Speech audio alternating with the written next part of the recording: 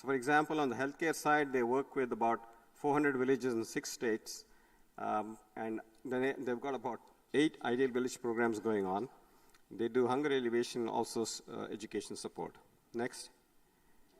And this is a village in Karnataka, a village called Channapura, where the Sheraton and the Marriott hotels have been their CSR partners for several years. And what they have done is they've got health fully covered for the residents and the school children. They've improved all the classrooms, the toilets, the playgrounds. They keep English classes after school hours. They have clean drinking water for the residents. They have used solar power for the lighting. They have provided electrical safety. They've got a waste management system. They have eliminated all the open drains that you often see in villages that are a source of disease. They have put a lot of greenery. The children have got involved in planting green. They have done a temple renovation, which is an 800-year-old temple in that village. So every aspect has been covered by, this is an example of one of the ideal villages. Next slide. And they've done it in a very phased manner. We'll talk about it maybe during the panel discussion of how do you go about taking an existing village and trying to convert it into an ideal village. So that will be part of the discussion. Next slide. And they've also, over the years, compiled the lessons learned, and they have created a set of guidelines for organizations interested in rural developments. How do you go about it? If you are starting new, what are the things that you need to be aware of, and what do you maintain during the implementation of the program? Okay. I think next, this might be the last slide. We'll stop there. We'll talk about this again in the panel discussion. So I'm going to now call upon each of our panel members to have their presentation. I'm not sure whose presentation is ready next in the format, but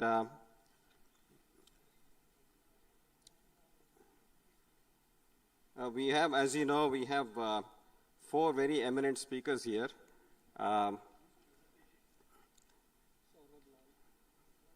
Saurabh Lal, do you have Saurabh Lal? Yes.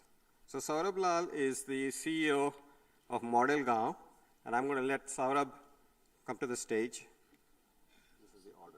Okay, sequence is here. So we'll have Saurabh Lal first, then we'll have Shri Vasant Pandit from the Deen Dayal Research Institute, then we have Dr. Prashant Pawar, and then we have Ravinderjeet Singh from Reliance Foundation. Okay, thank you. Thank you so much, sir, and thank you everybody for being here. I would like to begin by thanking the organizing and the management teams for having us, all of us here. I would request all of you to give a special round of applause, especially to the students working on this conference. Not so long ago, I was on the other side of managing events, and I feel the pain and the excitement. So thank you, guys. This has been really wonderful so far. I represent a very young social organization called Model Gaon. We have been in existence for about just 24 months, but it feels like 24 years of wisdom and experience that we've gained by being on the field all the time.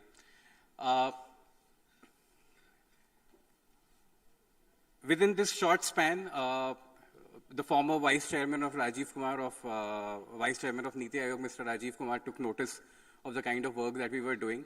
Model Gaon is basically an initiative which is working towards specifically holistic development of villages. The idea of focusing, or rather, bringing the focus back on holistic development came from an insight that while there are multitude of organizations working on specific causes, we felt that a lot of places there was duplication of resources and efforts that was going on, and therefore there was much more wastage than the actual impact that was intended to. And we said that, probably if we could create a platform, if we could create a way where we could converge all these efforts and resources, maybe the quotient of impact will go higher and the wastage will come down, which in turn we would be able to focus and divert on other aspects. And therefore, the kind of efforts that we do is very solution-oriented. One thing that we have really made sure is that we work through the Panchayati Raj institution and by empowering people to create solutions of their own problems. We feel that, the bottoms-up approach is very important. People at the village level have the right to plan their own development. implement their own development and therefore be accountable for their own development. It has been really long that they've dependent on agencies and authorities outside their ecosystem to kind of plan how their life will progress within the e-village ecosystem that they operate from. Now, how do we do this on the ground? Two things. First, we start with advocacy. Like, we live in an era where technology is really dominating almost every aspect of our life. So there are two parts to technology. One is the software and the hardware. Now, to put it simply, we are working on the software of people to begin with in the panchayats that we operate in. So we start with advocacy campaigns where we make people realize that development goes beyond the typical 2 or 3 domains that they are aware of. And we have identified about 25 such development indicators, which we educate the villagers with. Now, how do we do that kind of education is, we realize that it is very important to achieve scale, again through technology, but in a manner which is almost zero cost to the villager. And we went a little beyond that, and we said that not almost zero cost, but can we make this awareness digitally enabled and actually zero cost? And therefore, we have created an online tool on our website where through a simple filling up of a very simple form with your name, your village name, and uploading your own picture, you can generate a personalized literature which in a very simple language tells you what development actually is and list out those 25 parameters where development should happen in a village so that that village can become a model village. Now, what does it do? It at least gives you an opportunity to start a conversation with a villager at the ground level. The person at least starts to think that there is much more beyond just health and education and road construction that can happen in a village. Why is it important? Because today, with the advent of internet, people already have a lot of exposure as to what a so-called good life is. And therefore, once you start planting those seeds of change in people's mind in terms of what can happen, what potentially can the lives transform to, they start anticipating and they start working towards that. Now, once we complete that space of advocacy, we identify certain community leaders.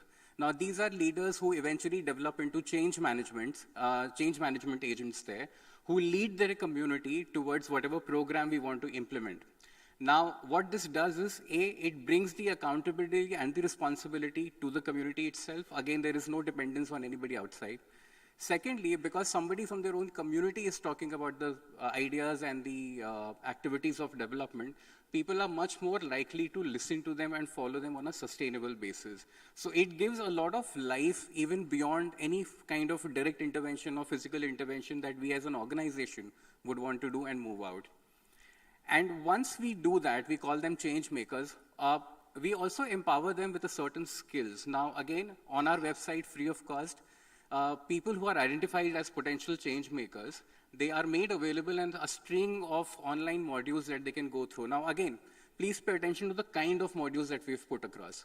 These are modules which tell people how to speak in public, how to write an application, how to create a report and submit to an authority nearby. What is the chain of command in the administration? Why do we do that? Why are we really focusing on such a fundamental thing which, for us may sound very frivolous? But when you go and talk to a villager, the villager may know कि मेरे घर में पानी नहीं आ रहा है, but उसको ये नहीं पता कि इसकी कंप्लेन कहाँ करनी है. उसके घर में अगर कोई सीनियर एजेड पर्सन है जिसको पेंशन मिलनी चाहिए थी और वो नहीं मिल रही है तो उसको ये नहीं पता. So उसके पास एक प्रॉब्लम है, प्रॉब्लम का सोल्यूशन का सोर्स क्या हो सकता है, the person has absolutely no clue about. And therefore it is important to empower them. While empower itself is a very, very big word, it is basically giving these small inputs which make people capable enough of voicing their problems and knowing where the potential solution can lie. And therefore, they become less vulnerable to exploitation, to misguidance, and stuff like that.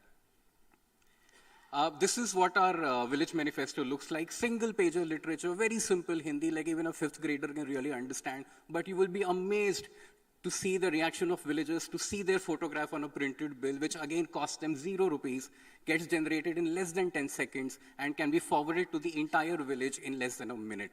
Now, this is really phenomenal when you see it live in action at a village level. Changemaker, the community participation that I spoke about. Now, again, while Changemaker and village development, the village manifesto bit is more towards social development, it will be naive to think that without any kind of economic development, a holistic and sustainable development can actually take place. And therefore, we are working on creation of a village-level economy, trying and reduce the dependency of a village in terms of livelihood and income to the nearest urban center. Now, how do you do that? When you start creating a micro-level, village-level economy. Again, how do you do that? There are only two ways of going about it, right? One, you either introduce a new industry in an existing village, which is obviously a Herculean task, or you pick up a money-making profession or something which people commercially do in a village and try and industrialize that. And we've taken the second route. Agriculture, and UP being a state, where the individual land holding of a farmer is really, really small, we are popularizing the concept of collective farming. And once people really get warmed up to the idea of collective farming, we are taking the idea of collective working together to other aspects also. Farmer-producer organizations is again a government-supported concept where the government gives a lot of subsidies and assistance to groups of farmers who choose to come together under a statute and create a farmer-producer organization. But that involves a lot of trust building, that involves a lot of community building. So what we've done is, while we are trying to mature groups to transform towards that or to move towards that, we have at least started introducing the idea of collective farming. So we say, okay, आप company मत बनाओ, आप 6 किसान ना इस बार मिलके जो आपके खेत अगल बगल हैं, आप एक साथ सीड खरीदने जाओ, आप एक साथ फर्टिलाइजर खरीदने जाओ. What this does is it makes them sensitive towards the idea of economies of scale. It starts, forcing them to start trusting the fellow farmer because their lands are adjacent. So anybody who does any kind of mischief, that entire idea of collective farming collapses. And therefore, we handpick these small groups. And as people start getting used to this concept, we will start scaling it up and eventually give them a legal structure of a farmer-producer organization. Again, when you talk about holistic development, you can't handpick and choose certain stakeholders and keep certain out of them. And therefore, we have practically identified everybody, every section of the community, of the society in the village, irrespective of the typical barriers of caste, creed, etc. And we have tried to integrate them in various cycles of development. Now, how do we do that? Farmers, we are trying to increase livelihood through the collective farming that I spoke about. Pradhan is the nodal person through whom we are operating. So what we do, we don't say that, okay, we will come and distribute an X amount of seeds to you. What we say is that you already have a lot of funding, a lot of resources from various government schemes. And unfortunately, a lot of these pradhans and sarpanches are not really aware about their rights and responsibilities. So first, we take training sessions to make pradhans understand what they're supposed to do and how they can achieve those. And then we make them solution-oriented. So for example, if there are 5 schemes under which 5 different kinds of amount can be withdrawn, we tell them to not blindly just spend that amount to be able to, compliance ready, but rather identify a particular problem which is the most painful in your village. So we conduct a baseline survey, we help, with the help of the community, we identify a priority agenda, and then we empower the Pradhan and the entire Panchayati Raj to kind of converge resources from different sources and solve one particular problem and then move on. So what this does is it also generates a lot of confidence of the Gram Sabha in the Panchayati Raj itself, and then that cycle starts moving. Women through SHGs and through social influence, because they have the access to each and every household in the village, they are our chief mobilizers on the ground. Interestingly, each village has a common service center, the only nodal point with a permanent and stable internet connection in that village. Now, what we are trying to do is we are trying to integrate each common service center as a nodal point for e-commerce from that village. So, again, not just reduce your dependency from the nearest urban center, but expose your availability, your potential to the world. Now, a common service center, again, has been in the practice of already implementing a lot of government schemes, has been involved with a lot of corporates as well. And therefore, they have that mindset of doing business. So if we can integrate them as a part of a larger commerce chain, that is what we're working towards. Youth, it is astonishing and it is sometimes depressing to see the amount of wasted energy and time that you especially see in villages of youth going out. And now we are trying to channelize that either through different kind of initiatives in terms of awareness. We have created a special module on self-employment generation where we are making the youth understand what is happening in the world outside. The startup culture, all those fancy Economic Times headlines that you all see. Now imagine if those stories start becoming rural, and there is so much of business potential in the rural villages as well. So instead of creating jobs, we are trying to create job creators. And how do you do that? You first have to fertilize the mind of these youths. You need to make them understand what is available at their disposal, almost at no cost at sometimes, and then try and move them towards it. So that is one thing in terms of self-employment that we are focusing on youth.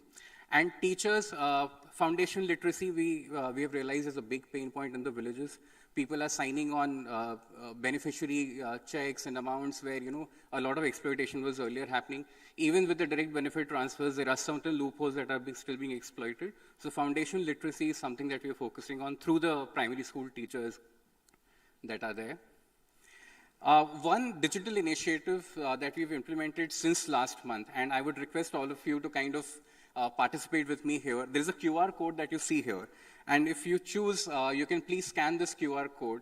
And I would really want to see what you see on your screens. Idea being that, we realize that almost every government department to create any kind of policy would spend crores of rupees, years of time, and a lot of these resources to figure out the actual status of particular aspect in their villages. Now, all these surveys would take a lot of time and money, and by the time that data would be used to create a policy, it would almost be redundant. Now, what we've done is, like in our urban cities, we all have nameplates outside our home. Why should this identity owning be a monopoly only to cities? So we have created a digital nameplate, and all these villagers are hanging these nameplates with pride outside their houses. Saurabh ji, Sir. just to keep a check on the time, take a minute or two to wrap Absolutely, I'm almost done, sir. Now, what this does is, it gives you a sense of pride in terms of having your own identity outside your house. And that small QR code basically gives you access to a plethora of information, which is A, non-private. Secondly, something which is universally required for a lot of these government departments to have access to create policy. So, for example, how many senior citizens do live in that household, right? How many children are there who are malnutrition? How many employable youth is there which is still seeking employment? Now, these are data points which a lot of these departments and agencies and NGOs and CSR initiatives would require to create policies and programs. Now, all this data is accessed with one scan of a code. So almost 2 years of research is now narrowed down to 1 day. In 1 day, you are in a position to identify the current status of this entire panchayat. And as soon as the departments start integrating their systems with this, a DM at the highest level or a panchayat gram pradhan at the lowest level of authority in terms of governance would have real-time access to this kind of data. So this is something that we are operating in across 5 panchayats in UP. We are catering to about 15,341 villages across 10 villages. And all of these are in different districts of UP because we wanted to cater to different kind of complexities and challenges on ground.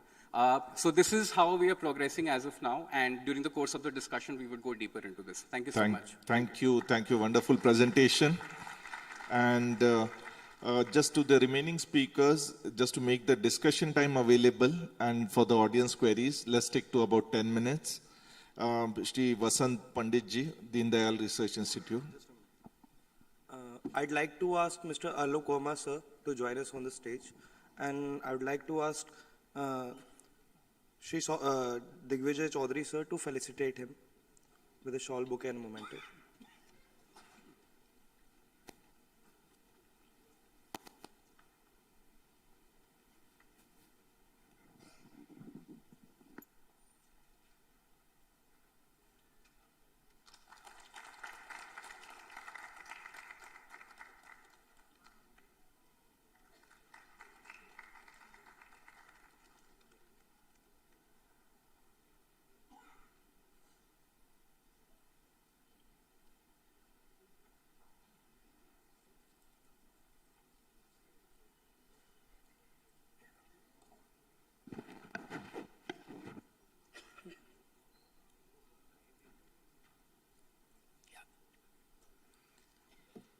Good afternoon. I'd like to thank all the panelists, the co-chairs, and all the organizers for giving Deen Dayal Research Institute an opportunity to speak at this workshop. You know, we've been talking for the last 3 days about an ideal village. So, you know, I've been thinking in my brain, you know, what is an ideal village? You know, so before the British came to India, the villages that we had in India, the panchayats, were mainly a self-contained unit. That's why the Mughals could come and rule here and the British could come and rule us with 2,000 people, because the village was self-contained. Other than having to pay some taxes to the government and to send about 10 people to join the army, they weren't dependent on anything outside that village environment. The British broke it so that they could sell, cheap Manchester textiles. So basically, the ideal village in India that used to exist used to be a self-reliant village. And that's what Deen Dayal Research Institute works on. We conducted a self-reliance campaign for self-reliant villages.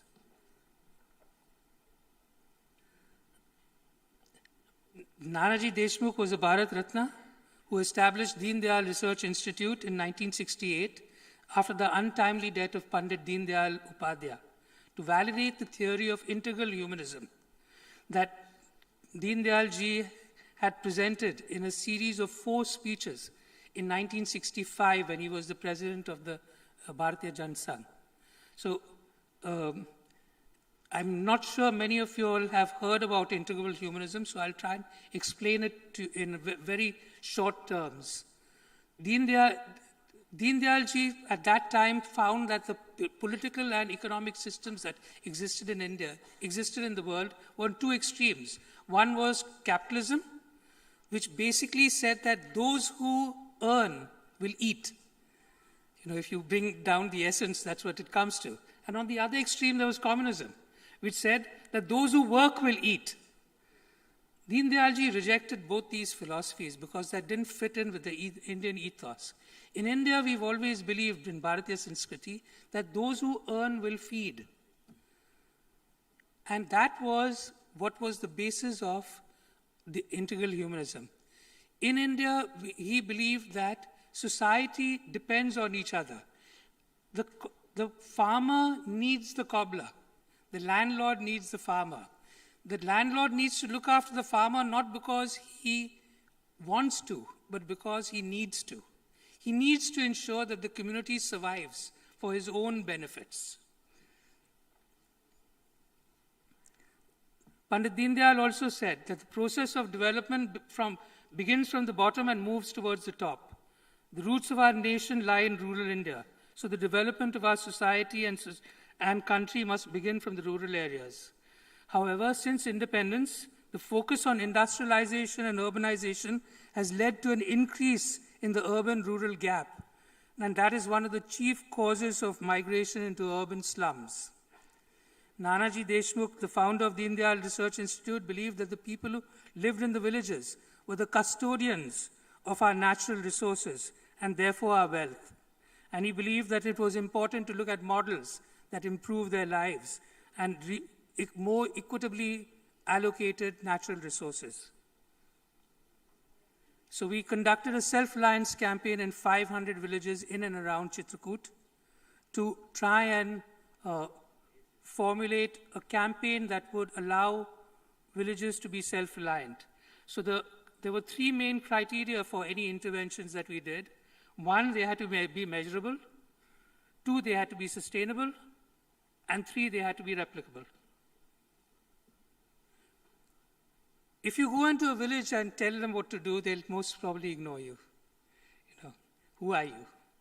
So before you can do any work in that village, you need to establish some trust. To establish trust, you need to do some entry point work.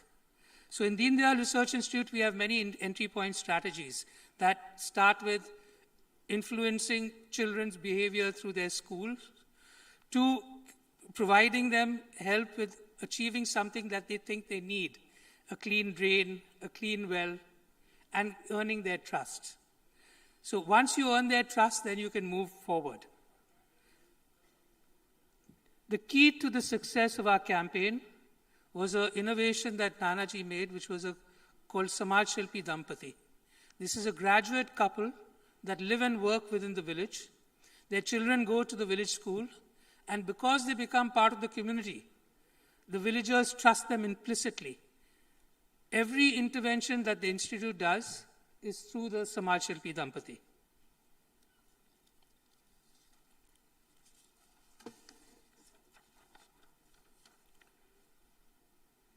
So when we did the surveys, we found that the two most important problems were poverty and unemployment.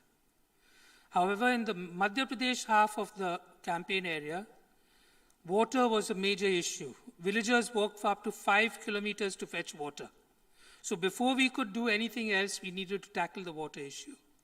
So we conducted 17 contiguous millished watershed projects that covered 12,536 hectares with almost 100,000 contour trenches, almost 5,000 loose boulder dams, 240 ponds, and more than 16,000 meters of stone dikes.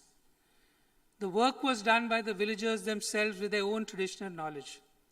All the Institute did was handhold them and guide them and help them connect between the watershed committees and the local administration. But the work was done and owned by the villagers themselves. We are not engineers, we are social workers. So we didn't have the skills to do this. It was the knowledge that already existed in the villages that the villagers used to do this. So these are on the board are the definitions of, for our campaign, what we meant by poverty and unemployment. So with watershed and soil management techniques where necessary, the Institute introduced new and improved farming technologies through 2.5 and 1.5 acre models that enable small and marginal farmers who account for 80% of the rural population to look after their family needs plus save, and also increasing non-farm sector income through entrepreneur training and the formation of income generation SHGs that are both standalone and vertically integrated. In addition to transforming uneconomic land holdings into economic holdings, the Institute's Krishi Vigyan Kendras also developed an integrated approach to maximize the income of the farmers by developing and imparting technical literacy, transfer of technology, and other extension activities, thereby generating self-employment.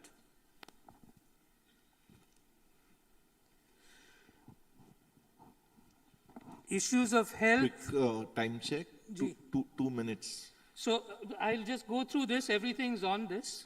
So basically, we looked after poverty, unemployment, health and hygiene, clean and green village, because if the village is dirty, they get ill. Illiteracy, social consciousness. When the village is fighting and the neighbors don't talk to each other, it's very difficult to develop the village. So we conducted something called a dispute-free village, which was a great success. There was one, I'll just give you one small story. There was a chacha and a nephew who every month used to go on the same bicycle, carry their same lunch to the local court, hire 2 separate lawyers, pay them a fee, and get a second date for a court case that they were fighting against each other, and they didn't know what they were fighting about. So we sat them down to figure out what it was. It was over 2 feet of land. And they didn't even know what they were fighting for. It was their grandparents. So they sat them down, sorted the problem out. 90% of civil suits in villages are like this. So if you sit them down with an elder or some social workers, you'll sort 90% of the problems that exist in the village, the legal problems. So this is our definition of a self-reliant village.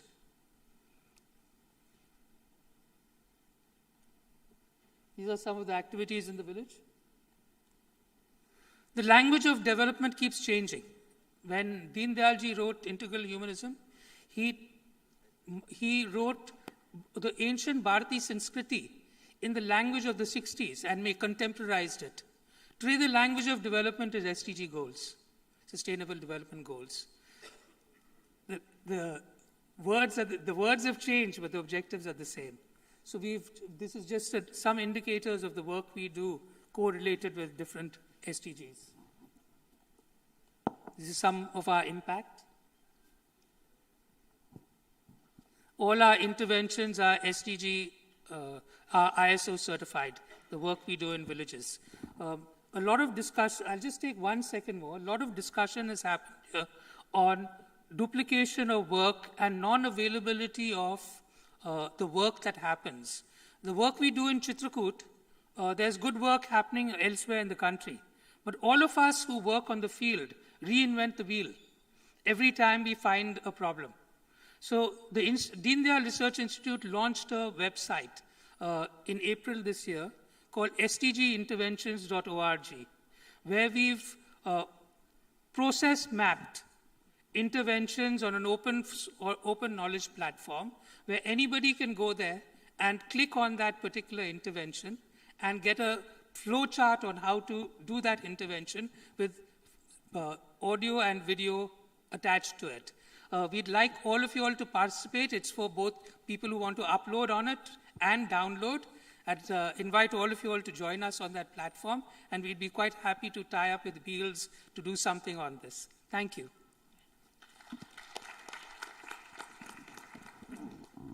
And next, ask Dr. Prashant Pawar.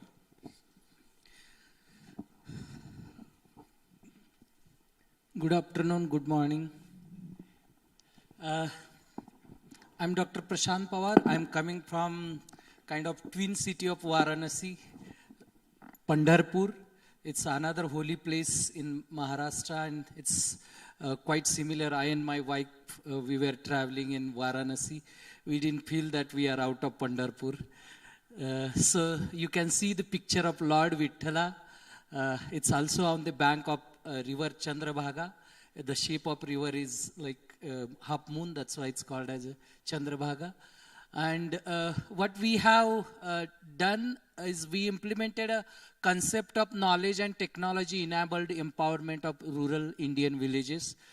You can see this, I have published this paper in Current Science to get more detailed numbers, etc. In the time constraint, I will be skipping much. This is our institute. We are located in like a 27-acre land around 5 kilometers from Pandharpur, a village called as Gopalpur. And we, I will be telling a story rather than giving a lot of schemes and things like that, so as to inspire my young friends sitting in the audience. All the organizers I found, they are from IIT, and fortunately or unfortunately, I am also with IIT background. I did my MTech in IIT Guwahati, PhD from IIC Bangalore in aerospace,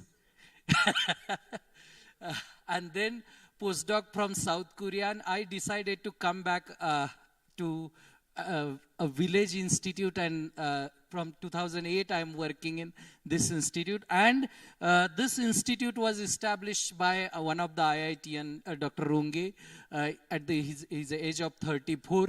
And now, initially it was started with 160 students. Now we have around 4,000 students in the campus. Why I'm telling this story and this background, I was talking when there was a PAN IIT discussion that the model of replicating the kind of technology deployment and technology intervention at each of the taluka place is possible with the help of such small institutes in the region. And these institutes should think about regional relevant research. So that's why I told you this background. And in 2011, we met Padma Vibhushan Dr. Anil Kakodkar sir. And through this meeting, he gave his concept of silage, best of a city in a village, and that we tried to deploy at Pandharpur, and through which we got technologies from BARC, as I was requesting, like initially, these institutes may not be aware. Earlier, we used to work for producing the kind of workforce for MNCs, but now we started looking into what we can do and what change we can bring out in our region with the intervention of this project. And in this project, what we got different technologies from BARC. We deployed it in around 20 villages, helping more than 2,000 farmers. And also we connected in 2013-14, we had established point-to-point Wi-Fi connectivity platform. And MKCL developed the knowledge content in Marathi language. And through that, we did that time e-learning experiments when it was not like used to technique what we are doing nowadays. So quickly, like why I'm telling this model is it is kind of replicable model, and that's why I'm putting it in a methodological form. What are the steps we did? So initially we formed working groups, then we established such a Sile center. And if you see this nice working building of 30,000 square foot, it was our dumping yard of institute. Sara kachra kuda wahan pe jata tha. Then we constructed a biogas plant, you can see, and all that waste we processed here, and that land I utilized to construct this building and where this center is established. Then we conducted various awareness camps, we trained NGOs, Gram Panchayat, and very important as a role of academic institute is that we involved our UG, PG and PhD students. I will tell you some of the examples to develop technology or to do the modification. What BRC gave was the know-how technologies, what scientists thought it will happen in the field by sitting in the lab. But when we went for the deployment, we found there are issues and problems which we could solve and make the propagation easy. And this is how center looks, and these are the some of the technologies available at the center. And then we modified as per the regional requirement these technologies, and our students and we also started developing technologies which will solve the problems locally. And these are the some of the examples of what we got from BRC, how we did deployment at in our region during the project period. And this slide is very important for the faculty members and students coming from the academics. I wanted to set example. Usually in academics we have to produce results, publications, patents, so as to get degree and things like that. So when I started working on this project, 5 students did PhD on the technology relevant to my region, and all of them, they produced good impact factor papers. So that examples I have set, various wind turbines and maybe material development, etc. These activities we try to do. So that's the kind of process. If each and every institute in India start implementing this model, replication will create a greater impact. Otherwise, whenever like we do small intervention, it will have time being impact, but this will be a kind of continuous impact creating activity.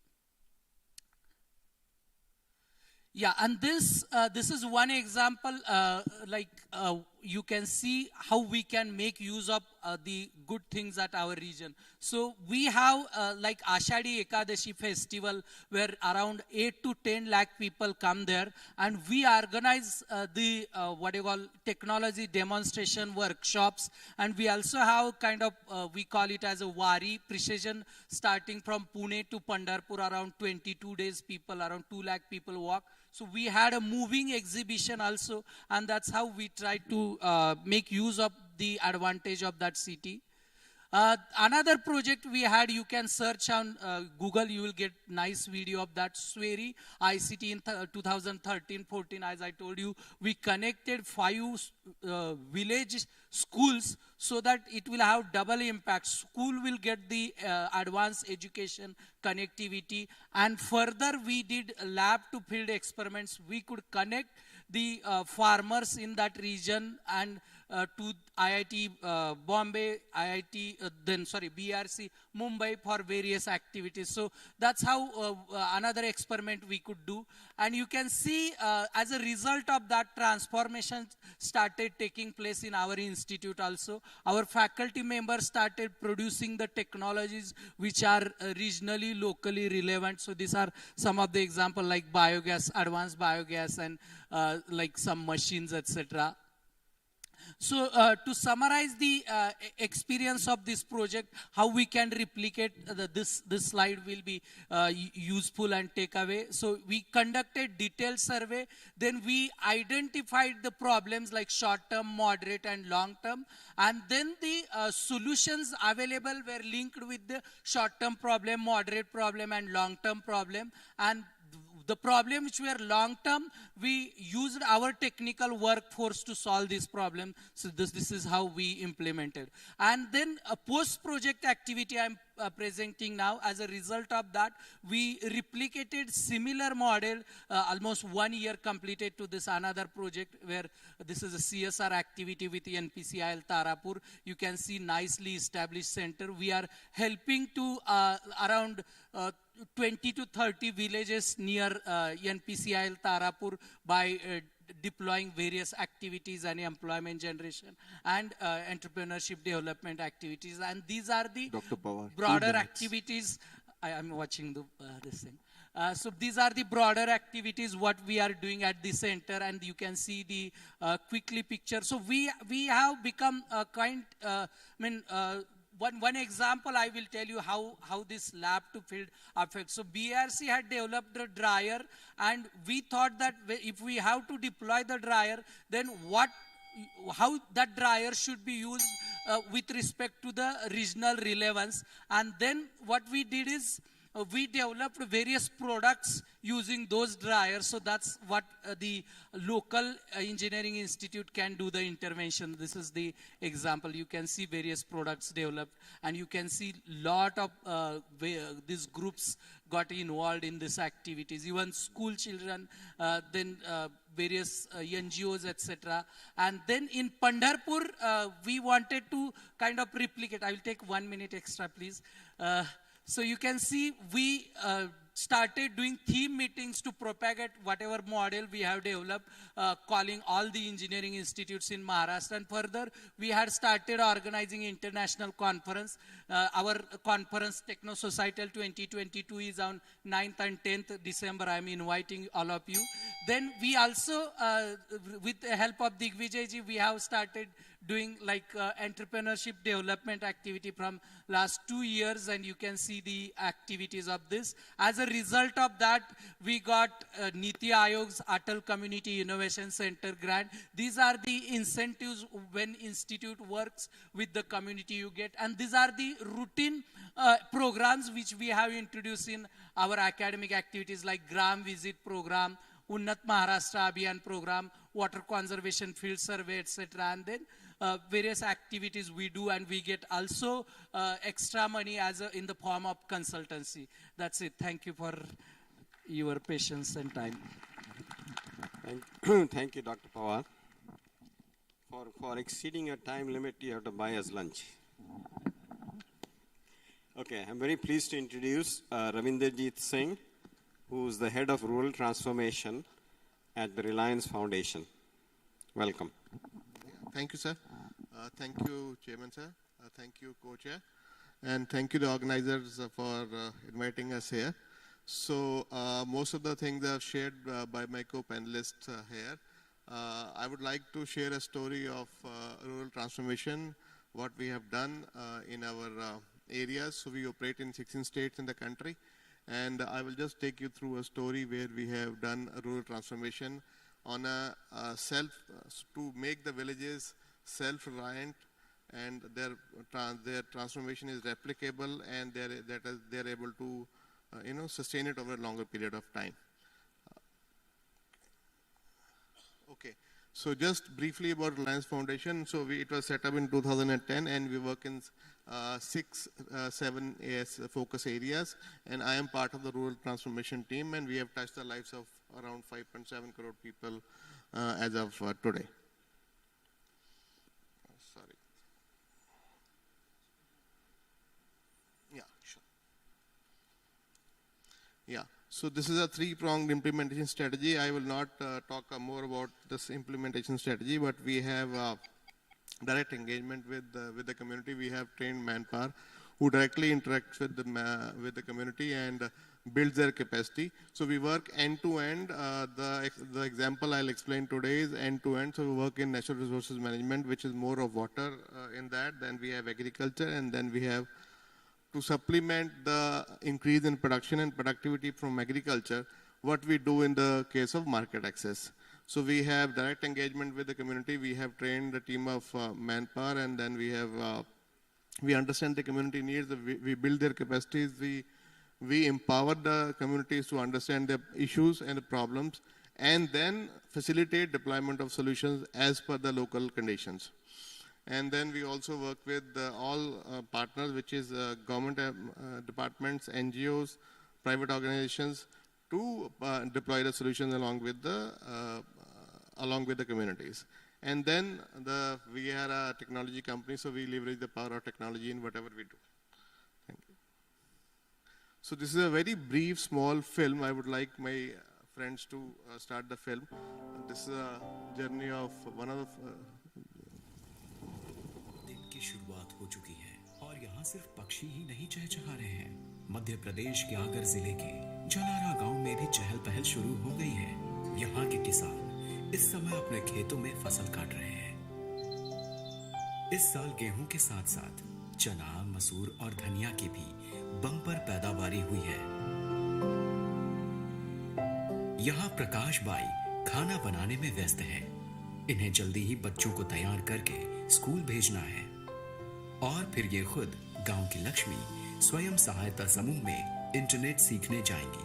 Shankar Singh को भैंस का दूध निकालकर फटाफट dairy पहुंचाना है। यानी कुल मिलाकर यूं कहें तो आज किसी के पास फुर्सत नहीं है, पर कुछ साल पहले ऐसा नहीं था।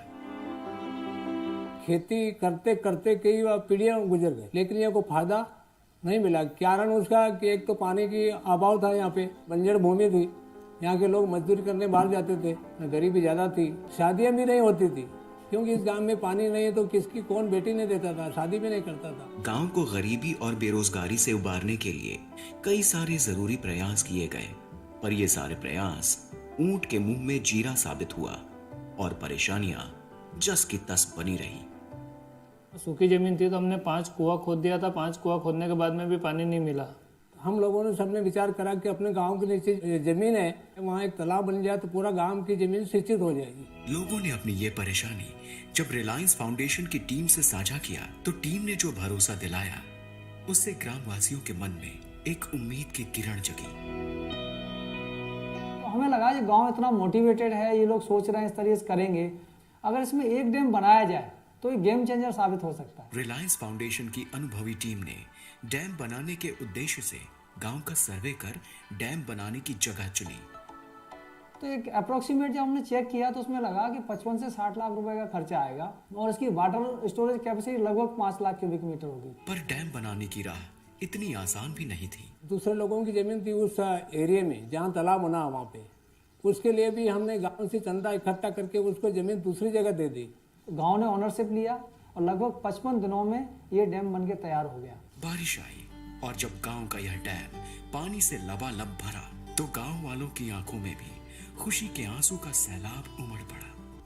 गांव के किसानों ने डीजल इंजन लगाकर खेतों की सिंचाई शुरू की और इसी साल किसानों को गेहूं के फसल से 27 लाख रुपए का मुनाफा हुआ। पहले हम अगर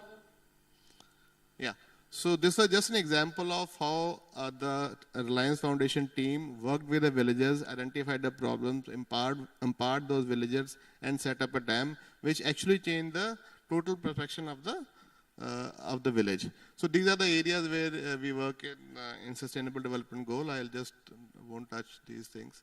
So this is the program I am heading. This is called Reliance Foundation Bharat India Jodo programs to bridge the gap between the rural areas and the urban areas. So that is what actually we have been talking about this morning today. So this is the process we adopt. So we do very, very rigorous participatory rural appraisal with the communities. Like I said, we build the vision of those communities. We take them to those villages where the good work has been already done.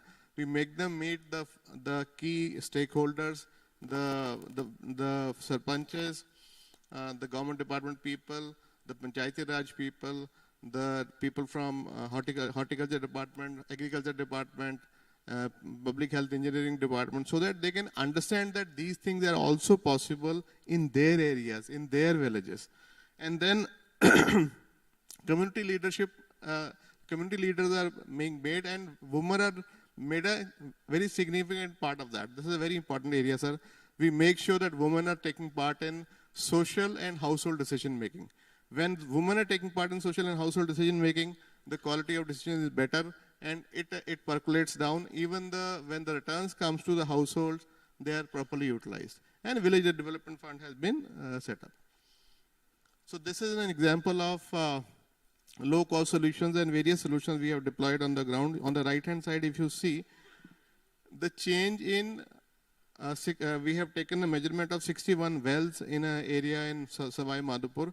The change in water level from the same time in 2012 to 2016 in summers is about 2.23 meters by doing the water harvesting, whereas in the case of October, which is after the rainy period, it's about 7 meters. This is a very significant improvement in the level of wells which we have done with our purpose. It has not only improved the quality of the increase in the level of wells, but also improved the quality of water, sir. The fluoride level have significantly come down. It was actually non-potable category water. But with our interventions, the fluoride level have significantly come down, and it has actually become potable. And the cropping intensity has also gone up from 121 to 210%. The cropping intensity has gone up mainly because the farmers have been able to cultivate more rabi crops, or able to provide irrigation to same crops for a longer period of time. So these are some of the examples of community water harvesting. I gave an example. The upper one on the left-hand side is the earthen dam, on the down side is the check dam, concrete check dam. These are the farm-level water harvesting structures. So this is efficient water use. So we not only work on the water side, on the supply side of it, we also work equally on the demand side of it, sir. Sir, you must have seen many areas where there's a lot of effort made on the, increasing the supply side of it. But if you're not able to manage the demand, the consumption part of it, it doesn't work. So that is what we are doing, not only here, but also we empower the farmers to take decisions on the kind of crops they do, and we encourage proper water budgeting to be done. So these are some examples of the aerial, the Google shots of the kind of difference we have brought in, where you can see in the center there's a water body, and on the right hand side, if you see, a lot of green crops are there. So on the left hand side, there were dry crops were being grown at the same point of time. Same is the case here in 2012 versus 2019. The time is a rabi crop, sir. Rabi crop is very important because Rabi is the main time when the water is not available and the land is fallow. So these are the changing landscape with the same kind of interventions. If you see, when you construct check dams, the area around that has a lot of greenery. Otherwise, this water would have flown and ultimately flown to the ocean. Again, this is. So since my time is up, I'm open to more questions when my turn comes. Thank you so much.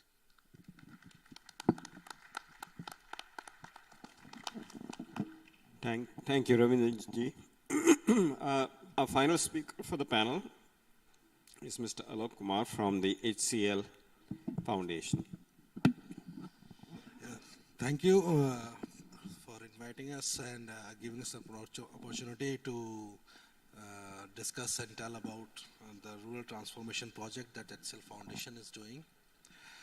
So I'll just be very brief in terms of setting the context. So HCL Foundation is a foundation of HCL Technologies, where we are engaged in various kinds of activities under the umbrella of corporate social responsibilities, which of course are aligned to the sustainable development goals and are of different natures. We focus upon rural development, we focus upon urban development and different sets of programs like Clean Noida, focused upon a city and a very specific solid waste management program. Then environment action program like HCL Harit. And then there are a host of initiatives which are addressing different sets of issues and problems in different domains of development. So we are present in around 22 states, impacting more than 5 million lives under different initiatives, and working for more than 8 years now. So coming to the key transformative project that we are discussing here, and which is under the ambit of this conference, it's about rural development, rural transformation, and a lot of discussion is happening, and a lot of discussion has been happening about what is rural transformation. Basically, we have to understand the context. That is what our objective was when we started this project. And this project was initiated by, as you know, HCL Technologies chairman, Mr. Nadar, who was at the helm at that time. It was very near to him, his heart, and he wanted to start this project, and he started this project with a very clear objective that we want to create, and as he is a technologist, so he always talked in terms of source codes and like things. So he said that we want to do a project which should be a source code of development and rural development. So in that context, we started this project in 2015. The idea was, of course, to bring about a source code of development paradigm, which should be scalable, replicable, sustainable. So in that context, when we started in 2015, we started in Uttar Pradesh. We did an MOU with the government of UP to initiate this project, Samuday. And we started with a very small team, because in the beginning, when you are going to a village area, as most of the speakers have elaborated, we don't know much about what the problem is. So we do a lot of exercises in terms of community understanding exercises, need assessments, other aspects. And for all this, you need a team. So we started building a team.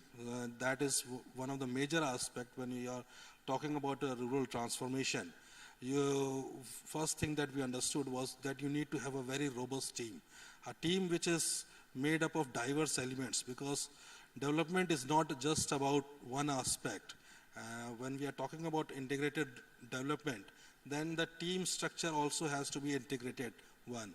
So we had agriculturists, we developed social work people, and I'm happy to say that one of the first institutes that we recruited from back in 2015 and then later on also was Banaras Hindu University, and sociology department, social work department. More than 50 people in our team are from Banaras Hindu University. Thank you. So that is where we started with as a fundamental idea that if we want to talk about rural transformation, we have to build a very robust and diversified team. So agriculturists, educationists, health specialists, technology specialists, solar, every kind of people we built. And we started this project in district Hardoi. So before delving deeper into this project and the various frameworks that we have identified and developed, I'll just show you a short video.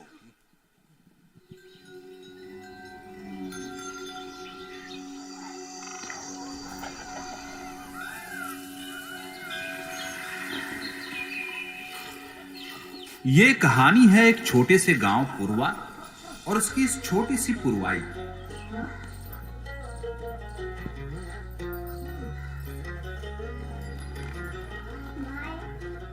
पुरवाई और उसके दोस्त अब रोज school जाते हैं, क्योंकि school अब पहले जैसा नहीं रहा। बच्चे अब कंप्यूटर से पढ़ते हैं। वहीं एक छोटा सा कंप्यूटर पुरवा की डेयरी में भी लगा है, जिससे माप कर हर परिवार को दूध के बेहतर दाम मिलते हैं। पुरवाई का भी एक छोटा सा परिवार है, जिसमें जल्द ही एक नया मेहमान आने वाला है।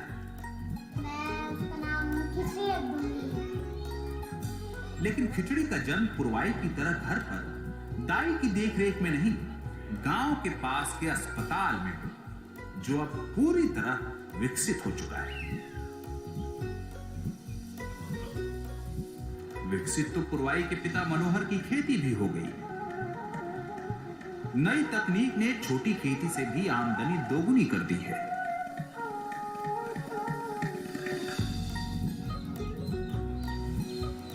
वैसे आमदनी का एक और जरिया है ये पोल्ट्री फार्म, जिसके लिए लोन मिला पुरवाई की मां गीता के स्वयं सहायता समूह से। पुरवा में अब कोई खुले में शौच नहीं जाता। खुले में तो बस अब ये होता है, पीने का पानी भी कुओं हैंड पंपों से नहीं, पाइपलाइनों के जरिए घर घर पहुंचता है। पुरवा के लगभग हर घर के बाहर है एक छोटी सी पोषण वाटिका, जहां रोजमर्रा की सब्जियां लोग खुद ही उगाते हैं। शाम होते ही पुरवाई के सारे दोस्त इस पीपल के नीचे मिलते हैं। पहले कुछ बच्चे अक्सर बीमार रहते थे, पर अब सब तंदुरुस्त हैं। सूरज डूबने के बाद भी पुरवा के घरों में अंधेरा नहीं होता। सौर ऊर्जा से मिली बिजली पूरे गांव को रोशन रखती है।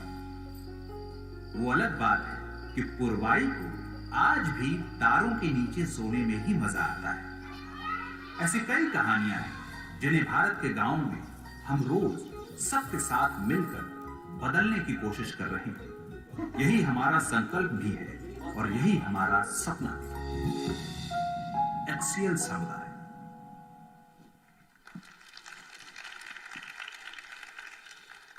Thank you. So that leaves only 2.5 minutes. So I'll just move on to the framework. It's been a 8 years journey, and we are working in more than 350 gram panchayats, impacting more than 2.1 million people in Hardoi. And now we have also started in Tamil Nadu. So this is basically our Samudaya holistic model of rural development. So when we are talking about rural development and when we are talking about integrated rural development, so the thing is that we have to identify and work at different layers. That is where action layers come in. We have to work at village panchayat, community, family, individual level. Then we have to work in different thematic areas, which are, of course, agriculture, livelihood, education, health, wash, environment. Everything and every layer together functioning, that is where integrated rural development comes about. And then we have to work with the socio-economic groups, community volunteers, local self-government. At the governance level, we have to work with state government, district government, block level government. And when we talk about any thematic area, we have to really focus upon what are the different dimensions. So if you take about, say, health, then we have to improve the systems and processes that takes care of the health of the individuals. That means the sub-centers, the PHCs, the CHCs, then the Anganwadi workers, the way they are working, the ANMs, the way they are working, the VHNDs, everything we have to take care of. Then the frontline workers' capacity improvement has to be done, which includes, as I just said, the Anganwadi workers, the ANMs, the AAA, everybody. Then facility and infrastructure improvement. So we started with the ground facility of CHCs. We powered them. We did all the equipping, provided all the equipment. And then we also established telemedicine centers. So at each layer of these facilities, be it a sub-center, be it a PHC, be it at the village level or at the block level, which villagers are accessing, we have to work. And then we have to link them to different technology providers, different say data providers, different solution providers. Then the community institutions like Pradhans and the local mother community institutions, those have to be integrated. Then all of this has to be brought together with different sets of interventions which are focusing on a particular cause. Like if you want to work upon reproductive and child health, so then interventions have to be geared to that, for that specific function, encompassing all these different dimensions and the layers. So that is our basic model of rural development at Samudaya, and that is how we have been working in more than 350 gram panchayats. And the video that you saw is one of the villages that is actually there in Hardoi, and such a lot of villages have this kind of complete 360-degree development that we have been supporting. And so these are some of the just the snapshots of different dimensions in women leaders and the farmers, children's, water schemes, health initiatives, solar mini grids. And these are some just the impact on income. We have seen the increase or doubling of the income. We have seen doubling or tripling of the agricultural profits. Literacy rate increase, we have seen more than 90%. More than 122 gram panchayats are 90 plus literate where we are functioning. And mother and child health indicators have improved significantly wherever we are working. So that is our entire idea. When we talk about integrated and holistic rural development, that we have to approach it from a multiple layered structure, and we have to approach it in a holistic way, encompassing a lot of partners, lot of community institutions, government institutions, and everybody has to be brought together. And that is where the organization like us, with our own teams, can play a very catalytic role and provide the necessary framework for development of these rural areas. Thank you. Thank you, Alokji. So this session was supposed to end at 1:15 if we started at 11:15. Since we started at 11:30, we'll end the session at 1:30. So 15 minutes of lunchtime we have to give up. Okay. We have a very good panel here. We have two corporates between Reliance and HCL. We have two NGOs between the Model Gaon and Deen Dayal Research Institute. And then we have an academic institution in Sweri. It's a very interesting panel. So I've got some questions, but I'll keep it for later. So I'm going to let you do the honors. Okay.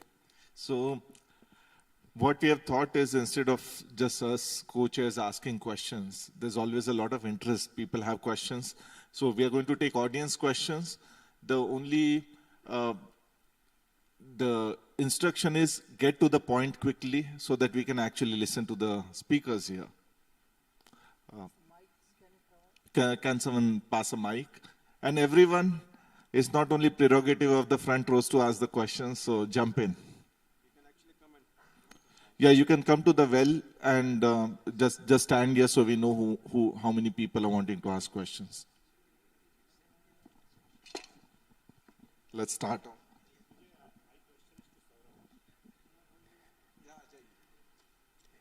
My question. Hi everyone. Thanks. I hope you all are not sleepy or feeling hungry, because we have been fed so much of food by BHU. Thank you so much for that. My question is the modern village. What do you need to take it to all over India, your model? What do you need? Why are you just focus on 1 or 2 or 3 villages? Or so what do you need? And maybe Wheels can help you that. Thank you so much, sir. That's very kind of you.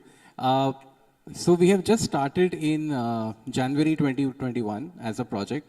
And that was also the time where we had lost a lot of months in the unfortunate peak of pandemic.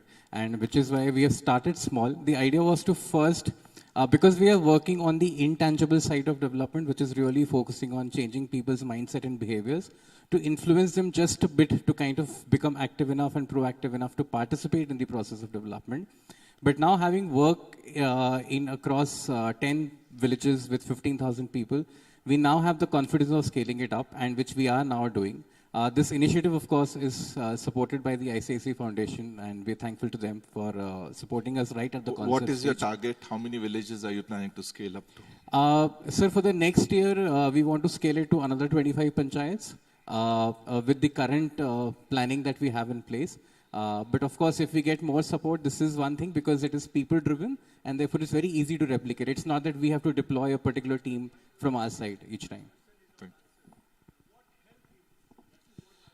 His question is, if you can take in 30 seconds, what is the help that which will help to scale up this effort? So 2 things. Convergence of existing technologies and services that are being done at the panchayat level.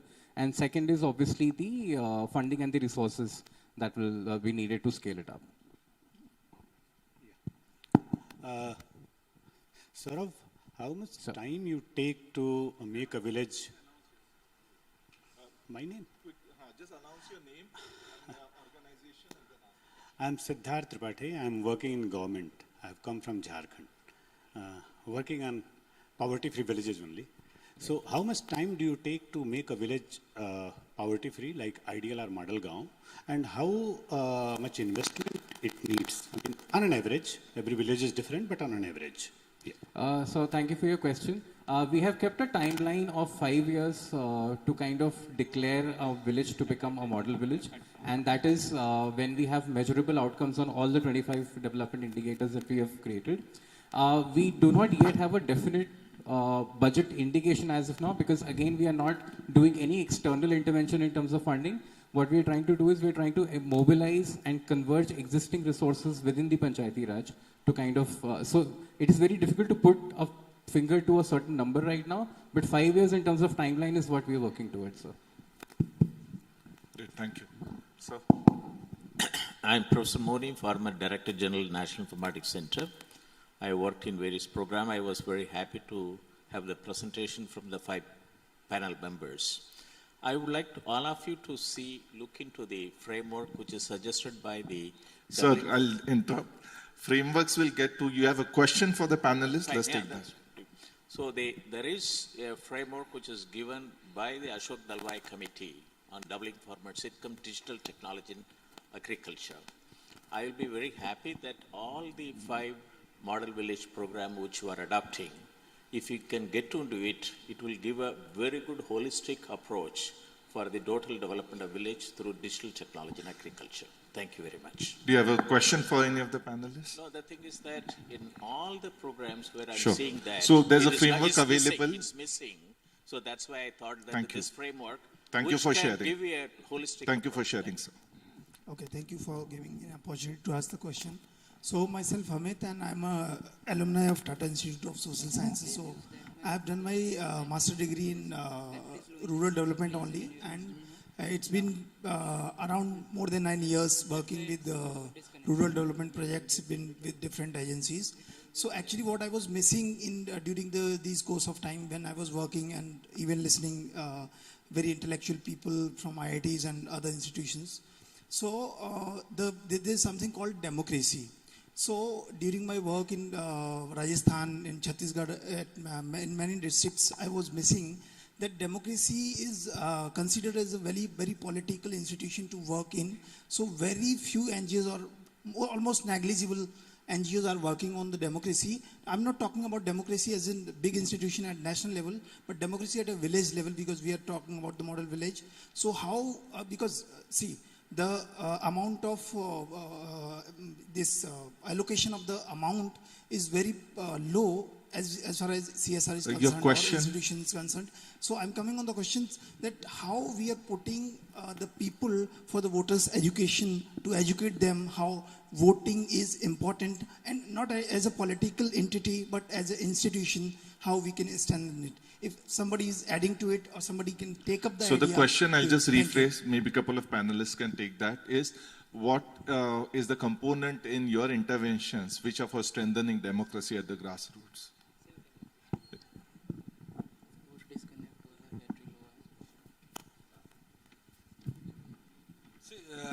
Democracy is not merely something like that is political. Democracy, as we have come to know, is more about a way of life. It's about people having say in their day-to-day life. It's about empowering people. So to vote or to not to vote is a personal question that, of course, anybody can decide. They may like to vote in a particular election, they may not like to vote in a particular election. But the key aspect of democracy is participation in the governance that is happening on a day-to-day basis. Now, when we work in villages, there are democratic and constitutional institutions, which is Gram Panchayat.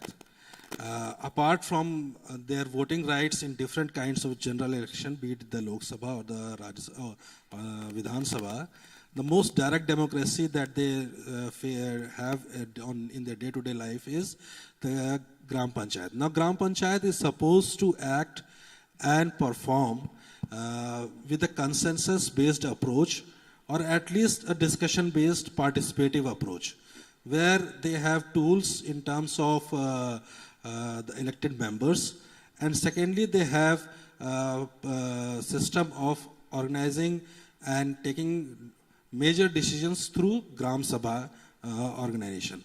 Now, when we are working in rural development, it is very important and particularly central to development that we develop these institutions. The institutions are governance institutions and they are democratically set up. So when we are working with panchayats, the gram pradhans, the committees, those have to be trained in the way of the functioning. Secondly, when we are working, there has a lot of planning that is gone into, a lot of consensus that goes into, and that is where the Gram Sabha role becomes very important. And that is where when our teams go to the villages, they engage with the Gram Sabha, they get a Gram Sabha meeting to be held, and then only a common consensus program is devised. And whenever major decisions are taken, the Gram Sabha is encouraged to participate, and more decisions are facilitated and brought about through Gram Sabha. So that makes democracy more real and not just a voting phenomena. So it's a very limited conception of democracy if we limit it only to the voting phenomena. So the Gram Sabhas are the tools through which you get democracy and empowerment. All my colleagues have stated that participatory rural appraisal is done. That is a very democratic exercise. Ravinderji, similar. Singh ji. I just want to add to what he has said, although he has covered most of the things. So when you say Gram Sabha actually is empowered to take decision on behalf of the Gram Panchayat. What we do is we encourage and build the capacities of the village leaders along with the elected representatives of Gram Panchayat, which is the Gram ward panches and even the Sarpanch, to understand what are their rights, to understand the total Gram Panchayat development model. So they have something called Gram Panchayat GPDP plan, so which they have to make, and then they have to allocate what are the resources they want to get under that GPDP plan.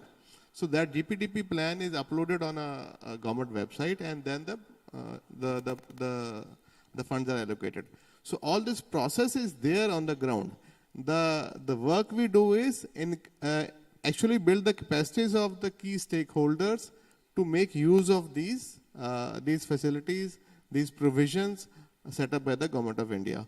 And of course, the usage, once the plans are made, they are uploaded, the money is allocated. The usage, of course, is also driven by under certain rules and regulations. So that is the whole process we have to build the capacities on. Thank you. Great. Anyone wants, that's an important question, anyone wants to have their take? I think that's a very important question, and it's equally important to appreciate another side of it.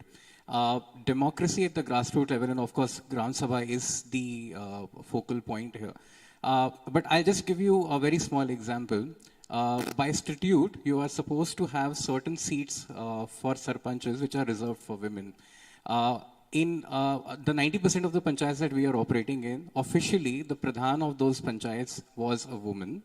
But in our initial meetings, especially when we were doing it online, there were men propping up on those window screens, and they wanted to have a discussion with us on the development plans of their villages.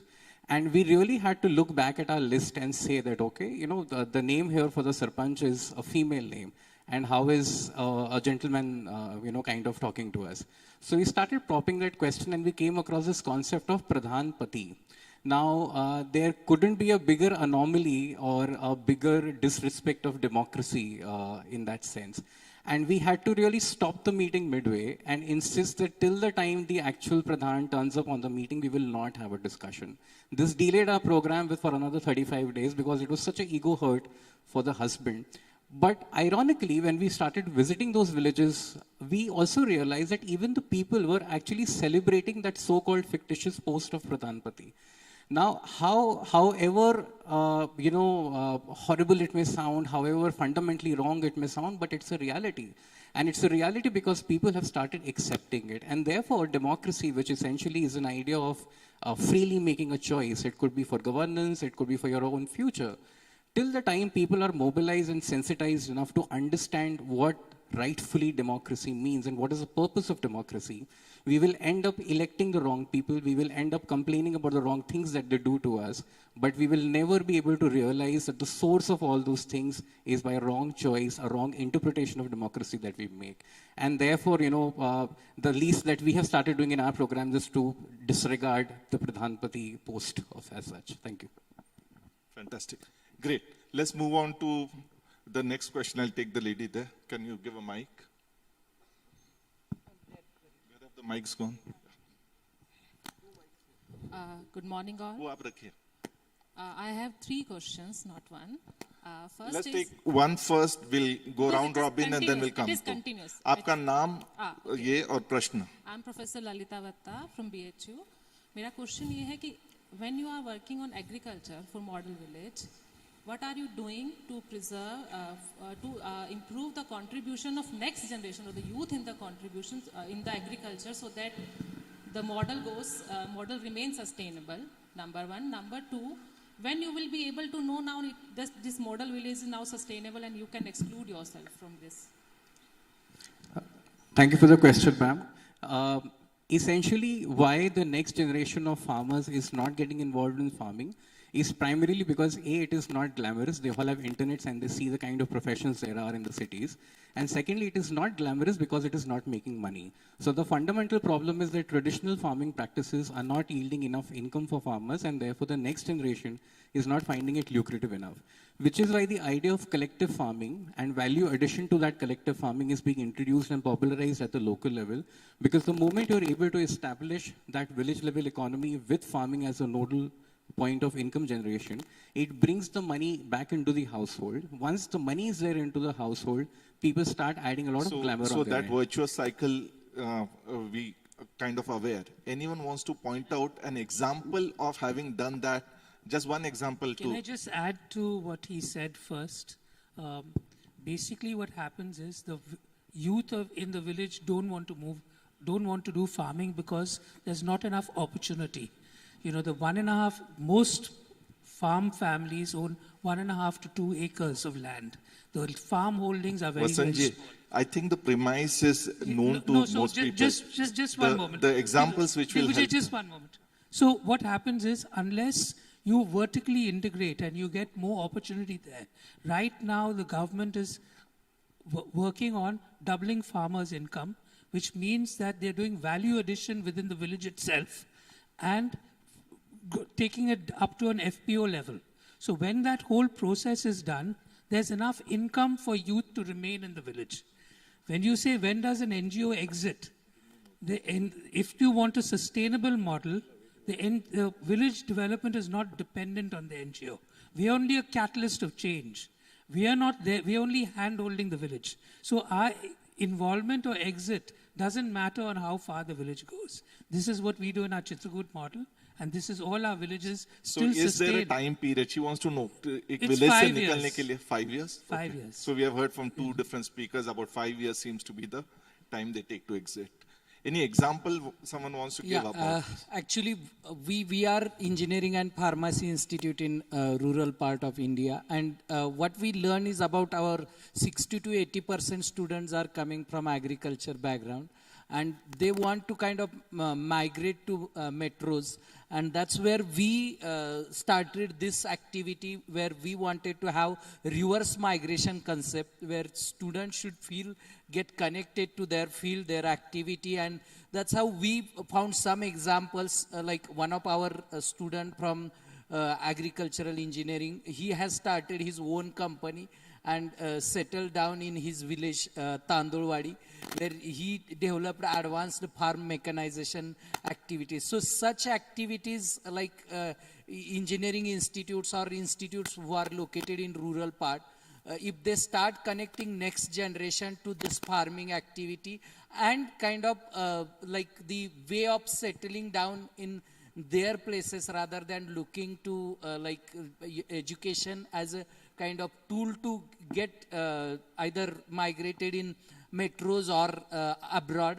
So I guess then we will have some change. So what I hear, Madam, you asked about the sustainability of agriculture. There are different approaches and maybe they have to be contextualized. We can leave it I'll at just that. give you a brief example of the. I will. Just, because it's a pertinent question. See, agriculture is not merely farming. Agriculture, as we see, we generally think that there is only farming and the Kisan only has to till the soil. That is agriculture. Agriculture is a complete industry. And that is where the youth properly motivated, and the motivation is of, at the end of the day, money. Right? Let's not confuse it with anything else. It is money. So we have, when we are working with the people there, when we bring about transformation, as Pawar is saying, mechanization. So we have created entrepreneurs who are young people, and they own agriculture machinery which they rent out or they deploy themselves. Similarly, women.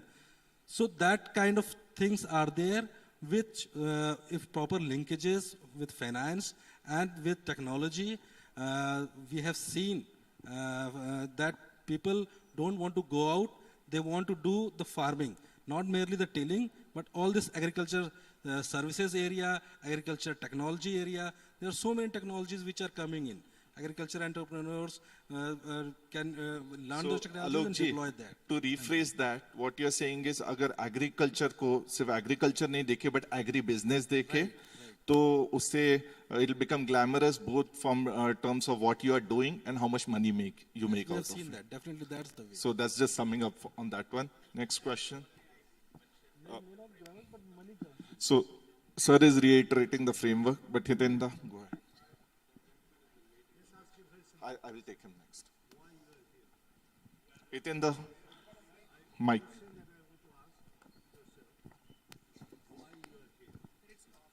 So, okay, good. No, sir, I'm getting it. So, you heard it from Sundar and other places. We are creating some structure, business, academics, government, health professional, those structures as our intention to create.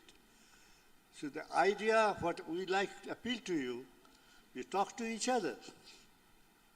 Analyze the strengths and weaknesses, the things that work, things did not work, things that you think, if it can be helped, it will tremendously improve, accelerate your effort.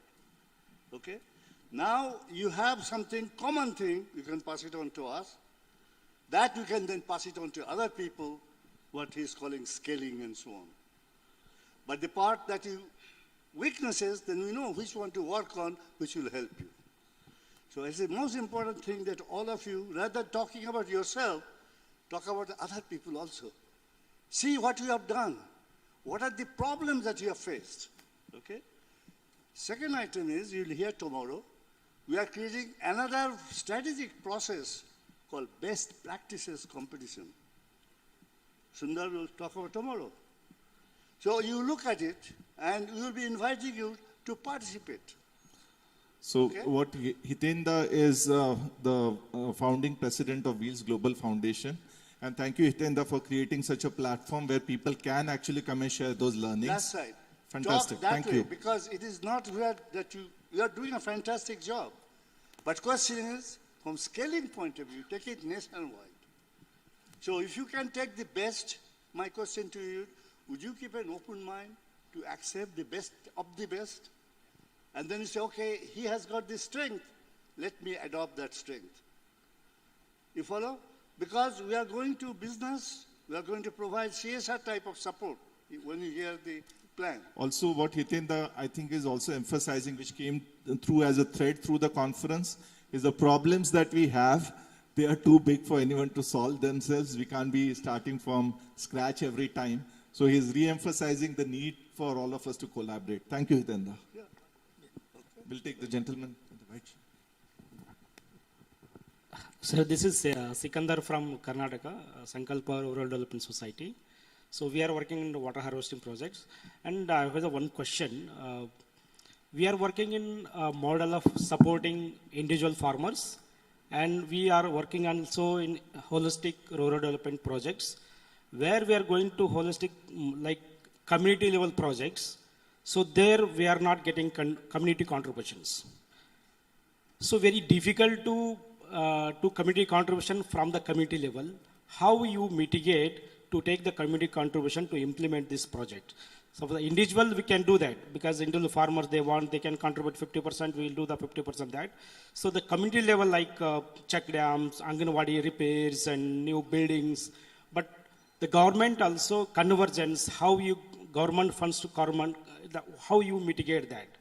So I heard that says that check dam you did the check dam, you take a community contributions. I'll paraphrase the question, sir, if you don't mind. Yeah. Is how do you converge different types of funding? Yeah. Some of them are easier to mobilize, which are individual based, but when they're community or government based, how do you, so if anyone has done that successfully, if you can share, there might not be just one way to do it. It takes effort, first of all, yeah.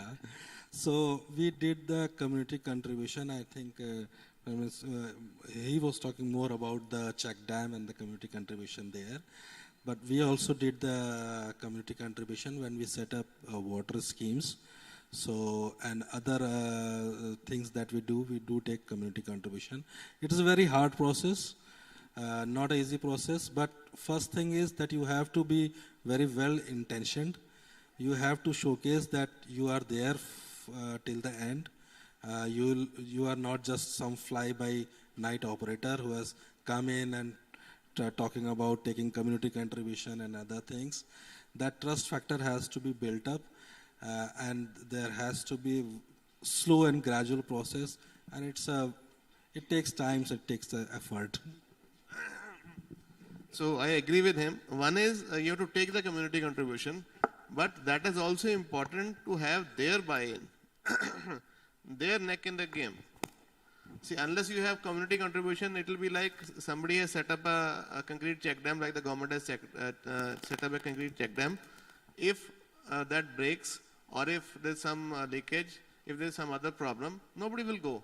If the community has set up, they have their own money in the game, they will take care of that, they will repair on the time it is required. Yeah, that is there is a challenge on the sir side. Yeah, of course. So we have Vasanji has a flight to catch, so I'm going to give him the last before he leaves. Anything? The important thing is, as Hitendra said, we have a goal to go rural transformation at a national level. So collective efforts is extremely important, and I'm going to talk about it at the end. But how do you think you can help us with the rural transformation effort? We are happy to collaborate with anybody, because what Nanaji believed is that we are a small institute where we research those three measurable, replicable, and sustainable interventions. And we want them to be replicated. So anything that we can do to contribute to this effort of making everybody work together, we are quite happy to do. The Institute is always available. We want to cooperate with everybody. Anything that we can contribute to this effort, we are quite happy to do. I'm in touch with Arjun, and I'm going to be in touch with Sundar to make sure that I can take this forward. Thank you. Thanks a lot. Thanks a lot. So we have another 10-15 minutes. Okay, there's one more question. Hello, I'm Martha, and I do action research in the Baha'i-inspired community-led development projects around the country. It's really fascinating. One thing that you mentioned, like the intangible aspects that need to be first strengthened, because any project we want to do that is sustainable and really led by the people and owned by the people. So how, I'm wondering from your experience, what has helped in strengthening and changing worldviews? And because if you see, for example, prejudice, like caste-based prejudice or religion or political divide, this is what creates divisions, and that's where it becomes hard to even have a Gram Sabha where people can come together and discuss about the village. Or for example, people are passive or people are skeptical. So I'll rephrase the question. Yeah. The question is, we all know, everyone has emphasized, without the community participation, nothing's going to happen. But the community is split in so many parts. How do you bring it together to kick off the process? Thank you, Martha, for the question. What we have realized in the quantum of work that we have done so far is visualization of prosperity has come out as the single most strongest tool to pull people together. Now, prosperity may mean different things to different sections of the society, but till the time you're able to give them a visualization of what can be, people are interested to know how that can be achieved. And that is what we have used as a tool. And on the ground, what we are doing, so for example, for a village to become a model village, everything in that village has to be model, right? So an individual has to be a model individual, a farm has to be a model farm, a school has to be a model school. So what we are doing is we are trying to break down the problem into the smallest common denominator and focus on that. So what we have started now to do is to identify one farmland which can be developed as an ideal or a model farm. The schools that are there already, the government schools, we're trying to converge resources to make them a model school. Now what these become the sources of inspiration, the visualization of prosperity, which automatically has started people coming to us and asking questions as to how do we go forward. How does whatever you're achieving in this farm can be replicated to all the farms in the village? How what you're doing to the school will really help our children become too next time. So in a very simple way, the visualization of prosperity in our experience has been a great tool to pull people together. Sometimes creating examples and models will give more inspiration. So I will tell you this community participation continued with earlier question. Like we were implementing the groundnut seed bank program in our project. So in the project we were not allowed to exchange money. So what we did is we gave the seeds to the farmers and we asked them to return that 1.5 times of seed once they get good yield. And we realized we could spread it to around 300 acres within 1 year or so period without any exchange of money. And then you will not believe that region, our Pandharpur region was dominated with groundnut farming, but because of easy availability of water, it got transformed to sugarcane land. And when we gave this good yield giving seeds, and then it kind of, we trained them the practices, it becomes like a self-sharing and it became self-sustainable. Like some farmers like the idea that they are getting more money out of selling it, that seeds, the groundnuts in the form of seeds. And they preserved, they learned the practices and they started sharing on their own, and that's how all the things will get vanish. So the takeaway, if you were to distill it, is one, find something which inspires all the people, brings them. So finding a commonality and then create some success stories around that which will inspire many more people to join. Last question, please. Go ahead. Myself, Nitin Akhade. So we are working in rural India in some of the states. So my question is to all of you. You have done some implementation, solar water pump, SN fat measurement. If the system goes down, how much time it takes to repair? Because in rural India, it goes down, right? And the trust of the community goes down. So that's, yeah. See, that is...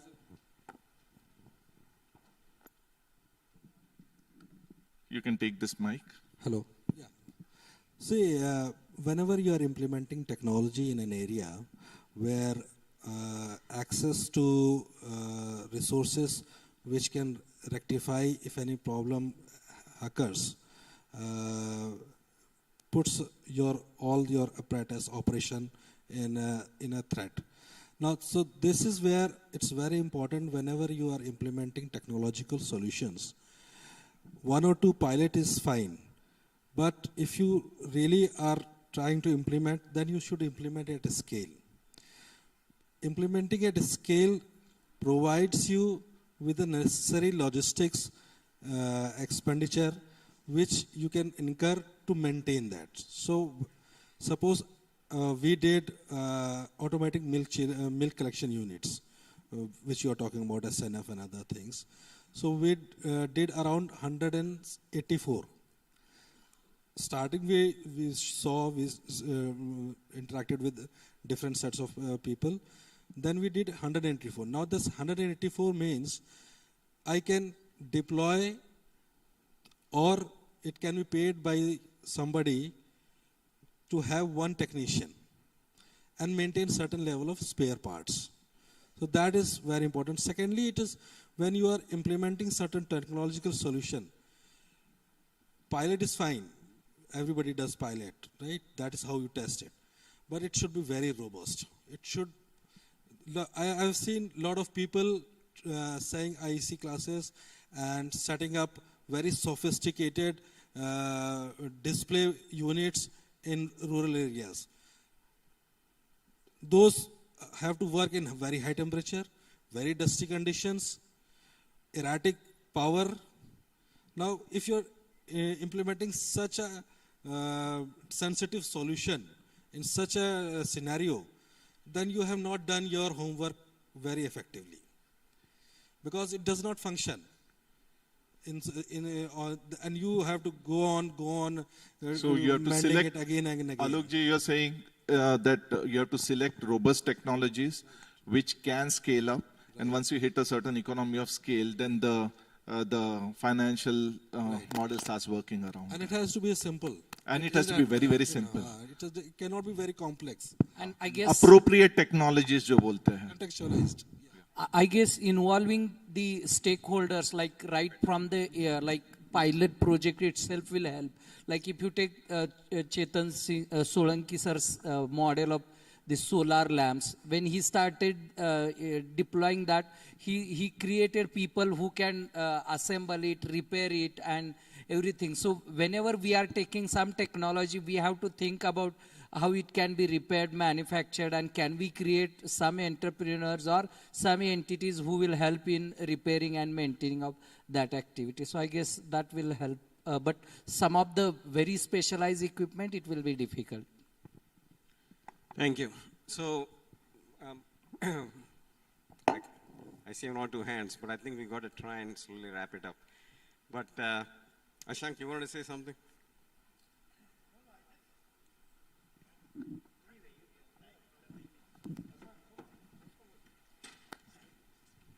You know, I kind of start thinking of this impact of all the work, great work that you are doing. When you are doing a village transformation, obviously it's a much more complex process, as you explained. And economics is one of the dimensions. Now, vis-a-vis that, if you just take water and solve that problem and do it in multiple villages, take energy and solve it, it might be an easier process. I'm just having a hypothesis. Would it be fair to say that scalability of village level transformation and taking 15 dimensions of village versus doing one dimension and doing it, the scalability will be much slower in kind of work that you are doing? I'm not saying plus or minus of any of that. What you are doing is a great work either. But I'm saying national level scalability is very difficult, obviously. Whereas if you do just take one dimension, because you will need multiple experts at each place. You know, as I see as a business person, the scalability will be affected if you take village level complete transformation. And nothing good or bad about it. Yes. I'm not putting a value judgment. I'm just making a statement. Just wanted your views on it. Yeah. I will give you one example. Like when we are implementing some technology, I guess group of technologies which are interlinked, that if we take as a bundle or as a package, it will be very useful. So I have published one paper, you can read it in Current Science. It's about holistic implementation of technology. So what we did is we took biogas plant, and then the manure coming out of biogas was given to the farmers, and we used the organic carbon testing kit. And then we demonstrated them that how much was organic carbon before using this manure and after using this manure. And that started like making them the culture of soil testing, then organic farming. And similarly, on the other hand, whatever biogas was coming out of that, we took the scrubber technology and we started looking into different. So such a bunch of technology which are interlinked, so that if you sometimes by taking one technology deployment, it may not become profitable, and that's why adaptability and acceptability may become difficult. So interlinked taking interlinked bunch of technology will help. That's my experience. So, from our context, it is definitely doable when we think about if we take one thematic area, say water. It can be somebody can just do water, no problem in that. And that's more about, I think, the approach that any organization wants to take. And when we started, we took an approach of one village. So one village, whatever dimensions. And it can be one dimension, whatever number of villages. So in that sense, the water or any particular thematic area falls under the thing of one dimension and number of villages. And there the scale comes in. For us, the scale comes in, say, one village and number of things which are required to completely elevate that village to a higher level of development. So that was a thought process that our team went through and that finalized. It could very well have been that you take water and do just water. So for us it was you take a village and do the village. So that's it. Contextual solutions.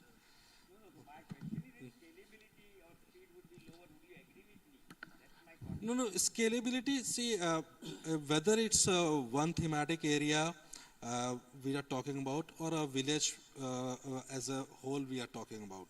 Scalability depends upon the kind of solutions you are deploying. See, even in water, if I talk about, so when we are deploying water solutions, it will not be same solution everywhere.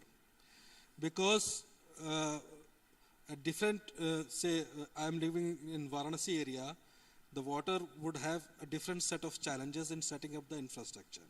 If I go to, say, Bundelkhand area, I will have to have a different set of infrastructure requirement, design requirements to implement it. So scale is something that comes when you have a very set pattern and you replicate it elsewhere. But that set pattern, even in one theme, because of the diversity or geographical diversity and social diversity and different kinds of diversities that are there, even a single solution cannot be implemented as such at a scale everywhere because of all this. So definitely even then there would be certain advantages because you just have to have one team, say, which is water development team and community development team. And it is doing different n number of things. So that way, this problem of scale would be for both the dimensions, whether you do it to the village or you do it thematic wise. So Ashank, to take your question though, the other speakers, I would like to add one thing. I think there's short-term scalability and long-term scalability. We have to look at those aspects. Something might be short-term scalable doing one sector, but if that one sector is not impacting and creating success stories, which is kind of making a model which inspires others. So finally, we have to light the fire that it becomes, like as NGOs or other institutions, we can't be going and solving problems for 6.5 lakh villages. So there are certain vertical scaling which is important, which is, I would say, sector specific, and that makes it more effective. Now, the more challenging problem is how do you make this horizontal scale within a geography? And that's what we are attempting to do in partnership with Sweri, because many of the stakeholders have local connects and local ambitions or local emotional connect, I would say. So they might get involved to take these vertical streams and build that horizontal model of holistic development. That's just a thought. Is it a solved problem? No. Is it a wicked problem to solve? Yes.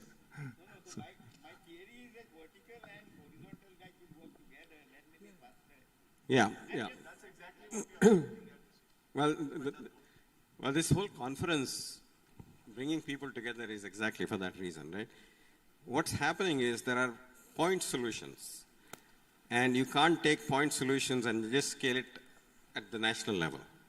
We have to extract the best of those point solutions, which are scalable, which have impact, which have an ROI that makes sense, return on investment, because there's a financial aspect to it, right? I mean, the CSR is great, but as long as HCL is funding the village, it works. But when HCL walks away, what happens to the village? Or Reliance? So there are several aspects to this, and what we want to create in this conference is bring all these and many, many other NGOs together into this platform where we can analyze what are the problems, number one, what are the best solutions for those problems, what are the financial metrics associated with those solutions in implementation, and then how do you scale them? So this is our job, right? This is what we have to do. NGOs have been doing it, corporates are now getting involved, so there is more structure coming into it. But we have to now work to take all of this and make all of you partners so that we can have a continuous dialogue which evolves into a scalable solution, right? So that's really our challenge. So the three things I wanted to mention was scalability, that's our standard thing. But the best practices competition we'll talk about at 2 o'clock will help us identify something. So let's get some small wins with scalability on something. Second is impact assessments and what happens. Third one, I think one of the big problems is the migration of youth from the villages to the cities, right? And the dying of farms and all of that problem. So Pandharpur is an example where you're trying to change that, but that is going back to, I think, what Alokji was talking about, creating the wealth, or you were talking about that too, right? The visualization of prosperity and the sharing of that. So there's a lot of different angles to it. This session was, I thank all of the participants, the speakers, and the audience for bringing out all of this. But we want to follow up with a continuous dialogue. So BHU team and the IIT team, we have to create a forum which could be with CII and others. It becomes a working group that focuses on this for scalability and impact. So with that, Digvijay, anything else?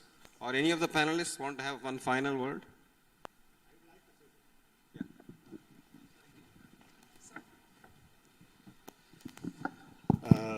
I'd like to answer Ashank your question. You said on single dimension, can we scale up on a larger scale?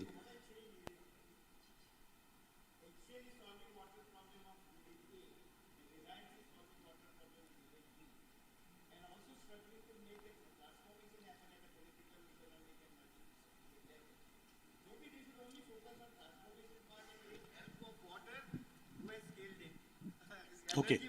Okay. The point I'm making is, I'm proposing some model, which is what I want to. I'm saying, why are we redoing something which everybody is doing? Real model for transformation at a country level could be this vertical guys working with you. They understand how to transform village. They have understood that, obviously. But they are also trying to find technology solutions and various other things. And hence scalability is affected. That's my point. I tried to, why I understood it, because I tried to study both the approaches. Sectoral approach and holistic approach, one village at a time.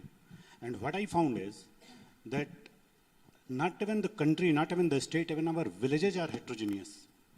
Suppose you are working on water, and there is a village where 40% of the people are landless. The advantages will not be, equal to everybody. So on health, on education, and on skilling, and on all other sectors, you won't get support of everybody. So village will not be one and united. It will not be organized around if you are working on one dimension, say water or any other dimension, skilling, education, health. So it is always better to take one village, work in such a way that it comes up well, becomes poverty-free, it becomes inspiration for other villages to follow, like Digvijay said, so that others can also follow the same route. For this, what I personally feel is, we should take up one block or a big cluster of, say, 30, 40, 50 villages in each state, create a model, with the help of, say, Wheels, Pan IT, corporate, NGOs. And once this success model is there, probably government will be able to see that change, and then, I mean, scaling in, say, in next 5 or 10 years can happen for the entire country. Because without government, you can't scale up to 6.5 lakh villages. But yes, certainly, few thousand villages with the support of corporate, Wheels, Pan IT and all, it can happen. Thank you. Yeah, that's exactly what we are trying to do, define the roadmap. And before I close, I also want to mention, I think Professor Moni talked about the informatics and the data, the power of data. That is something that we have not really tapped into. And I've looked at some of this research, and I do believe that there is a lot of value in looking at agri-data and applying it for income. Okay, last comment from you. 30 seconds. Thank you very much for raising this point.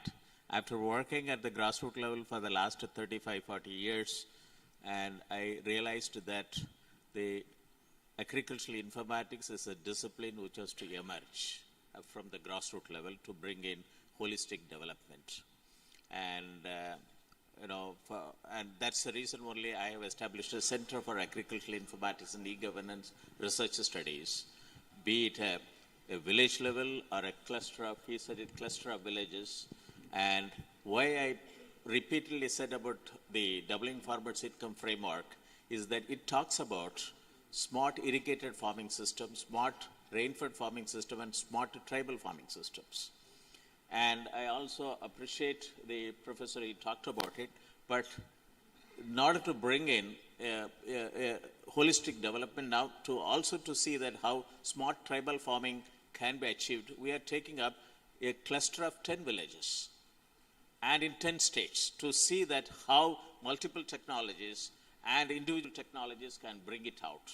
10 villages in Gujarat, a cluster of 10 tribal villages in Maharashtra, Madhya Pradesh, Rajasthan, Chhattisgarh, Jharkhand, Orissa, Andhra Pradesh, Telangana, Karnataka, and Tamil Nadu. So I think we have seen so much experiment and so on and so forth, but this is that, vertical and horizontal, achievement has to take place, and village is the real model, which I have seen it.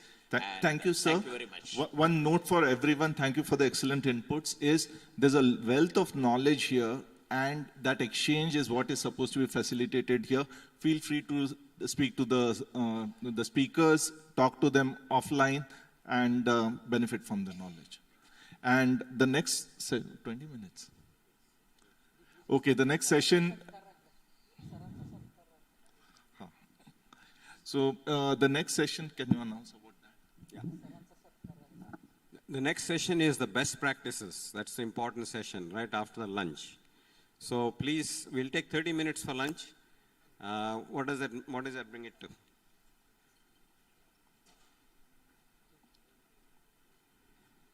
We'll be here back at 2:15. How about that? Is that okay? To talk about best practices.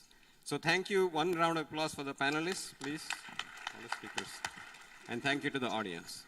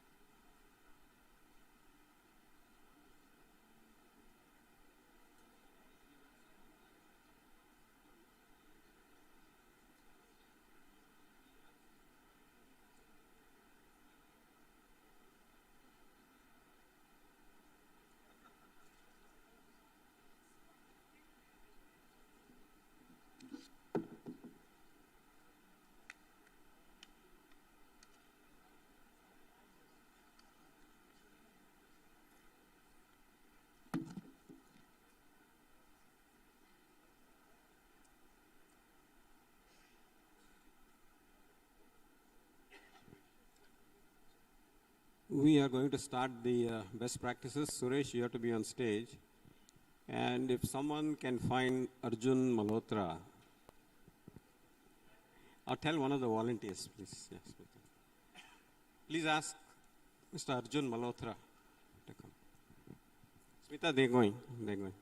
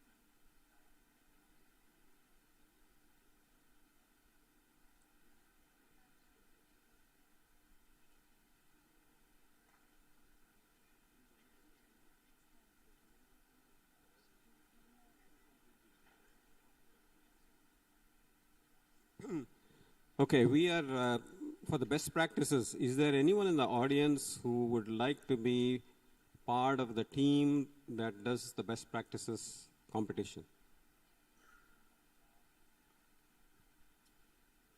That doesn't look very good for this competition. Now we have to start recruiting if there are no volunteers. Okay, Suresh will call out the first name.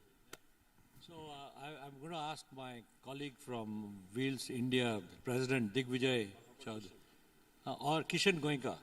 Kishan Goenka, please, as a senior, please join us on the podium. You're taking Arjun's place. You're taking Arjun's place, right. This way.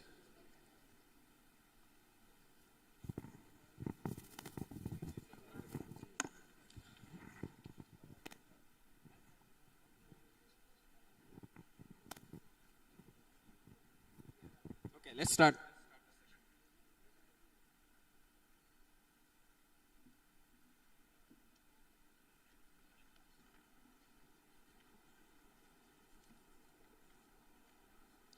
Good afternoon, everyone. Hope everybody had a very sumptuous lunch. So we are here for the final plenary session of our 7th Ideal Village Conference. For the first session, we'll be discussing and launching the best practices competition launch, along with Dr. Sundar Kamath and Professor Kanwaljit J.S. Anand, Shri Suresh Shenoy sir, and Kishan Goenka sir. Over to you, sir.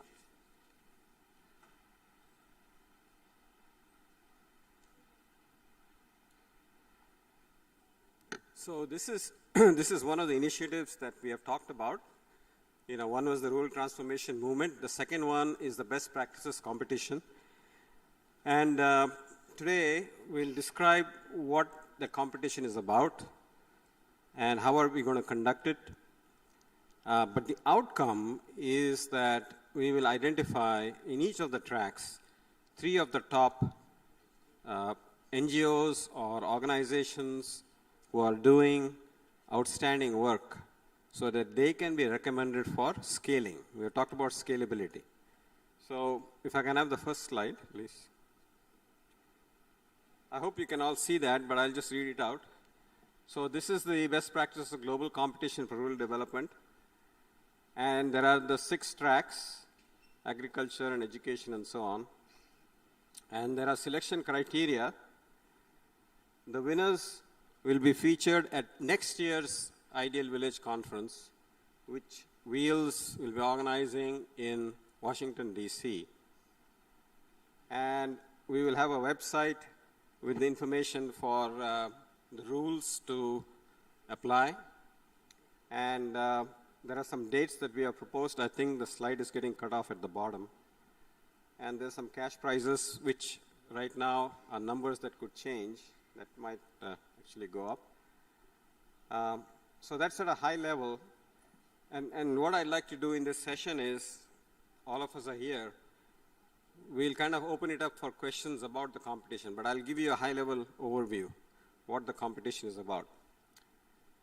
So the first stage is that there will be an application that, let's say NGO X wants to apply. They have to fill in that form, which is a screening form. So submit that, and then the committee will look through the first, create a short list. The short list of candidates will then have to submit a very detailed application form, which will be part of the competition. So the phase 1 is screening of all applications to shortlist those that will go into the final round for the ranking and the scoring. So we are suggesting that the letter of intent from applicants should reach us by January 15th. And then we will go through that and inform the shortlisted organizations to submit a full application. The full application will be needed by April 15th.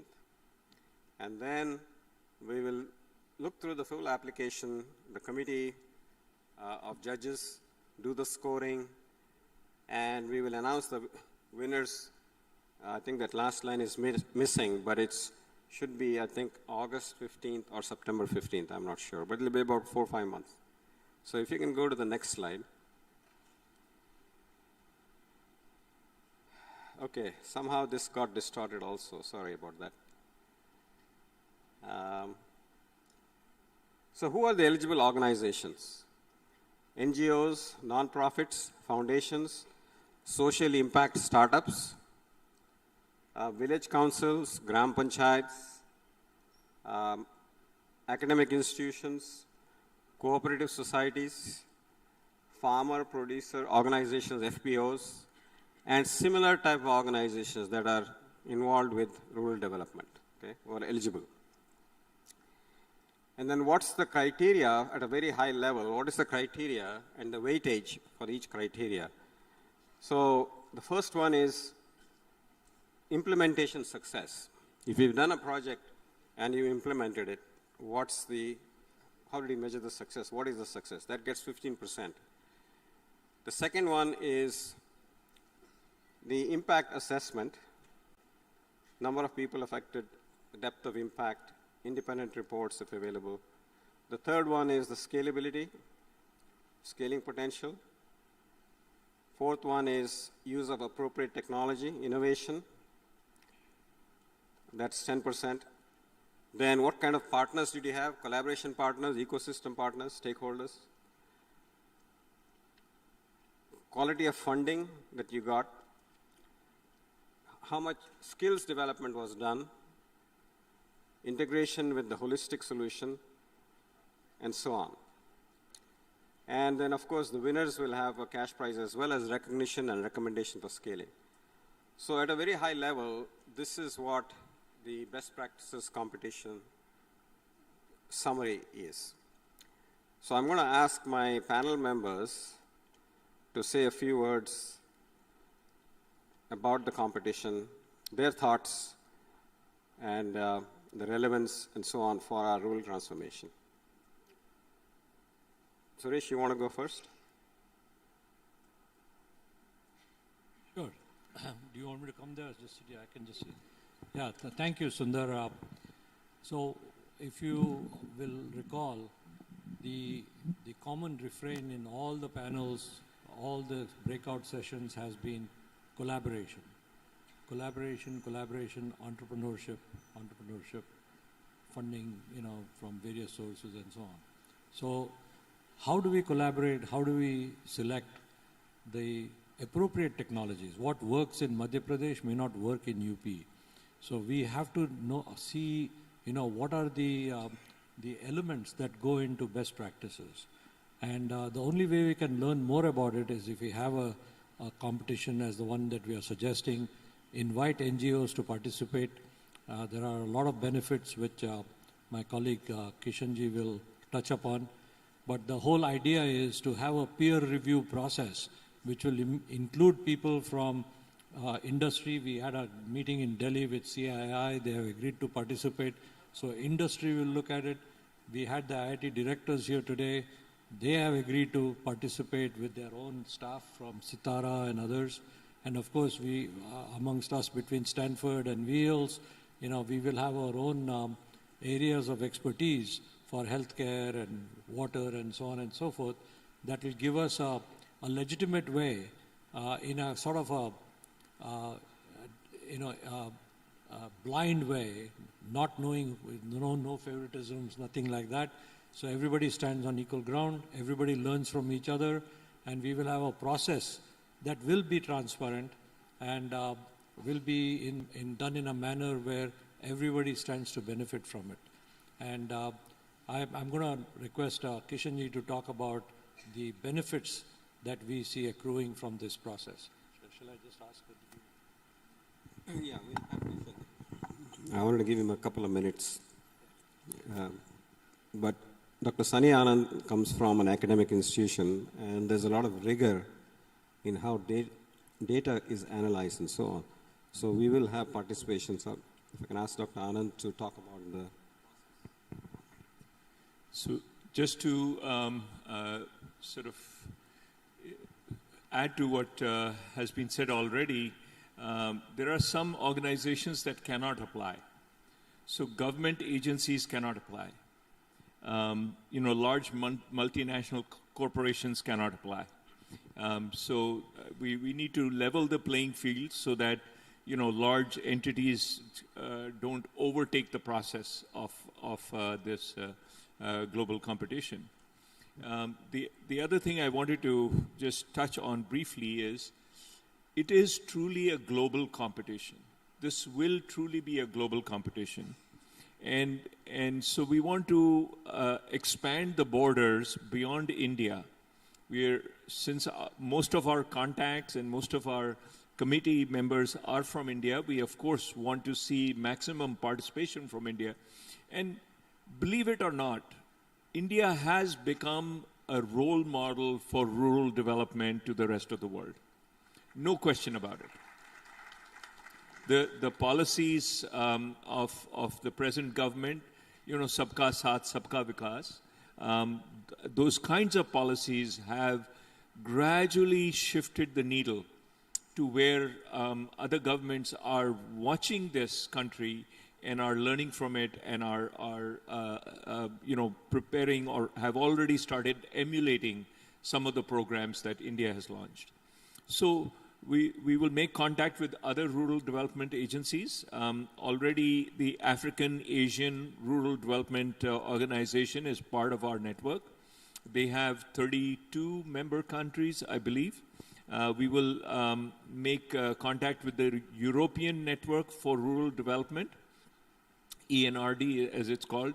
They're very well organized, and they have an extremely valuable website where they talk about the various projects under each of these verticals, and you can get the details of what was done, how it was done, when, and what was the impact, etc. So we will contact them definitely. There is a Canadian Rural Revitalization network, and so we will contact with them. There is the U.S. Department of Agriculture, and that is involved in rural development. In addition, there are international agencies that are involved in this whole area. So we will be contacting the International Fund for Agricultural Development. This is a UN agency. There is the UNDP. Already Lucy Turner and others know about this program. They are senior people in the UNDP. And we will. There's also an agency called the United Nations Public-Private Alliance for Rural Development. So UNPPARD. Anyway, these long acronyms. So we will contact all of these agencies to, make it part of, to help support this competition. We'll invite some of their subject matter experts to be on the committees that are judging these entries. So I know many of, or quite a few of the nonprofits are here, and you're probably already thinking, what do I need to do? Well, get organized, because there's not enough time. January 15th, the letter of intent is due. And I just want to, give a very brief overview of what will be needed so you can start mentally preparing for this letter of intent. Of course, we need the name of and the type of organization, their registered address, etc. But what they have to share are 10 points. One is problem statement. What is the problem that they are trying to address?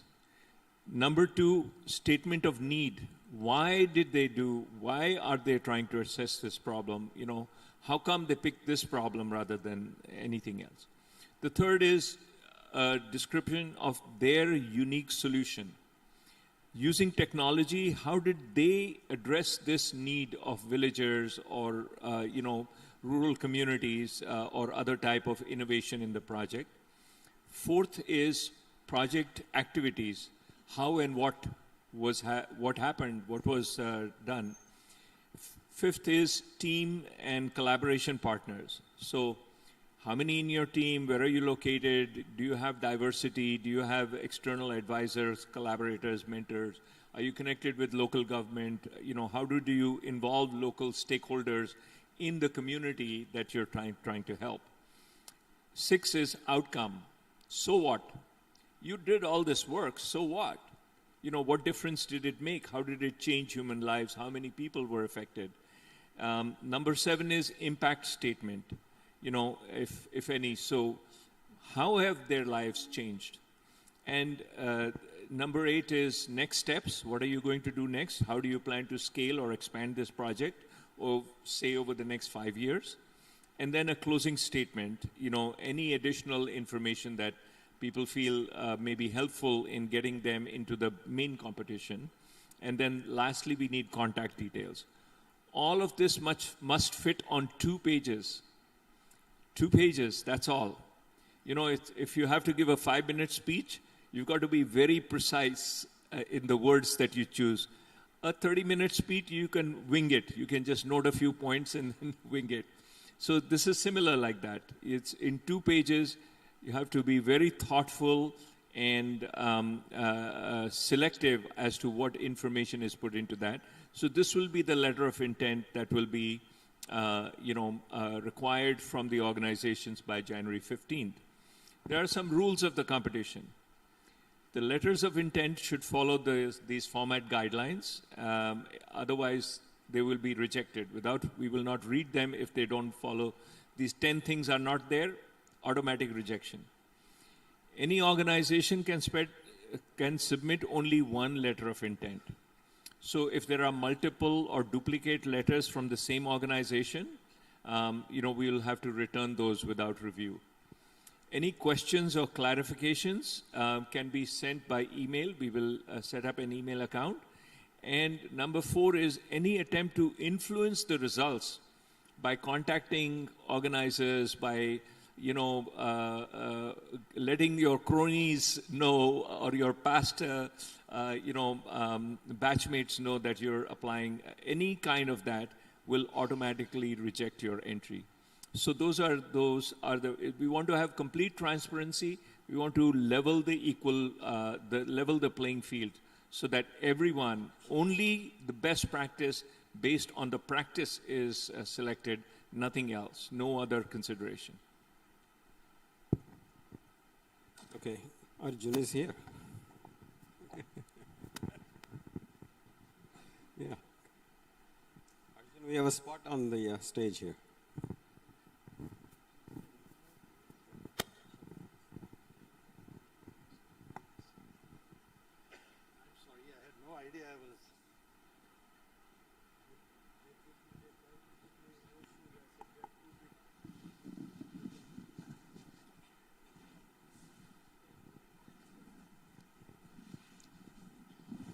Well, friends,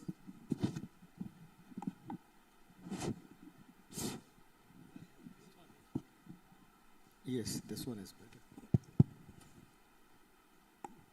Well, friends, nice to be here. Surprise.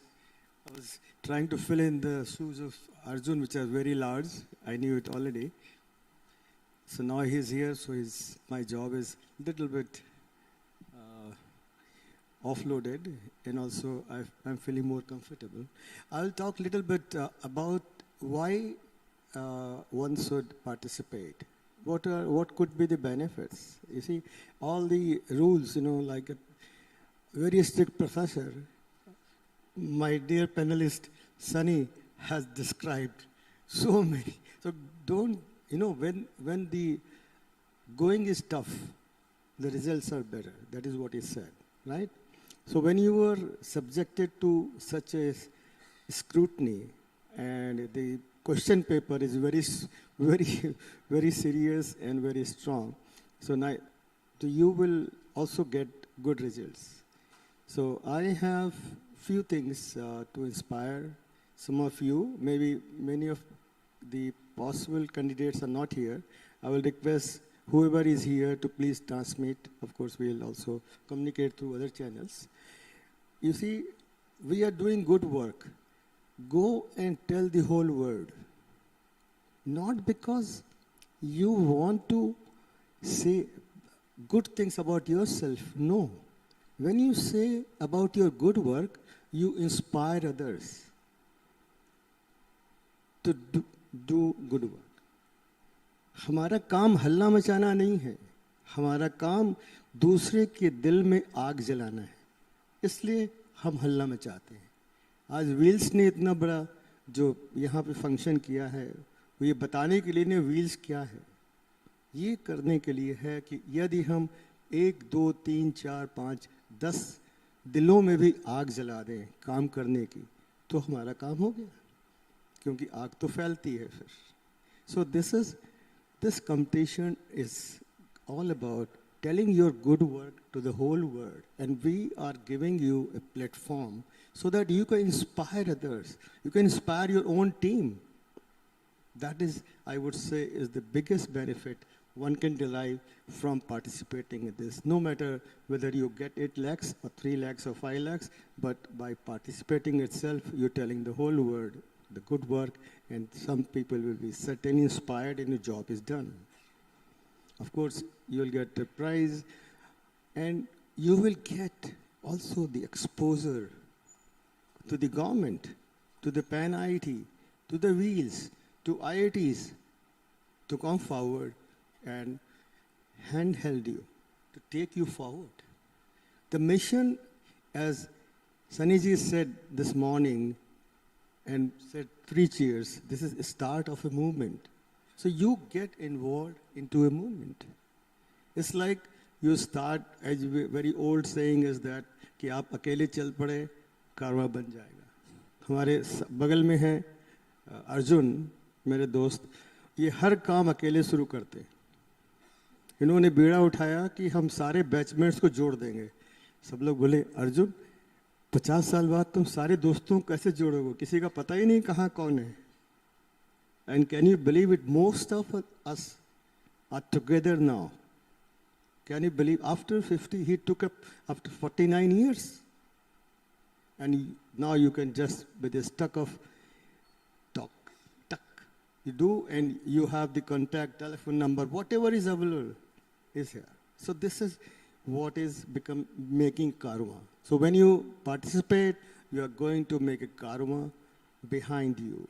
Of course, there are many other benefits that you can have a chance to scale up, you have got the connectivity, visibility, so many other things. But never forget to create a karma or किसी दूसरे के दिल में आग लगाना, कुछ कर गुजरने की ख्वाहिश पैदा करना. I will request all of you, whoever is able to participate, please. Now I give it to Arjun to say a few words about what this competition is about. Thank you, Krishan. I guess he said everything, and I'm sure the speakers before me have also said everything.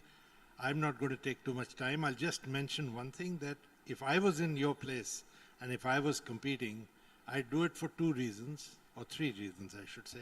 One is that I learn a lot from the other competitors, and it'll also tell me how good or bad, or where I was efficient and where I was inefficient, or where I can improve even if I don't win.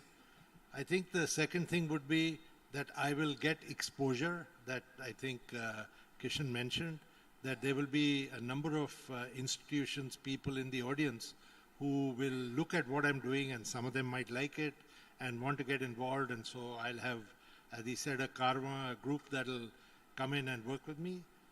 And third is, you know, all of you come from India, some of you I guess have read the Gita. The important thing is to participate, not to win. I think that's the important thing. And the important thing is to make sure that you do something that makes a difference in people's lives. That's the satisfaction you get. Winning and all it's an occasional thrill. You'll be happy for a day, maybe 2 days. But the work you're doing in some of these areas is something that gives you that high, that gives you that satisfaction, that should give you that happiness every day that you do that work, where you see you're changing lives. I think, you know, I mean, let's put it, when we all leave college, or at least when I left college, I wanted to change the world. And I think everyone, even today, has some kind of ambition like that. And then you get to around 40 years old, and you think half your life, at least half your life, and most of your active life, as you see it, is over, and you haven't done anything to change the world. So what my wife and I decided is that we redefined our system boundaries, as we call it, and said our world is not the universe, not the whole world, but it's the people we are in touch with, people who work for us, the driver, the cook, or whoever. Let's change their world. That's our world. And let me educate their kids the way I would educate my kids, if they are interested in education. And I tell you, the amount of satisfaction that gives is quite amazing. To see my driver's daughter, she got a degree, works as a business analyst, got married to another engineer, went to Paris in Switzerland for a honeymoon, now owns an apartment in Delhi. I mean, it is amazing to see that. And the satisfaction it gives you is quite crazy. So I would think, you know, all of us can make a difference. All of us can do something, and this is deviating from the theme a little bit, but just try that. Try and change the lives of people you're in touch with, who serve you or work with you every day. and see how you can help them if they want the help. Obviously, people who don't want to get educated, you can't do anything with them, but except try. But the ones who want to and are willing to put in the hard work and study, I think you'll see it makes a big difference, and it gives you a lot of satisfaction. So I would think that, if you are doing some work, doesn't matter how insignificant you think it is, please come in and, enter the competition, or come in and at least attend the other people who are presenting, so that you'll all learn something, and maybe it'll motivate us or motivate you to do something similar or something in that field or something like that tomorrow when you look at it. Okay, thank you. I'm sorry I was late. I didn't realize I was on this session. Not at all. I'm going to add, just give you two examples of how competitions help innovation. And how many of you have seen videos of people going in the space shuttle? Where there is zero gravity. Oh, quite a few hands. So there is zero gravity, and people are floating in air, if you will. So the National Aeronautics and Space Administration, NASA, decided that they have to solve the problem of how to make things stay where they are. So they started a competition, and they said, we'll give $1 million prize for whoever comes up with the correct solution. And the net result was, after a lot of people gave their ideas, the final winner was a company or some individuals who invented Velcro, the Velcro strips. So what has now become a very common consumer item came out of a NASA program where they were trying to solve a problem. Okay? Now that was a big success, because that became a $1 billion industry, and Velcro is found everywhere. Now I can give you a flip side also. They also offered a $1 million prize for anyone who comes up with a system can write upside down, because the ink flowing from a pen is not very, it depends on gravity. So they said, we'll give you $1 million prize if you can come up with a. So finally they came up with a pen, and you can buy it in any store now at the Smithsonian Museum, which can write upside down or upside down, but it cost $1 million to make it. The Russians, on the other hand, at the same time, decided to use a pencil. And it worked just as well upside down or inside out. So what I'm saying is, technology is not necessarily the only solution. It is the practical use and how it is being used is the solution. I'll give you one example, one more of what Wheels has tried to do. During the Swachh Bharat call, we decided we were going to work on toilets. And the cheapest toilet that we could find was about $200 for what is called a Don John, where you use chemicals to remove the stench and all that kind of stuff, and still it created some chemical residues and it was difficult to. So we went to DARPA. We said, how would you solve the problem? And they said the same thing. If you're going to build 100 million toilets and each toilet has to cost less than $50, ask for ideas from the people in India. How can you build a toilet for less than $50 of, 4,000 rupees, okay, approximately, that does not use water, does not smell bad, can easily be, you can dispose of the waste. So just say, we'll give you $1 million and you will get 100 ideas. So at a meeting of one of the CIO or FICCI had come to Washington, we talked about it. We said, is there anybody in the industry who's willing to sponsor a prize for making a $50 toilet? 3 people raised their hand and said, we can do it today for $30. Okay? And they said, they started to tell us the details, and we said, well, we need some peer review. Can you submit samples and your drawings, and we'll get some professors from IIT to look at it and see if it is feasible. And of course, that never happened.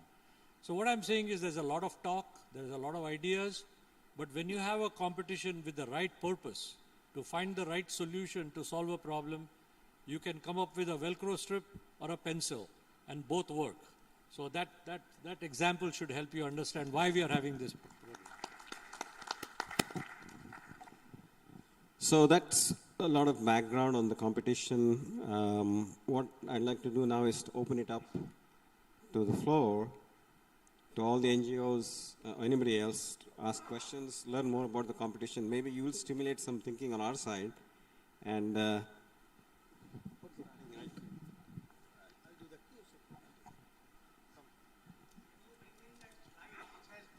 criteria.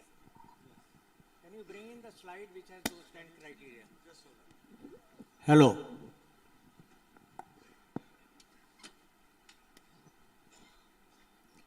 Yeah, I deal with innovation and youth, so for me it's a very simple topic, but still one needs to apply mind.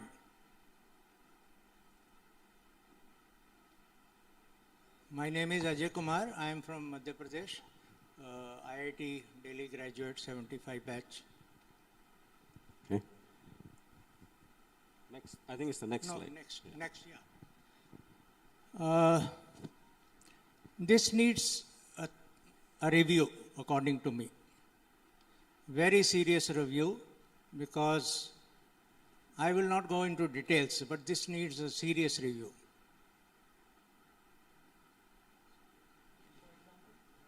For example, in what way? For example, yeah. Okay.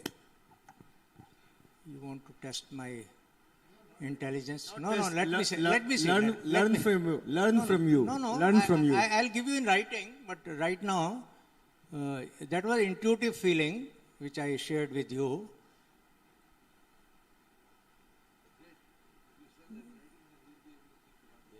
Quality of funding. Now, quality of funding support. That has no meaning. Viability and sustainability has meaning, but quality of funding support doesn't have a meaning in this sort of a project. Why not, you think? Beg your pardon? Why not? Why doesn't the No, quality of funding see? Then we are getting into more details, but I am giving you No, my... but you have raised a good point. Let me explain what is the thinking behind this. Because the 2 points don't match each other. They are not in the same category. Viability and sustainability of a technology or a project has nothing to do with quality and funding support. I got it. Sundar, he's talking of the presentation. He's saying in this point, the funding should be separate. Probably. And viability Probably. and sustainability should be separate. Because they are 2 different things. Correct. That's what I'm trying to say. That's the Yes. way it is. Actually, Yes. Then that's the coming way- to that point, integration with... Can I Yes. finish? Can I finish my explanation? Yes. The criteria. Sir, you have written whatever you wanted to write. You give us a chance to speak now.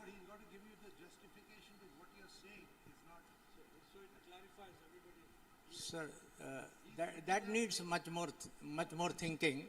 I am telling you, I am intuitively telling you what is probably wrong. I am not saying it is wrong. I am saying probably wrong. Now, let's come to this point. Integration with holistic solution. Okay. Integration with holistic solution. Perfect. But the next one, alignment with national priorities. No, not necessarily. Some problem may be so specific to an area or a state. You cannot link every project with a national priority.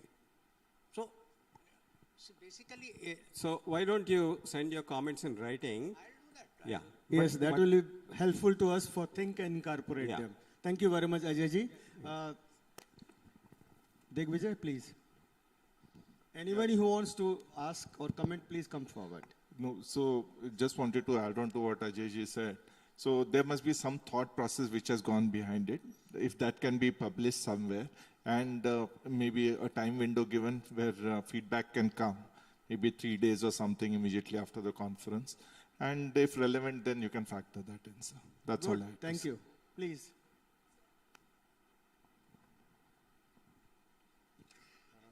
Small request. Please go allow ahead. individuals to. You have excluded individuals from Okay. individual thing. He says you have not included individuals doing some such type of good work. I think it's a good suggestion worth considering. Good point. Good point. Thank you. Yes. Anyone else? Please come forward. Thank you. So the people who evaluate this project, so just an introduction, I'm Dr. Betsy Priju. I work with Mati Pani Asha, small project, 5-year project in Maharashtra. Okay. The people who evaluate this project, probably I'm assuming it would be from all over the world. Yes. And so, you know, with the respect to the language and the, you know, the little subtle differences between how things are written in India and in the US and all over the world is slightly different. And so considering that, would you be able to mentor past the first stage, past the training stage? Would you be able to mentor the people who are working towards getting their write-ups better? I know some US competitions do that to get I to think it's a good level. suggestion. Yeah. Well taken. So, thank you very much. thank I you. would think that's a good We suggestion. are making notes here, so I That's a think good suggestion. Thank you very much. as part of the Wheels group, we can have. Yes, someone- Rahul, please go ahead. Yes.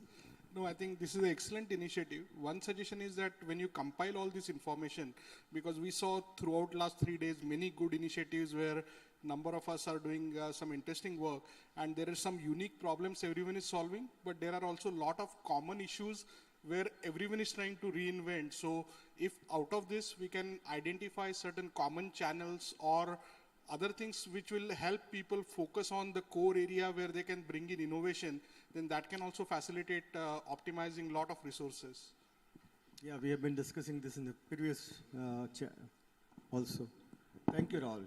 Please, Yogesh ji. Yogesh Handley. Well, we have been engaged with identifying and recognizing innovations and supporting social sector innovative projects which can also be replicated to other countries for last more than 15 years at FICCI. We have reduced all this thing to 5 or 6 straight parameters on which we are able to at least rank and evaluate thousands of applications. And after that, there's several rounds, 1 or 2 rounds that happen. I'll be very happy to share the entire process and the parameters with you. Thank you. Thank you. Anyone else? Any comment? Yes, please, Dr. Raj. Here's a mic. You can keep sitting if you like. It looks like I'm doing more comments than question or Please answer. go ahead. But We love your participation. Thank you so much. Competition is, as Suresh said, is a great way of trying to find solution about an issue or about a problem. And when you incentivize people, it brings in your adrenaline and you start working, thinking, and it's a great way of doing it. Second thing about the movement that we talked about and what we want to do, if I may, and before that, let me say about change. And Arjunji, you mentioned about change, and you very rightly said, we all have idea about changing the world, but really speaking, we only need to change ourselves and our surrounding, then the world will change. And that was a great message that every graduate, everybody really need to keep in mind. And last thing, we ask them to change, to participate and join in the movement. We need to tell them all over the world, we need to, then they want to know what is in for them and what's in for us. And people say, hey, you want to do this? Are you going to get some money, benefit? What is in? Why are you doing it? Why are you spending your time, talent, and treasury for what? You must have some ulterior motive. I think we need to clarify that this is a really a unique organization that I have come across. That's why after 50 years I joined one and be active participant, where everybody is contributing their time, talent, and treasury for something good. And what is in for them? Not the material thing, not money, none of us, they take salary, but we actually give. And why we want to give? Because it gives us the satisfaction. It gives us the joy. And that's invaluable. And I think we need to pass that message so more and more people will join our movement, more and more people will participate. That's my comment. Thank you. Thank you, Dr. Raj. Please give your name and introduction, please. Come forward, come forward, come forward. हाँ, सुनाई दे रहा है sir? आप सभी को प्रणाम। मैं हिंदी में कुछ बात करना चाहता हूँ। मेरा नाम मुकेश कुमार हुआ, मैं IIT BHU से हूँ। सर, जिस विकास की बात हम करते हैं, करना बहुत आसान होता है। जैसे मैं आपके लिए अनुज हूँ, तो आप प्यार से कहेंगे, वो काम हम कर देंगे। मैं प्यार से कहूँगा, वो आप कर देंगे। लेकिन सिचुएशन जो मैं देखता हूँ सर, कि रिसेंटली 7-8 दिन या 10 दिन हुआ होगा, एक ईला भट्ट हैं जिन्होंने बहुत बड़ा काम किया, उनका देहांत हुआ, उनको पद्म विभूषण भी मिला। लेकिन उनके काम को, मतलब एक एग्जाम्पल छोटा सा बताता हूँ जो मैं जानता हूँ। उन्होंने ग्रामीण महिलाओं को कलेक्ट करके एक IIM अहमदाबाद में एक कैंटीन खुलवाई, जहाँ पे शुद्ध और स्वास्थ्यवर्धक चीज़ें मिलती हैं। सर, उसकी कॉपी करने के लिए, क्योंकि जितने भी सेंट्रल यूनिवर्सिटीज़ हैं या इंस्टीट्यूट ऑफ इमिनेंस हैं, उसमें उसकी कॉपी हो जानी चाहिए थी। दूसरा पॉइंट सर, कि हम जो पाए हुए होते हैं उसको अपनों को बताने में, खासकर गांव में, अब जैसे सर जिन जिन मेंबर ऑफ पार्लियामेंट ने गोद लिया जिस गांव को, ठीक है, गोद लेने के बाद जो ऑफिसर्स वहां पे गए, उन ऑफिसरों ने आसपास के गांव में कभी जाने की नहीं सोची। मैं ये नहीं कह रहा कि वो जाएं, उनका भी टाइम अवेलेबल है, लेकिन किसी को जो प्राप्त है सर, जिसके लिए हम कर रहे हैं, एटलीस्ट उनके बीच में भी हम पहुँचें। क्योंकि हमारा पहुँचना, जैसे आज आप पहुँचे हो सर, इसलिए अच्छा लग रहा है, क्योंकि अगर आप नहीं पहुँचते, ये 7वां हो रहा है सर, ठीक है। तीसरी चीज़ सर, कि ज़्यादातर लोग जो इंफॉर्मेटिक हैं वो एजुकेटेड नहीं हैं, और जो एजुकेटेड हैं उनको एक इंफॉर्मेशन डिलीवर करने का प्लेटफॉर्म वैसा नहीं है सर। क्योंकि मैं कुछ सॉफ्टवेयर इंजीनियर से मिला कि ऐसा सिचुएशन बनाया जाए कि हम अगर व्हाट्सएप पे वीडियो कॉल करें तो हम आपसे जो बात सामने करते हैं उसका इन्फ्लक्स सीधे सीधे दिखाई दे। क्योंकि वीडियो में तो सर हम बोल देते हैं कि हमें अच्छा होना चाहिए और सच्चा होना चाहिए, लेकिन वो वीडियो इतना ज़्यादा लोग देख भी लेते हैं, लेकिन ना अच्छे हो पाते हैं ना सच्चे हो पाते हैं। तो थोड़ा सा सर उन चीज़ों को ध्यान दिया जाए, जिससे कि इसका बीज जो है सर, एक लंबे समय तक या लंबे समय के बाद एक बहुत बरगद के पेड़ की तरह हो। धन्यवाद सर। धन्यवाद। एनीवन एल्स को और कुछ कहना चाहता है? हमारे यंग फ्रेंड्स कुछ कहना चाहते हैं? बहुत सारे यहाँ बैठे हैं जी, आप लोग कुछ कहना चाहते हैं? किस? Sir, yes, please. This is Dr. Amita from BHU. Please. Actually, we have submitted the application as per the, in the website it was already there. The 30th of October was the date. So, do we need to, resubmit it, or it will be continued? Thank you.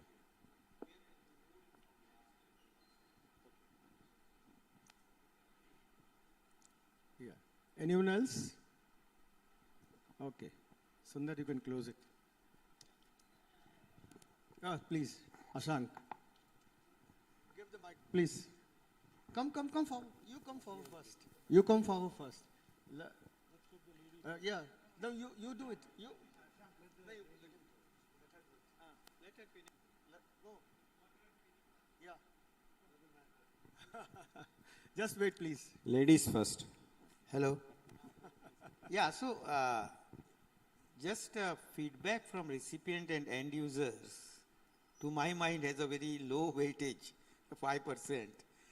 I don't know in what context you are saying it, because ultimately it is the feedback from recipient and end users that would matter sanctity of everything.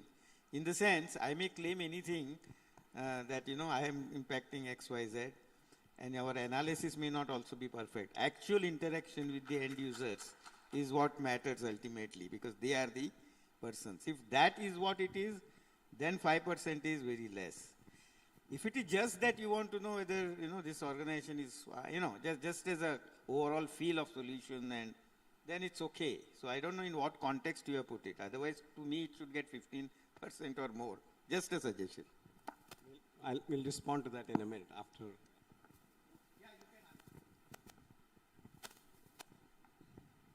Please go ahead. Hello everyone, my name is Pratima Singh. I'm a law graduate and I also work for slum kids in Dehradun. My NGO is called as Mamta Charitable Foundation. We run by the line where hope never dies. So the idea about Mamta was to empower the slum kids who are also enrolled in the Sarkari schools as we know it, but they are not very well trained with the communication skills, personality development skills, as the privileged kids are. We get to know about the debates and the platforms where we can go and speak, but these kids do not get any such platforms.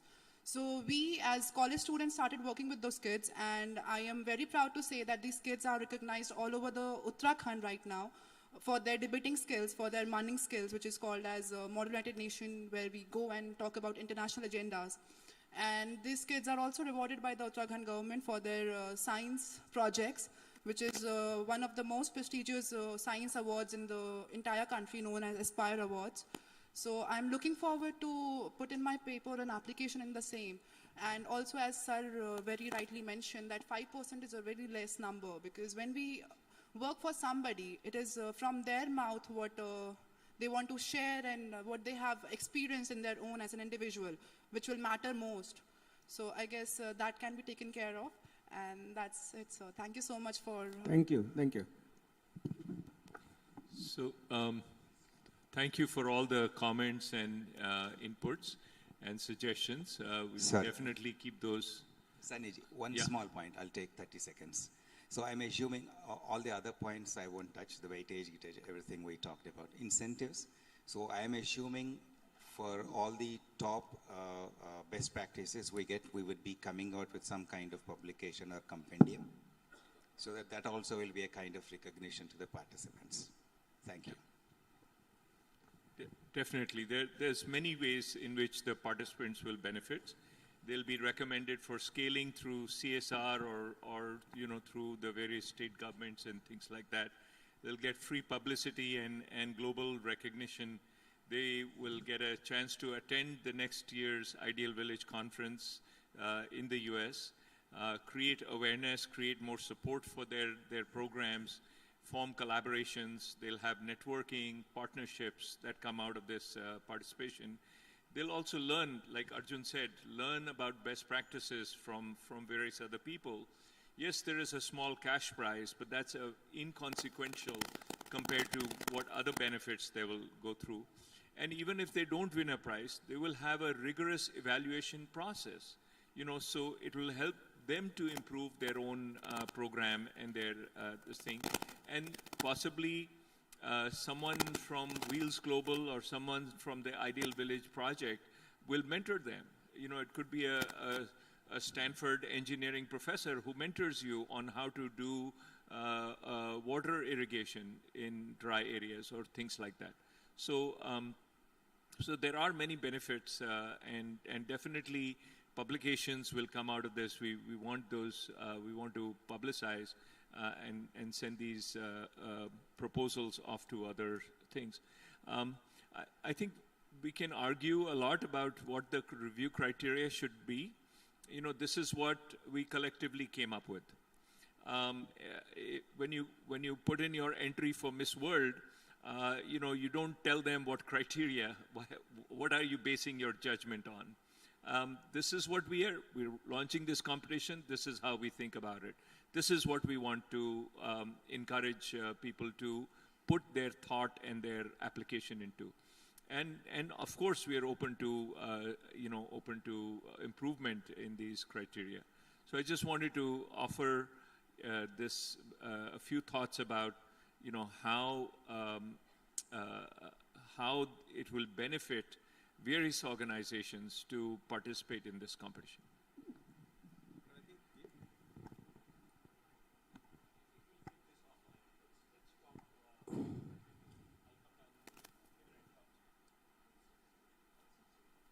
Go ahead. if you confine it to few, if you see this competition is open in every subject, but there are more than 100 sectors. If you confine it to few sectors, it will be a good experiment to start with. So, I know there is, I don't know if, is there a, Dr. Jayanti Ravi's talk is there? She's not here, okay. But can you put the slide back, please? Yeah. I think all of you have brought up some very good points about the criteria. So it's worth spending another couple of minutes on it so that everybody is clear.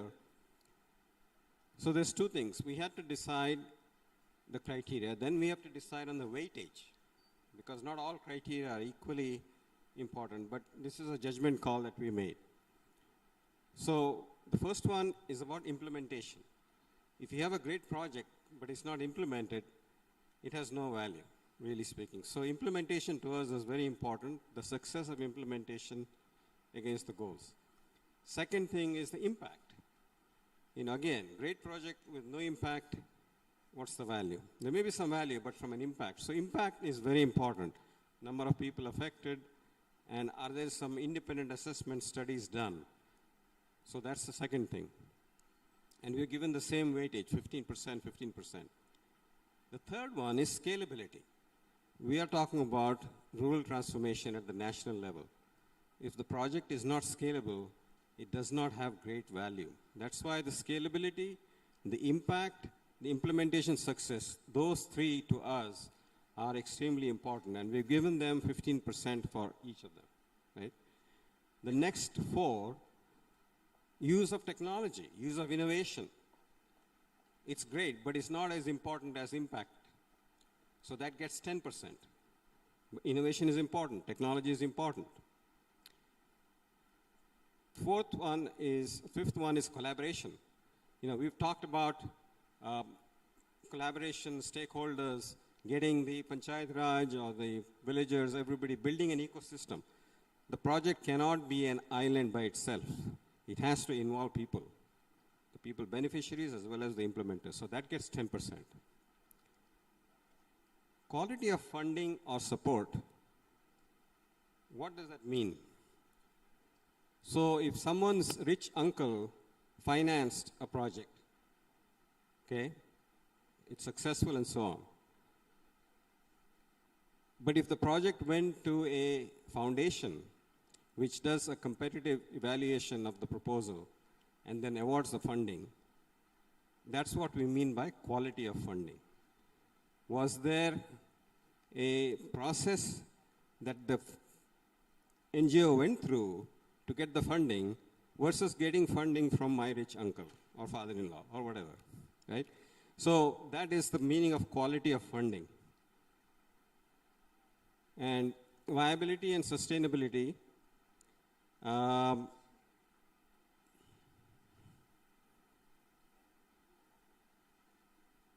viability and sustainability was also, of course, the question of that funding.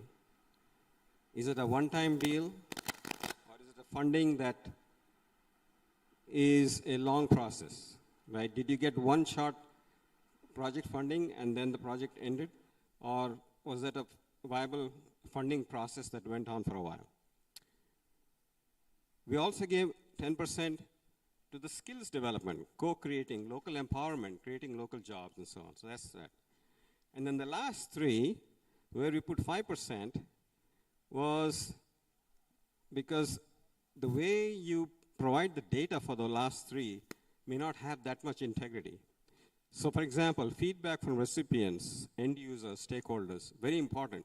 But unless you exercise a statistically relevant process to collect the data from end users and put it through an algorithm to make sure that those feedback are valid feedback, statistically relevant, it has no value.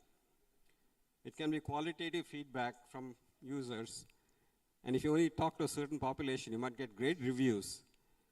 So that's why we did not give too much weightage to the feedback, because if you have a village of 50,000 or 5,000 or 10,000, what is relevant feedback? How much feedback? So we do want feedback, but we can't give it that much weighting. and then the lessons learned, any unintended consequences or side effects of your project, we need to understand that as well. So that's how we spent a lot of time thinking about this, and that's how this criteria came about. But we are all open to inputs, suggestions to make it better. But as Sunny said, the Miss World competition, I don't know why you picked that competition, but they have their rules. You just go in there. So we are not the Miss World competition. Let me make it very clear.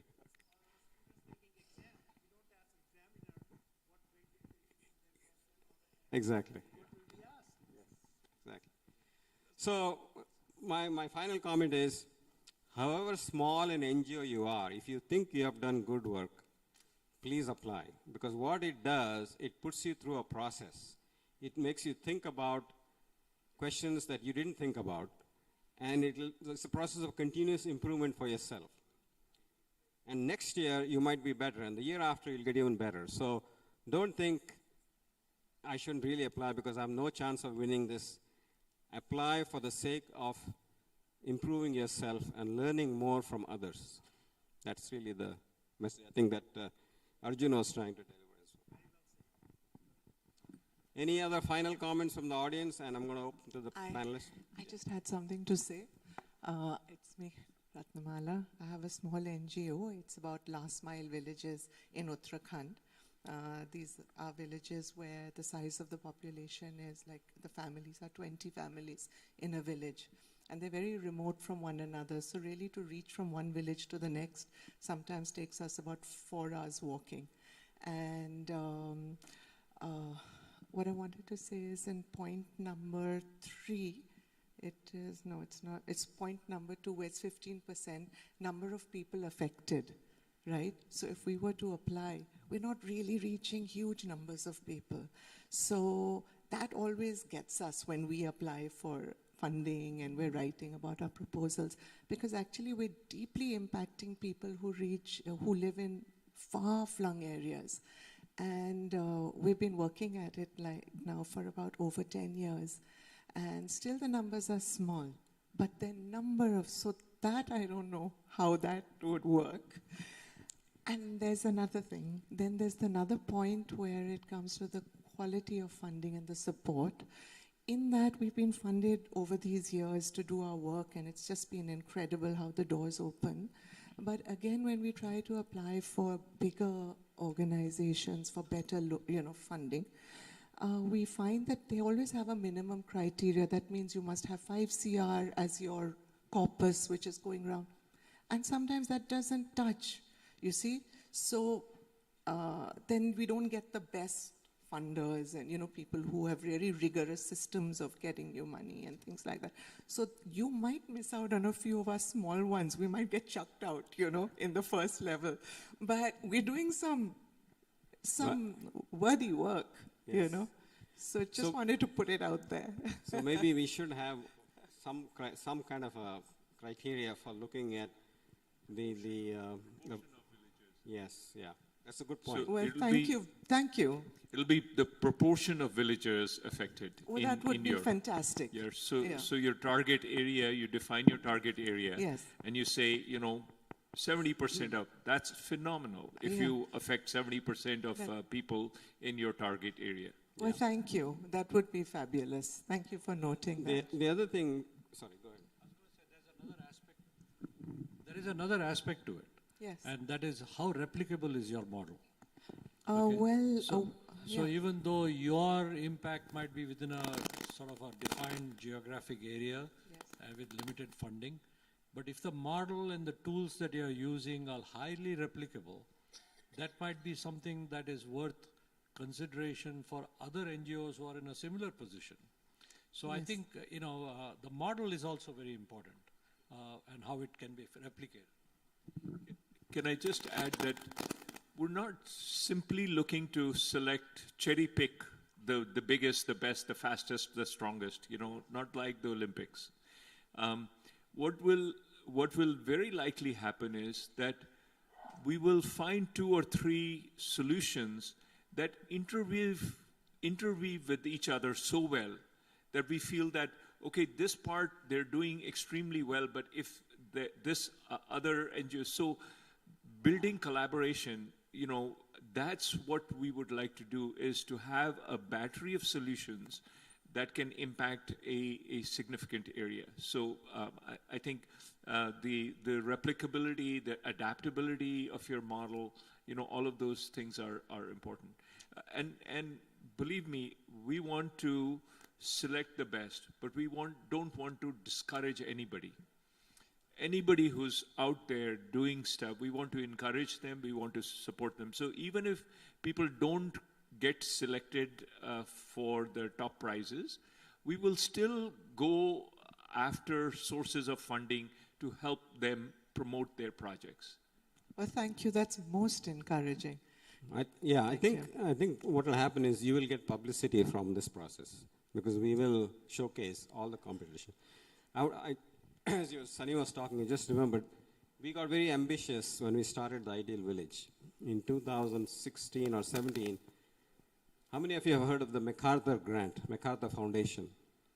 So they have this challenge grant, and they had announced a $100 million grant, right, for things that will change the world. So we said, we'll go for it. So we worked with, I think, half a dozen of the Stanford departments from the campus. It took us 3 weeks, 200-page proposal. We put it all together, submitted it. Talk about being ambitious, right? We said, what do we lose? So we didn't make it to the next round, but they came back with comments and said, look, you have a very interesting proposal. When you have data, come back to us. We want to talk to you, right? So now with Wheels and us combining together, I think we have tremendous data. We should go for that 100 million project, yes. But the point I was going to make is the competition enabled us. We got feedback. They also connected. So that will happen to you also. We'll make sure that the NGOs get connected. We know who does what. And then we can help those who need the help.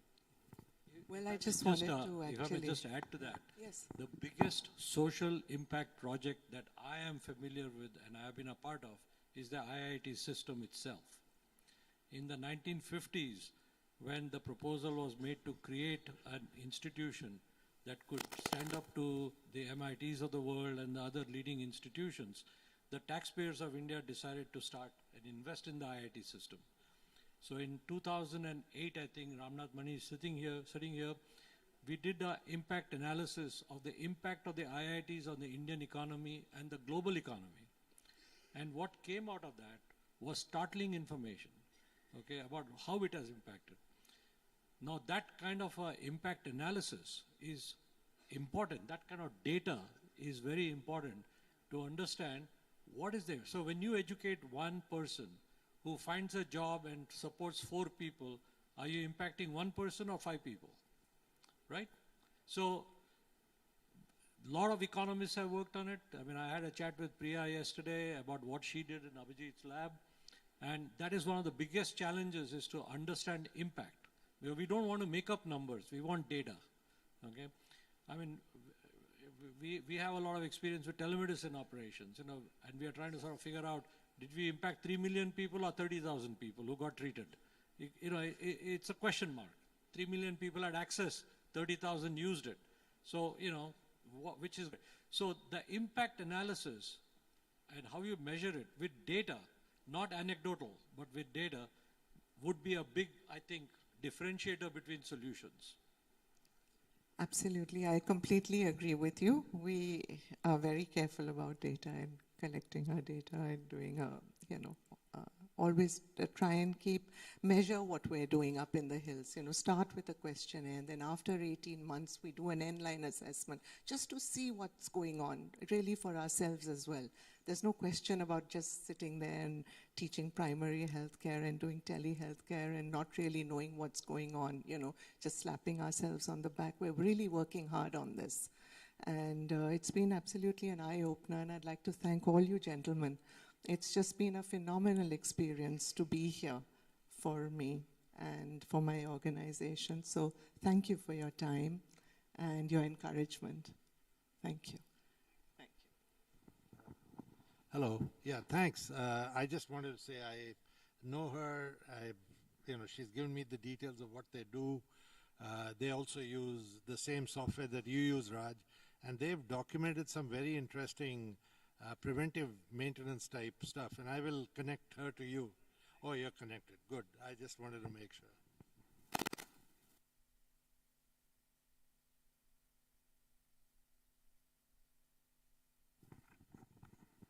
Okay, with that, I think I'd like to close this session. Thank all the panelists and the audience, and keep the dialogue going. Thank you.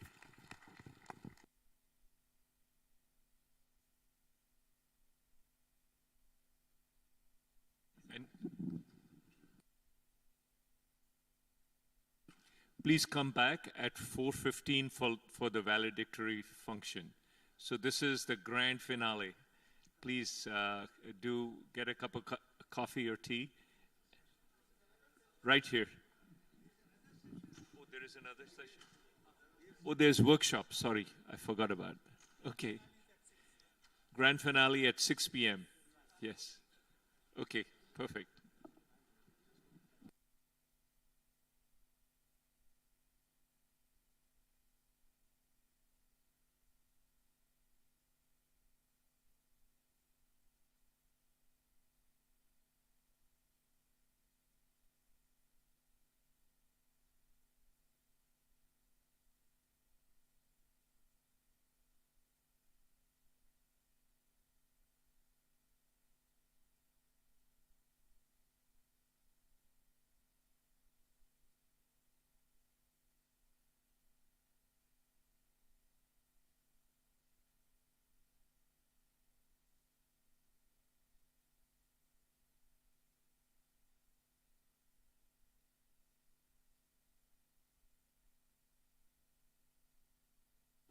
Hello.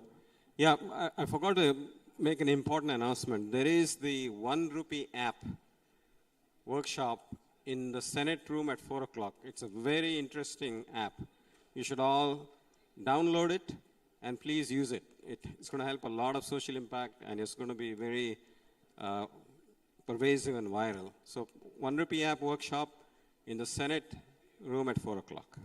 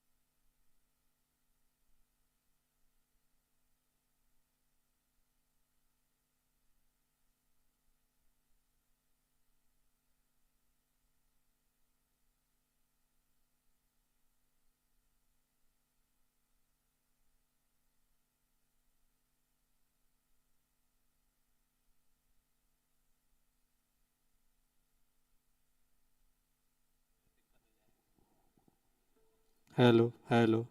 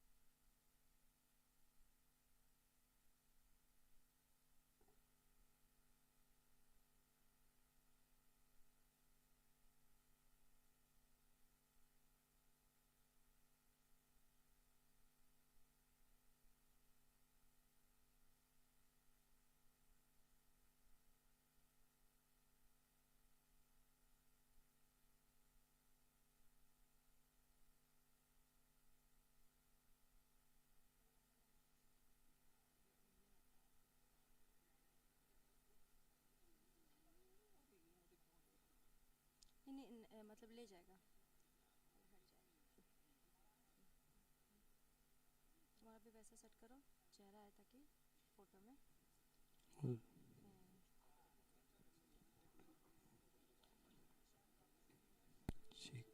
check, check, check, hello, check, check, check, check, check, check, check, check, check.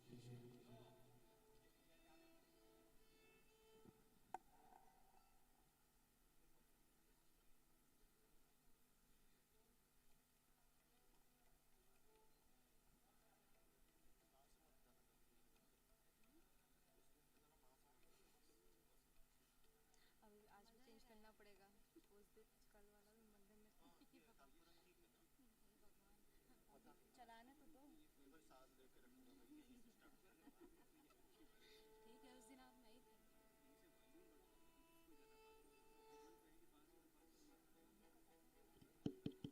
Hello hello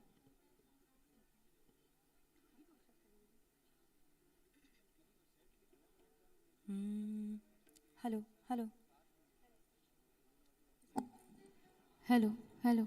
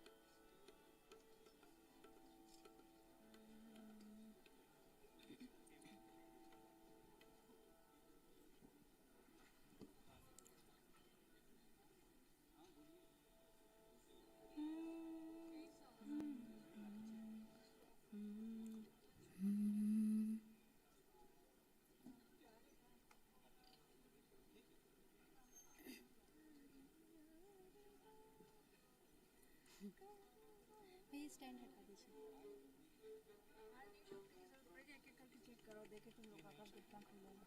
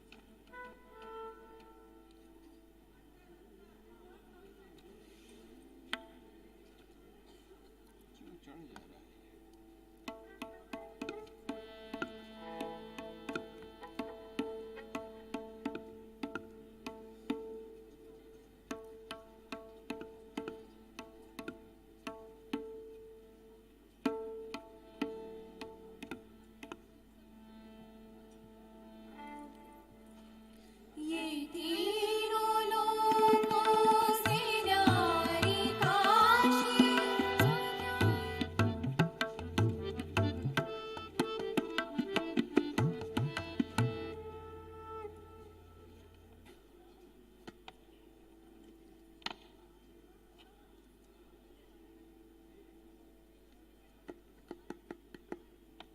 ये तीनों लोगों से न्यारी काशी सुज्ञान धर्म और सत्यराशि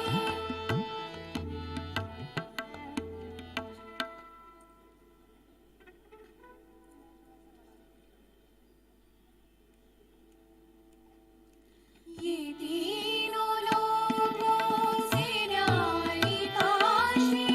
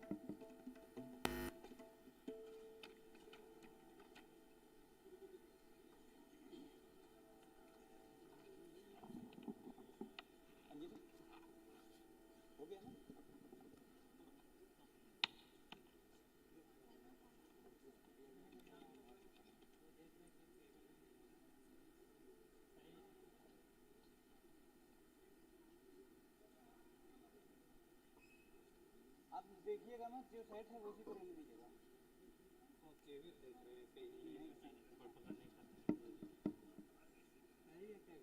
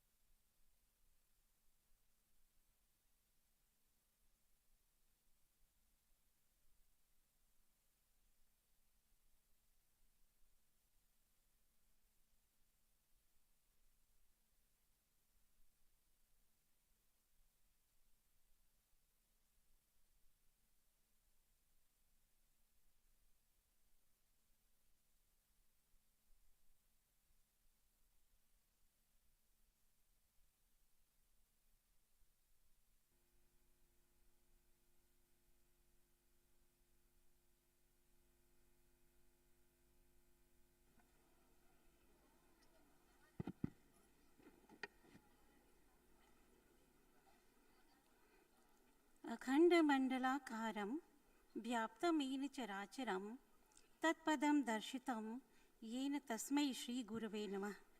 A very good evening to all of you. I, Dr. Shashi Srivastav, Associate Professor in the Institute of Management Studies, on behalf of the Institute of Management Studies and on my own behalf, welcome you all to the valedictory function of 7th Ideal Village Conference on Rural Transformation for Sustainable Growth, being organized by Stanford University, Wheels Global Foundation, Pan IIT Network, Science for Society, CII, FIPA, FICCI, ARDU, and Banaras Hindu University. It is indeed a pleasure to have a very eminent medical practitioner and a very effective administrator and the rector of Banaras Hindu University as the chief guest of the function. Can we have a pleasure to invite our chief guest on the dais? So, we request you to please come over the dais and grace the occasion. We were equally delighted to have the director of the institute, Professor S.K. Dubey sir, Dean Professor H.P. Mathur sir, Dr. Sundar Kamath, Professor K.J.S. Anand, Madam Gauri Kumar, Dr. Sanjeev Bahira, Dr. Nandini Tandon, Dr. Rahul Walwalkar, and Ambassador Pradeep Kapoor. May we have the privilege of requesting the dignitaries to come over the dais and take their respective seats.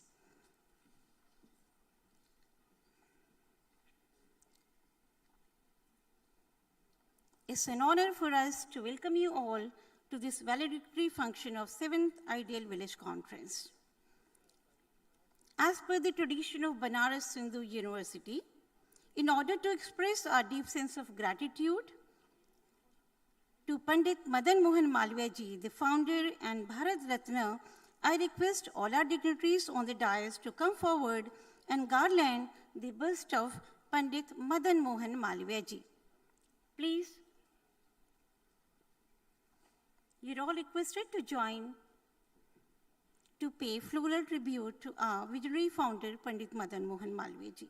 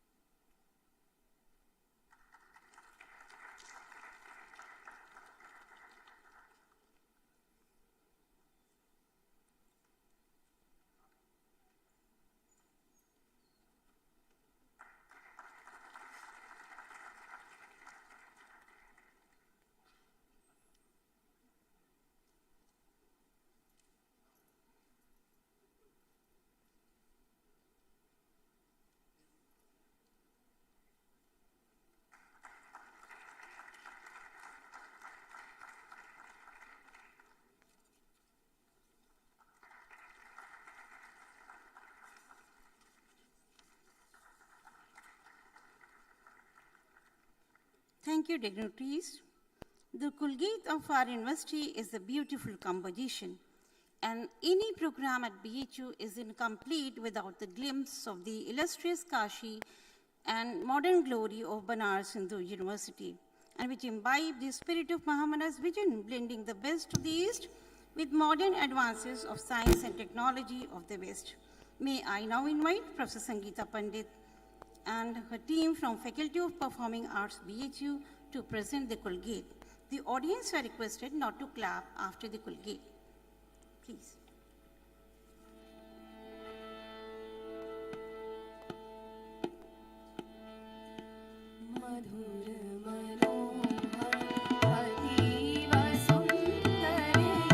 सर्वविद्या विराजधानी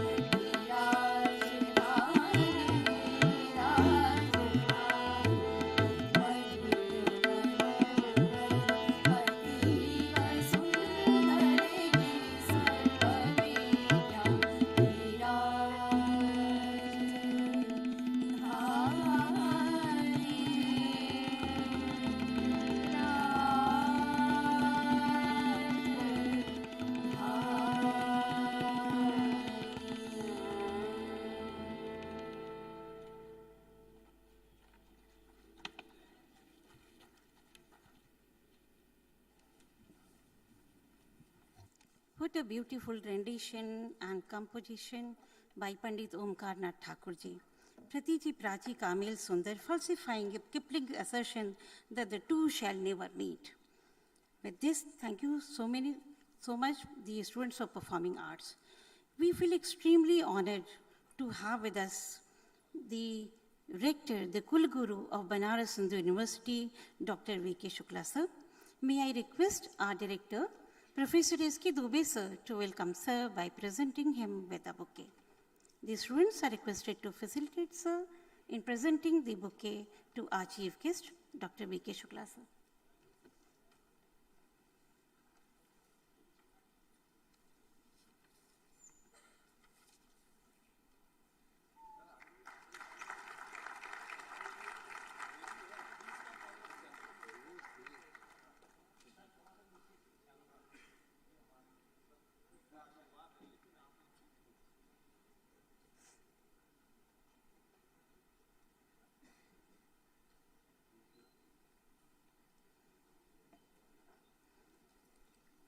किसी ने एक बार पूछा कि जब भगवान कड़कड़ में है तो आप मंदिर में क्यों जाते हो?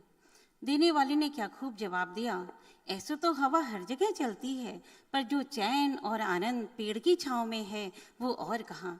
Ladies and gentlemen, we are extremely honored to host the 7th Ideal Village Conference and the very eminent galaxy of experts who have deliberated upon various issues during 3 days of this very, very important conference. May I now request our director, sir, to felicitate Dr. Sundar Kamath ji by presenting him a bouquet and welcome, sir. Okay, sorry, sir. To Dr. K.G.S. Anand ji. Sir, we request you to present bouquet and welcome, sir. And it is not exaggeration in saying that the presence of sir has added another label, another aura to the whole conference.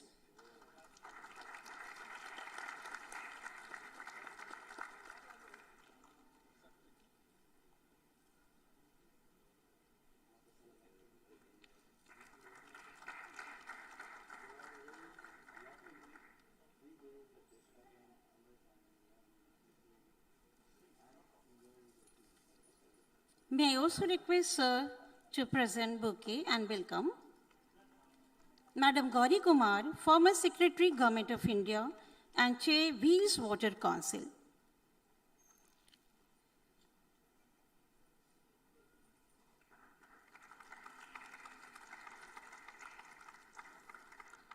Now I request our director sir to present bouquet to Dr.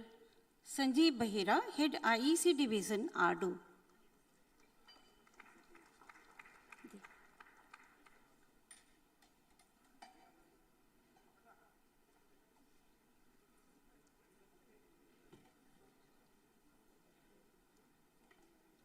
We'll also request our student to facilitate our director and dean sir in presenting bouquet to Ambassador Pradeep Kapoor ji as a token of our regard.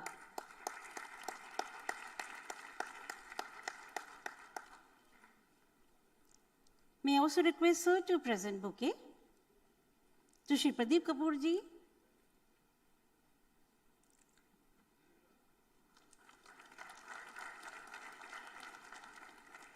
Can we have the honor of presenting bouquet to Madam Gauri Kumar ji and Dr. Nandini Tandon, who have been extremely active and have made the session very, very successful and meaningful by their powerful presence. I also request our Dean sir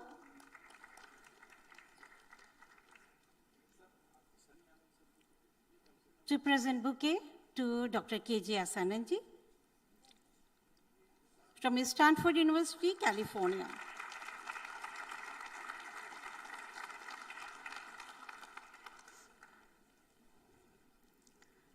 So, flowers have always been successful in expressing our gratitude and our regard to all the distinguished guests, but yes, we would now invite our dynamic and young director, Professor S.K. Dubey, sir, to deliver the welcome address. Sir, please.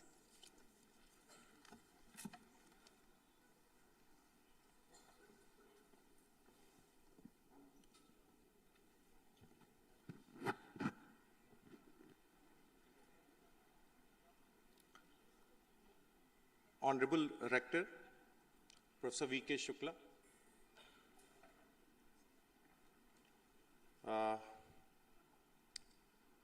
Ambassador Pradeep Kapoor, Ms. Gauri Kumar, Dr. Sanjeev Behra, Dr. Nandini Tandon, Professor K.J.S. Anand, dignitaries sitting off the dais, delegates, students,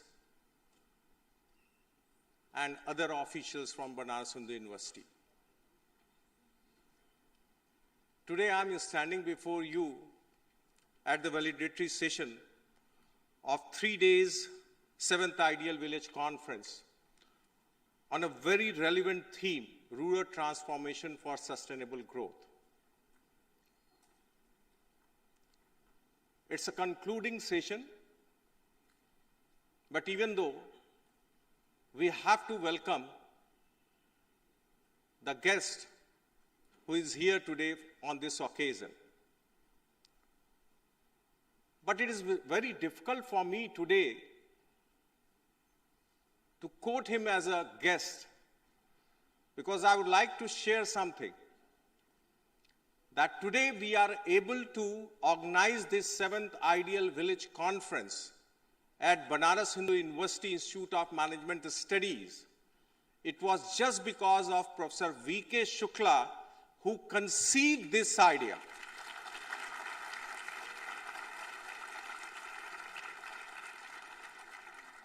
So I'm not going to say welcome to the, this valedictory session, but from my core of my heart, I'm really thankful to you, sir, for giving me this opportunity with the kind of trust and with the kind of commitment that Institute of Management Studies is in position to organize this 7th Ideal Village Conference. But at any point of time, I'm here to welcome him, so I extend my sincere gratitude to Professor V.K. Shukla that he's here. I don't know, most of you might not be aware with the background of his. He's one of the renowned surgeon of not only the country but the worldwide, and he's there already there in the Guinness Book of World Record. And he's the person who can be very, very relevant for your track, that is health and nutrition. But somehow we've forgotten him. We will try to correct ourselves in future, and we will try to take his help, expertise in the future endeavor of our Wheels activity. At the same time, the activities which are going to be initiated from Banaras Hindu University.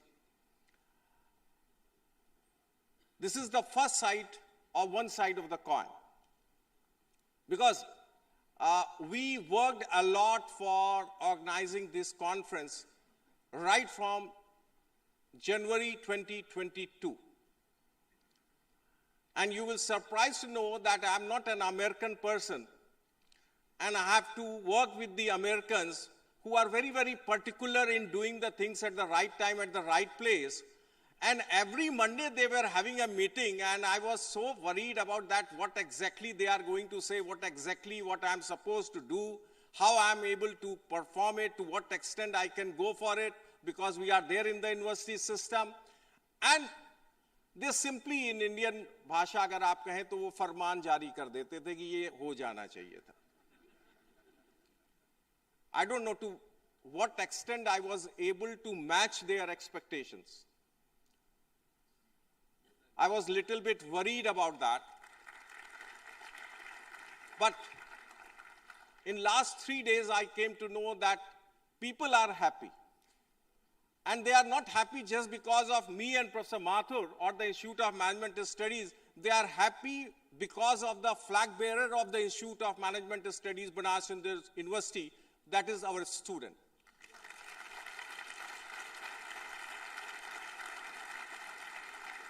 Sir, it's a proud moment for us that the students of Banaras Hindu University, they have done a wonderful job. And if I am going to forget this moment, that what they have done, we are getting appreciation, it's true, but it is just because of the student of Institute of Management Studies, Banaras Hindu University.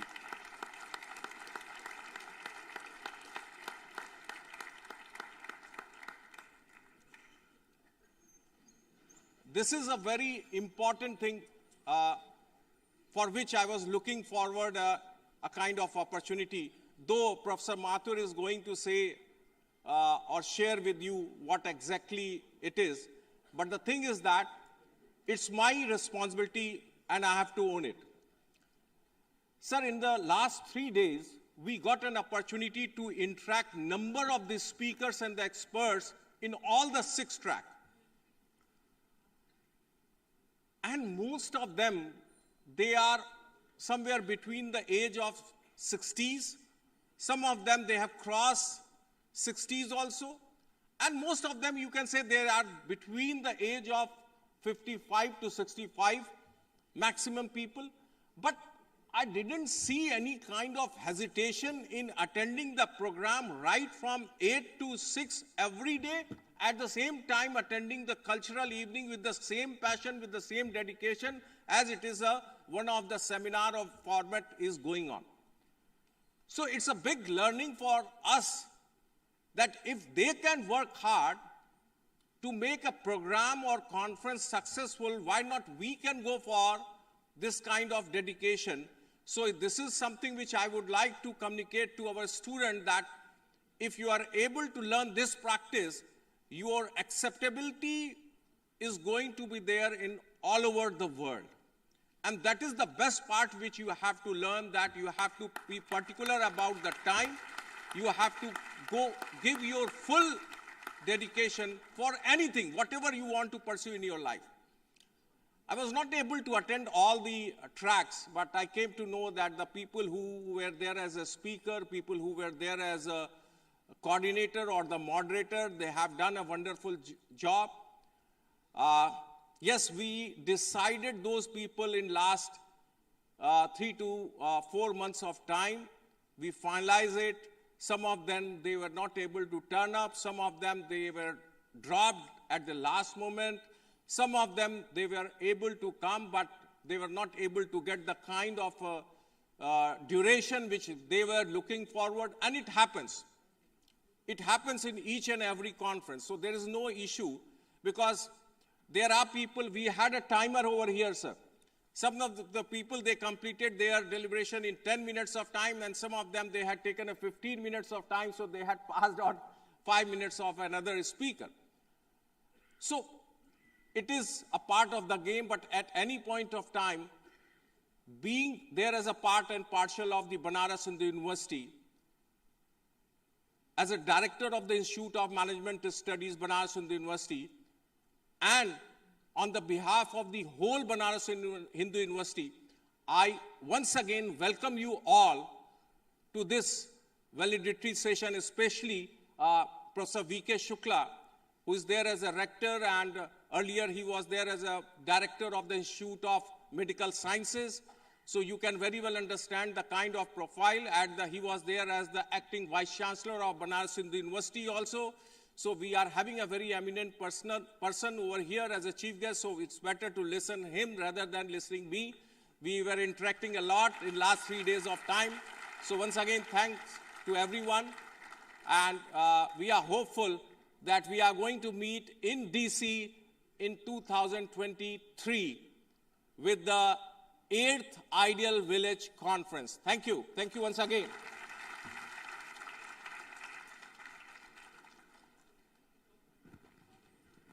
Thank you, sir. Actually, you were very right in saying it is because leadership has never been about the position. It has always been about the impact, influence, and the inspiration, and that's true. Ladies and gentlemen, we Indians are very appreciative and sensitive to villages. It can be witnessed from the fact that we always worship them as Gram Devta. In our rituals also, we have always manifested Gram Devtai Namah, Shri Ganeshai Namah.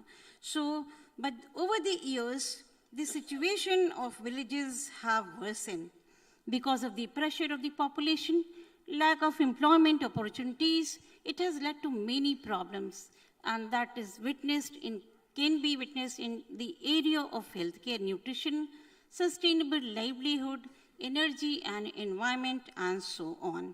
And it is in this context, this moment, 7th Ideal Village Conference becomes extremely relevant because all these stakeholders have come together and have tried to bring out some solutions to the lives of people who are living in the ground.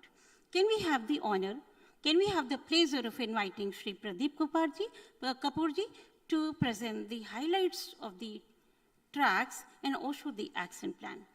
Sir, can we have the pleasure of listening to you, sir?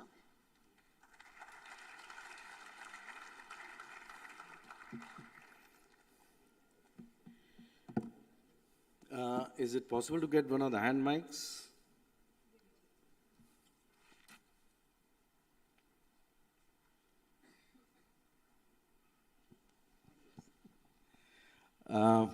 I normally prefer to communicate directly to the audience, not from behind a podium. So thank you very much, Nandini ji.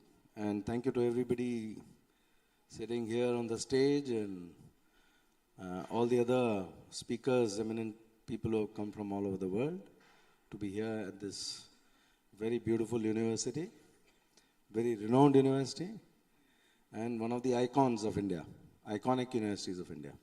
And thank you, Mr. Rector, Professor Dubey, Professor Mathur, for hosting us, to the Vice Chancellor also, with such warmth and phenomenal hospitality.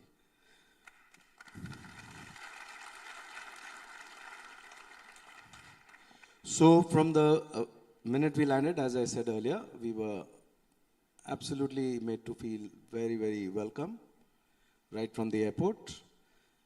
And the care and the details which the students went to very minute details to make sure that we were all very comfortable.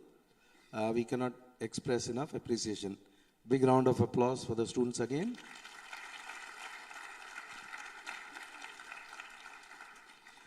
So we have had a very, very fruitful, in my entire life as a diplomat, as an ambassador, as a secretary of the government of India, my focus is always on two things whenever I organize something very, very big. Visit of a prime minister or visit of president or any other such activities. One is the logistics part, which is very important. And, all the bandobas, all the arrangements, all the car pools and the car code and the 101 or 1,000,001 requirements, for which I have a very big team, but I monitor it personally. But then once that part is done, and even before that, I start focusing on the content very, very deeply in a very granular fashion. So I'm glad to say that in this conference we have had very extremely useful discussions, outcomes, takeaways. Thank you very much, Professor Dubey, for setting up the whole platform for this. So first day we started, we had announced a deep dive session at 9 a.m. for 4 hours in the conference hall upstairs. There were a lot of students. Thanks for providing those students. They were very, very actively engaged with it.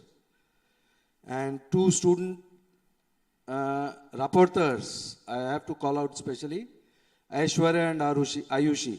Please stand up and be recognized. So the session which was to extend to 4 hours, Mr. Rector would not stop. So after one little break, they said, we want to come back. And it continued on and on for 7 hours, non-stop. So you can imagine how much interest was generated in the room, how many stories were told, how many stories were heard, how many learnings were learnt by all the participants. And they were all talking about it all through the next 2 days also. And it was facilitated by a very eminent person who does this all over the world, Arun Jain, who's the chairman of Mission Samriddhi, along with some other members.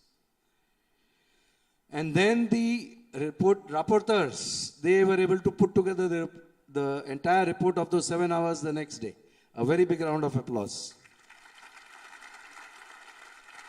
So the next day we got the report of the first day. And then there was much more, because the second day again there was more work for everybody. Because the dialogue then we didn't start as if we are making presentations and learning about what people are doing. We said we have already reached, a million miles ahead. Now we have to go ahead from there to see what are going to be the outcomes, what are the next steps for the future. So second day again we had great progress, and now we were doing the last workshop on entrepreneurship and social inclusion. We just concluded and I was asked by Professor Dubey to run down from the conference hall, because we are just putting together a document. Now for this document we have put together, first of all, I want to acknowledge the great thought leadership and the great vision of one of our finest Indians in the US, Hitendra Ghosh.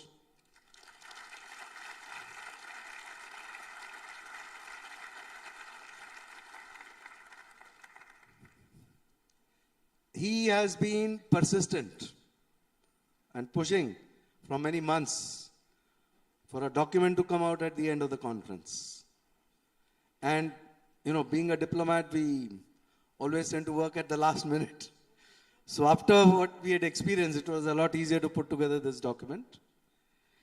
And from Stanford, Professor Sunny, all of us have been working for over a year, having weekly meetings with Professor Dubey and Professor Mathur coming in so many times. So it's been a labor of love, and that's why I guess the outcome is so beautiful. So we were able to put together 2 documents which are going to be shared with the students. The papers which may be distributed may be an earlier version, because there have been some fine changes which are going on till 6:15. A lot of people were so excited they were bringing in their viewpoints and requesting it to be added in those documents. So I am going to now read out those documents very quickly in about 10-12 minutes. The first document is going to be called the Varanasi Declaration. A big round of applause.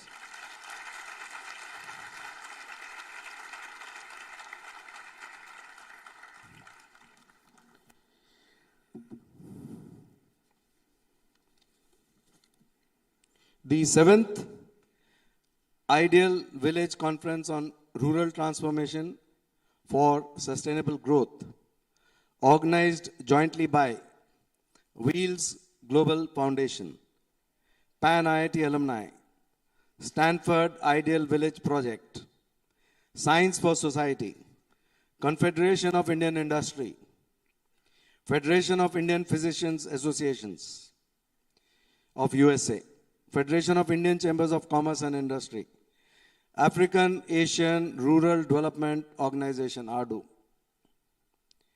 and the Institute of Management Studies, Banaras Hindu University, held at Varanasi, India, November 11 to 13. President Abdul Kalam had inspired IIT alumni from the different IITs to set up the WHEELS Global Foundation. WHEELS is an acronym for water, healthcare, etc.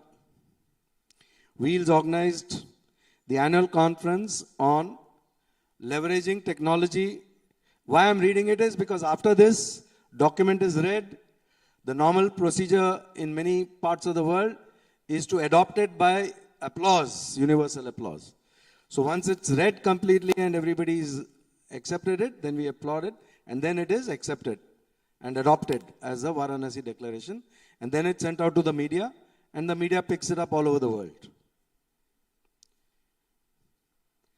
Leveraging technology for enhancing social impact at Pennsylvania in November 2018, and then on smart villages, water and sanitation, maternal and child health at IIT Gandhinagar in April 2019. Further, the WHEELS white paper on smart village development framework was accepted as a basis for working with the rural community. The definition of smart process is S for strengths of stakeholders, including the community, rural community. M for measurable based on outcomes and impact. A for applicable and achievable goals. R for replicable and scalable. L for leveraging the relevant technology, because a lot of discussion has taken place. I don't want to go into those details.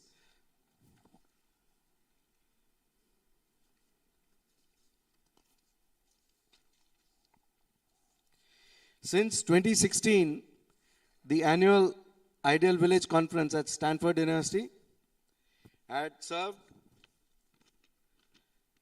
as an integrated collaboration platform for government agencies, NGOs, corporate entities, universities, and foundations working on holistic solutions for water and sanitation, healthcare and nutrition, etc. And the presentations are available at a website. In 2020, WHEELS and Stanford University joined forces to organize these conferences jointly. And then the Institute of Management Studies, or BHU, joined this effort in 2022 to host the 7th Ideal Village Conference on Rural Transformation for Sustainable Growth. Given the learnings, diverse global experiences, and success stories shared in the previous Ideal Village and WHEELS Global Foundation conferences, the theme is Rural Transformation for Sustainable Growth. One of the key pillars for India's development in the next decade would be to transform rural communities to become engines of global economic growth. The Constitution of India has included self-government of villages and committed to make them dynamic and effective. And one of the main goals is therefore to launch the National Ideal Village Movement, which intends to impact 20% of the rural population by 2035, which is a very aspirational goal. And to make them healthy, self-reliant, sustainable, self-governed, and prosperous communities. The 7th conference therefore proposes that the Global Institute for Rural Development and Leadership be established at the Institute of Management Studies,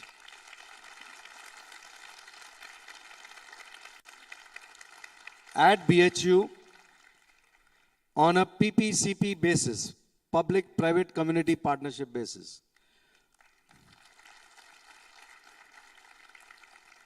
Initially, this will be set up as a virtual university with a very small physical secretariat. Thereafter, branches will be established in all the states of India. These branches will initially start functioning from within any of the established institutes like the IITs. We already have demand from some institutes for setting up these branches. Like we talked to Magan Sangralaya Samiti, immediately they want to set up a branch in Wardha. We talked to some other organizations, they want to set up a branch in their institute. So they're already very keen while the conference has been going on. There's already demand for this. Girdle will, over time, this will evolve into a university with the physical campus, and the initial concept note is attached. The Global Institute for Rural Development and Leadership will feature major rural development policy programs and implementation successes from select state and central government agencies, international development agencies, etc. Focus on best practices in each of the key tracks, which have already been mentioned earlier in the earlier session. Identify and share best practices for future scaling through corporate sector, CSR, NGOs, and governments. Facilitate research on crafts and local rural arts and the market connect. Additionally, develop better farm to market connect as a strategy to alleviate poverty. Launch rural development education programs and collaborative councils at Stanford University and at sister institutions such as Johns Hopkins, Harvard, IITs. There's also discussions already which have happened with the University of California in San Diego. The president is an IIT Delhi alumni. So all those institutes we plan to set up collaborative councils. Establish an international database portal of proven and scalable technology models for rural development in various sectors: agriculture, healthcare, water, livelihoods, and others. The Global Institute will set up a school of design thinking, which will facilitate the creation of the foundation for a rural economy framework which can accelerate long-term sustainable GDP growth globally.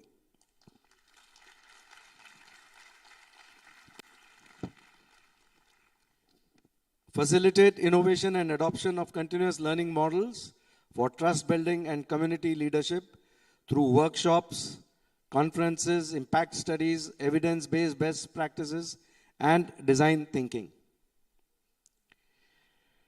The 7th Ideal Village Conference on Rural Transformation for Sustainable Growth adopts the Varanasi Declaration to launch the National Ideal Village Movement to impact 20% of the rural Indian population by 2035 and make them healthy, self-reliant, sustainable, self-governed and prosperous communities, and to establish the Global Institute for Rural Development and Leadership at the Institute of Management Studies, Banaras Hindu University.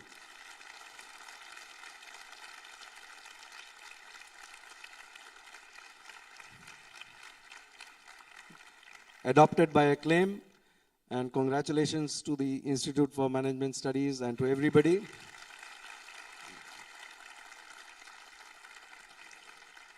The second paper I'm not going to read out. It is the concept note for the Global Institute of Rural Development and Leadership. Now, what I'd like to say, everybody can look at the copy themselves. This is all a work in progress. Even for this first document, Varanasi Declaration, before we send it out to the media, we had received a large number of, and the students were very actively involved in this process. So a lot of the students who were in the room upstairs in the conference hall, they saw it as a live document being sort of created, being born. So that has been a very tremendous amount of learning for all of you for your entire life. And for you all to also to realize that institutes cannot be set up by a single person or a single entity. Like Mamna set up the Banaras Hindu University with so much effort, so much thought, and with so much support from the locals. And this has become such a phenomenal institute, globally recognized, acknowledged. So for this new institute also, a lot of support and cooperation will be required from everybody. So I'm going to stop here by saying once again, a very, very big thank you, sir. It has been an absolute delight and a pleasure.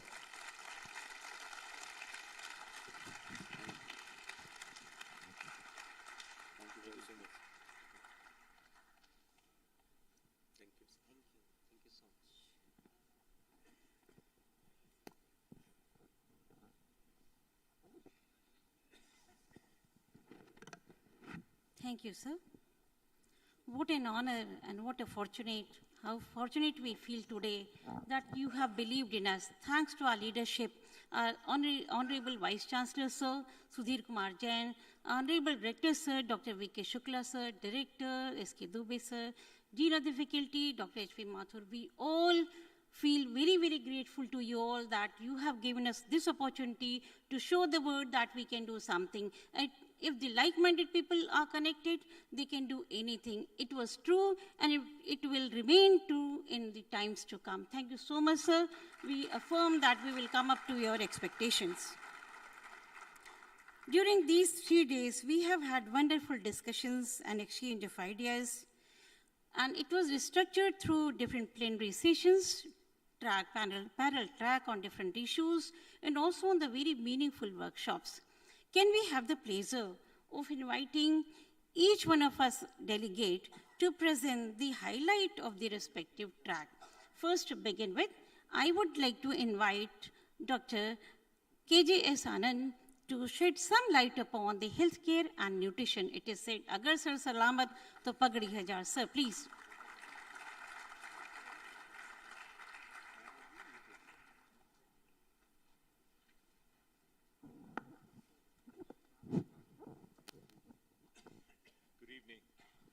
Good evening. So I have this pleasure of talking about the healthcare and nutrition track. And so wanted to just summarize very quickly. On Friday, we had a deep dive brainstorming session where we talked about nutrition, the hidden hunger in children and adults, early childhood development. We talked about health education, particularly around menstrual hygiene. We talked about last mile healthcare delivery, particularly in remote villages, and also about nutrition-related education. This was followed by a plenary session where Sadhguru Shri Madhusudan Sai outlined a framework for providing healthcare which is not only affordable, accessible, but also agreeable in relation to the rural populations and their cultural background and so on. And that followed with the track session where initially we heard from Dr. Rahul Gupta, who is from the Biden White House in the US. He had come here personally. He talked about mental health and addiction and how some strategies can be used to prevent the impact of those the mental health problems. Followed by Dr. Raj Shah, who talked about telemedicine and how we can go from person-delivered healthcare to remote management of patients, particularly those who are in non-acute illnesses. Anand Kadali talked about the breakfast nutrition program and its impact on 1 million children that are being fed every day. And Dr. Meena Chintapalli talked about early parenting and caregiving practices, how that has a huge impact on preventing developmental disorders, preventing long-term mental health problems. And finally, Dr. Shruti Prabhu presented a model for universal healthcare. So this track session had a variety of topics. In addition to the track session, we have various online talks that are available from the website, where Dr. Amita Gupta from Johns Hopkins talks about tuberculosis and HIV, how to treat those. Dr. Rajiv Shah, who is the president of the Rockefeller Foundation, gave a very beautiful summary of how prevention should be the linchpin of rural healthcare and nutrition. Mr. Chintu Patel talks about delivering generic medicines. Dr. Shiv Sareen talks about screening for liver diseases. Dr. Pushpa Tandon from the National Cancer Institute of the US talks about screening for oral cancer. And that is also one of the topics that IIT Kharagpur is working on. And so there is information over there about the cutting edge techniques available. And lastly, Dr. Carl Brito from Harvard Medical School talks about tele-ICU model, an indigenous model that was created in India to deliver ICU care to remote populations in villages. We followed that with a mental health workshop where the initial message was given by Gurudev Sri Sri Ravi Shankar, who founded the Art of Living Foundation and the International Association for Human Values. And he gave us a charge that this is our goal in terms of treating and preventing mental health. That was followed by Acharya Ishan Shivanand, who talked about the Yoga of Immortals, which is an app that is easily available, free of cost, download onto your phone, and that can help prevent a number of the mental health disorders associated with anxiety and depression. We were then honored and privileged to hear Ms. Mrinalini Ravi and Dr. Anbu Dorai, who have created the Mental Health Innovation Network in Chennai, where they talked about a model from every street.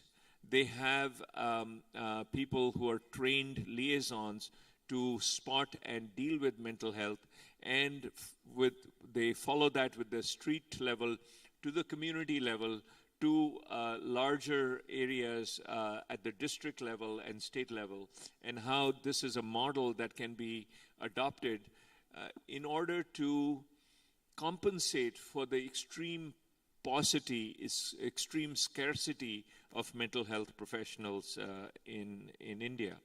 So these were the 5 sessions that we had, and boiling all of this information and putting it into 4 action items.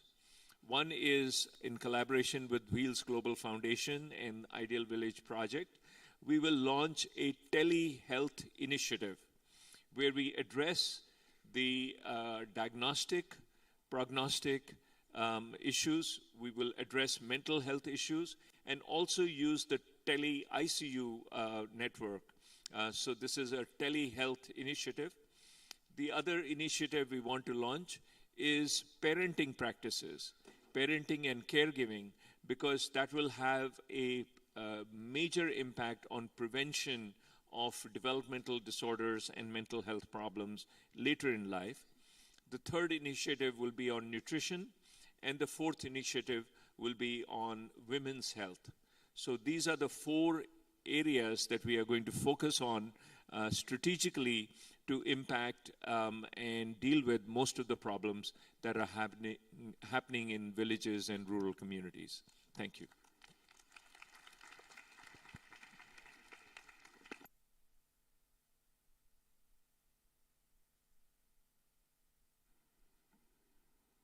Thank you, sir, for highlighting the important ingredients of the tracks and the workshop.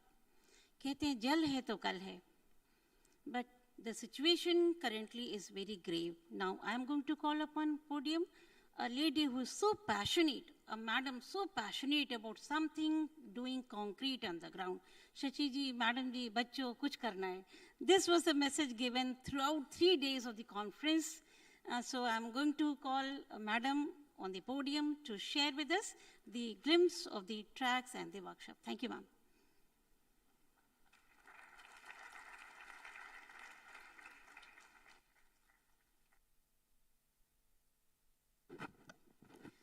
Chief guest of the evening, Dr. V.K. Shukla, eminent friends on the dais of the dais. We've had a wonderful 3 days of deliberations and consultations, and it's interesting that we have a sizable presence even today. Let me begin by acknowledging the garima granted to this event, being on the Pavan Dharti of Banaras, historical campus of BHU, your charming hospitality, and I must acknowledge your very charming hospitality, and the lively and passionate support by the students and the faculty. I found equally passionate students and faculty. Let's give them a really big hand because you were wonderful. You made this event come to life. So our grateful appreciation to Professor Dubey, Professor Mathur, Dr. Shukla. You were the genesis of the event was with your blessings and the students and faculty of the Institute of Management Studies. Our track, water and sanitation track, and our plenary speaker was Honorable Gajendra Singh Shekhawat, Union Minister of Jal Shakti. And he raised the issue of acute water shortage crisis, Har Ghar Jal, Har Ghar Nal, how difficult it is to implement it across this vast country. And he invited, actually, the champions across academia, social enterprises, corporate, scientific institutions to come together and support the government for water, sanitation, and hygiene, what's called WASH.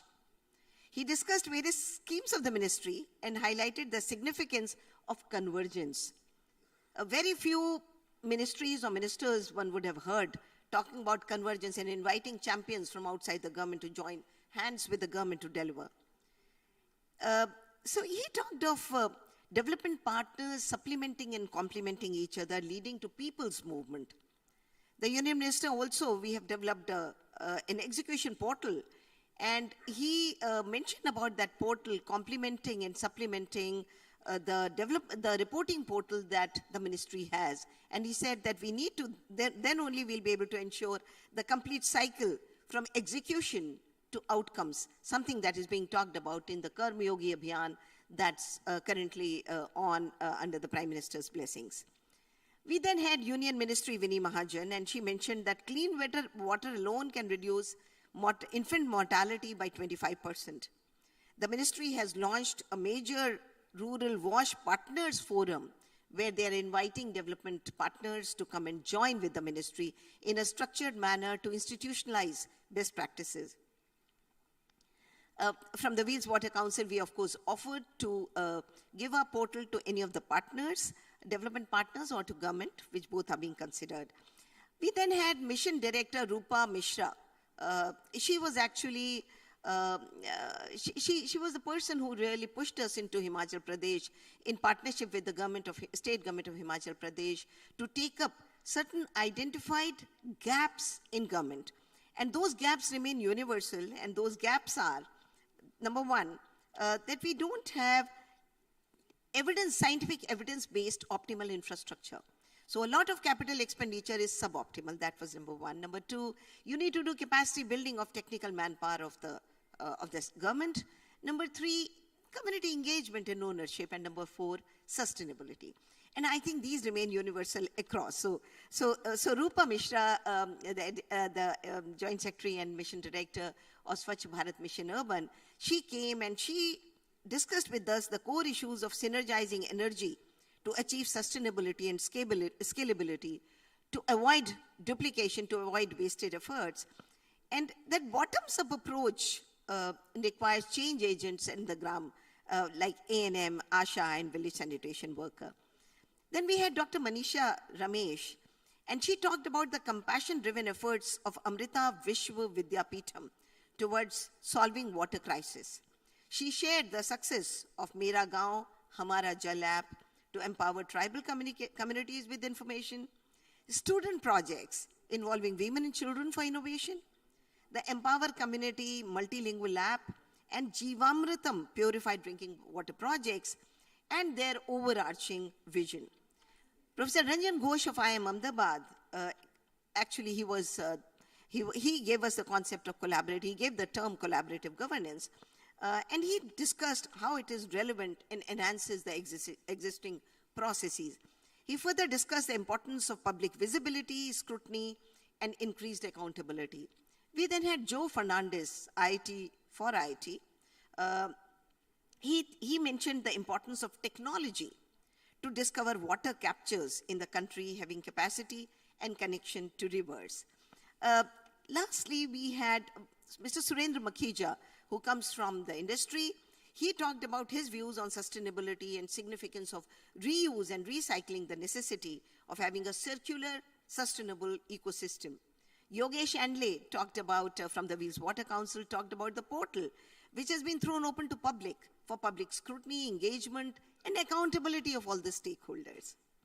We had Professor Asit Biswas, he's a Stockholm Prize winner, joining us from the University of Glasgow in UK, and he highlighted the critical role of the amount of water needed for sustainable living.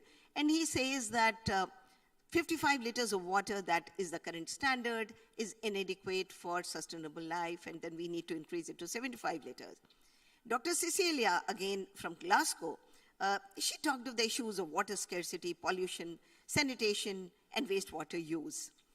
What was interesting, actually, was because of paucity of time, we really had to rush, as Professor Dubey said, we had to rush through the speakers. They had come from far distances. It was very embarrassing. So a lot of discussion actually took place over the delightful coffee, tea break, and coffee break and lunch breaks that we used to have. And what came out of this, and this is, I think, very relevant going forward with the institute that we are wanting to set up. It was recognized by everybody that engagement of the central and state governments is essential to achieve sustainability, scalability, and replicability as a force multiplier of resources. It was also appreciated the approach to village resurgence has to be holistic, and therefore we need to adopt village saturation model. Go village by village, and the government is adopting this now.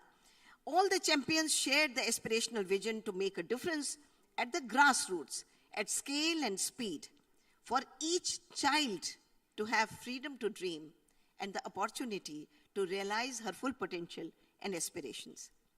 To achieve these goals, it was also recognized that diverse entities have to work together, bringing the best aspect of each to catalyze holistic rural resurgence through structured collaborative governance with technology as the enabler.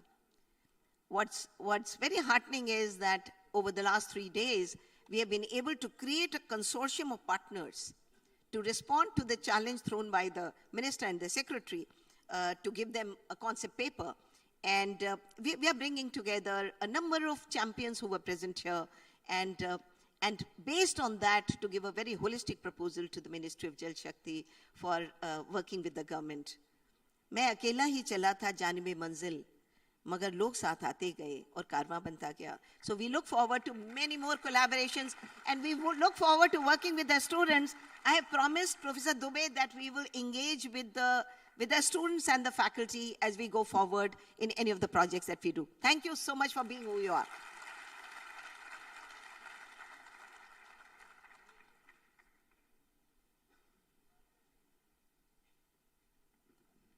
Thank you, ma'am. And I'm sure that all these strategic solutions will be converted into action planning. With this, I once again thank you, ma'am, for sharing your highlights of the track. Can I have Ms. Richa Tripathi? She'll be talking for some issues. Just for 1 minute, Richa Tripathi ji, I hope you'll be precise and very to the point. Yes, please. Thank you. हमारे यहाँ धार्मिक अनुष्ठान में भू देवता और ग्राम देवता का सबसे पहले आवाहन करते हैं. भू देवताभ्यो नमः, ग्राम देवताभ्यो नमः. अंगीकृतं सुकृतिनः परिपालयन्ति. अर्थात सज्जन लोग जिस कार्य को आरंभ कर देते हैं, विभिन्न कठिन परिस्थितियों में उसका जीवन पर्यंत पालन करते हैं. जैसे कि महामना मालवीय और सभी संयोजक गण, विद्वत गण जो यहाँ पर उपस्थित हैं.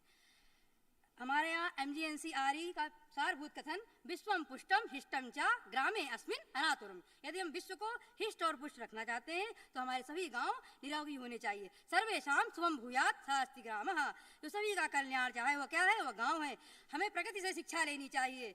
परोपकाराय फलन्ति वृक्षा, परोपकाराय वहन्ति नद्याः, परोपकाराय दुहन्ति गावः, परोपकारार्थमिदं शरीरम्. अर्थात फल अपना वृक्ष स्वयं नहीं खाते हैं, नदियाँ अपना जल स्वयं नहीं पीती हैं, गायें अपना खीर का पान स्वयं नहीं करती. उसी प्रकार से हमारा शरीर भी परोपकार के लिए नीत होना चाहिए. जयतु संस्कृतम, जयतु भारतम, जयतु ग्रामम.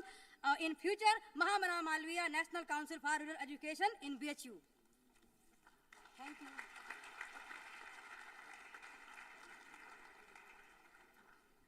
Thank you, Richa ji, for connecting us with our roots. Yes, culture is very important, but agriculture is equally important. So my next presenter is Dr. Sanjeev Bahira. He is going to talk about sustainable agriculture and farming. So. Good evening, everybody. due protocol respected. As you know that all plenary session actually attended by all the people, so I don't want to go into the details of the plenary session and straight away go to the plenary session, take of the plenary session only. So I find actually two takeaway points from the plenary session. That is Others Village Framework from ITC, and the second was in the Eco Village Framework from Himalaya Wellness Company. So you have to scale these two model in different parts of India, as well as I represent African Nation Rural Development Organization. I'm very confident that these two models are also equally relevant for many of our ARDO member countries. And now coming to the track on the sustainable agriculture and farming parallel meeting. So 3 presentations were made during the parallel track session on the sustainable agriculture and farming. The first paper was presented by Professor Moni, who highlighted enhancing farmers' income through strategic agriculture informatics research and development program. In his presentation, Professor Moni highlighted the features of basic farming, of productive farming, and gave a detailed framework of the digitalization of agriculture in India. Presenting a situational analysis of the current ecosystem, he discussed smart farming and artificial intelligence design pathways in the farm management system.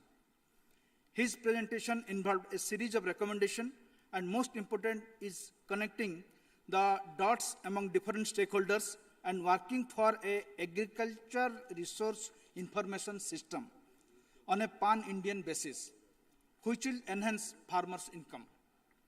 The second presentation was made by Mr. Brahma Shuman Tripathi on millet cultivation. He began his presentation by mentioning the different varieties of millets being cultivated in India and emphasized on the cultivation of pearl millet. The last presentation was made virtually by Dr. Aravinda Padhi, the Principal Secretary, Agriculture and Farmers Welfare, the Government of Odisha, on millet and climate resilience, where he focused primarily on millet cultivation in the state of Odisha, its scope, value addition, addressing the nutritional issue in the rural areas, especially among the marginalized section of the society, highlighting the challenges of climate changes such as diminishing natural resources, land degradation, etc., etc. He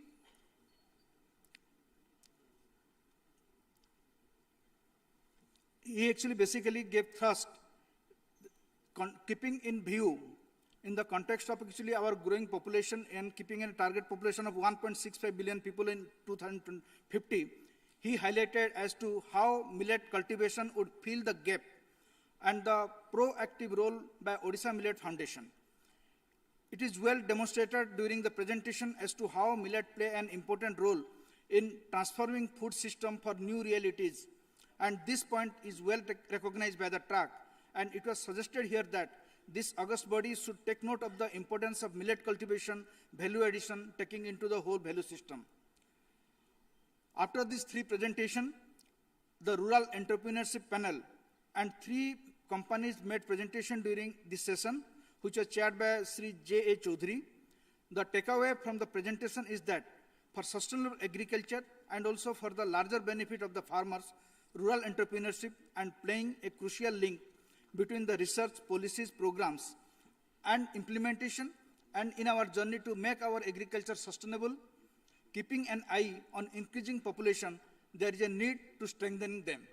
So these are the broad things that we discussed in a panel.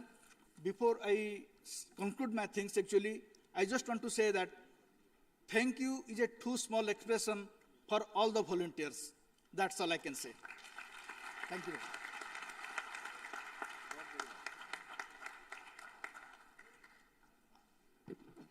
Thank you, sir. If you want to reform, education is the answer. But if you really want to transform, skill development could be the solution. With these words, I now request Dr. Nandini Tandon, someone who has always been successful in inspiring others and influencing all the people over here and keeping all the sessions on right track and right direction with a powerful presence. Thank you, madam. I invite you, and we are eager to listen to you.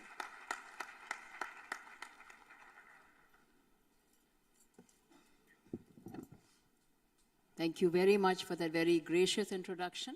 I really appreciate it. I know the time is of essence, so I'll keep it very brief.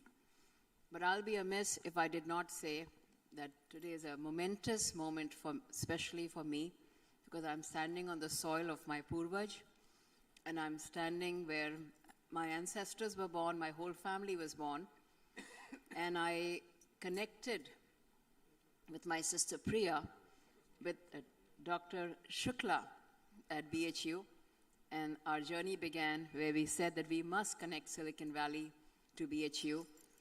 And I think at the end of the day, when you put a wish out there in the firmament, and you truly believe in something, then it happens. And then we had angels like Dr. Sunny Anand and Dr. Sundar Kamath who came. And then, of course, our very own Professor Dubeji, who was highly recommended by Dr. Shukla, because the first phone call I made was to Dr. Shukla to say, Dr. Shukla, हम लोग ये विचार हो रहा है और BHU में आएंगे तो आपके कंधों पे इसकी जिम्मेदारी होगी, तो आप सोचते हैं किसके साथ मिलके काम होना चाहिए. एंड डॉक्टर शुक्ला ने बहुत अमेजिंग वे में कहा, आप लोग आइए, बनारस आपका इंतज़ार कर रहा है, BHU आपका इंतज़ार कर रहा है, एंड प्रोफेसर सुजीत दुबे जो हैं, क्योंकि वो मैनेजमेंट के डायरेक्टर हैं, वो मैनेज कर लेंगे. And I was talking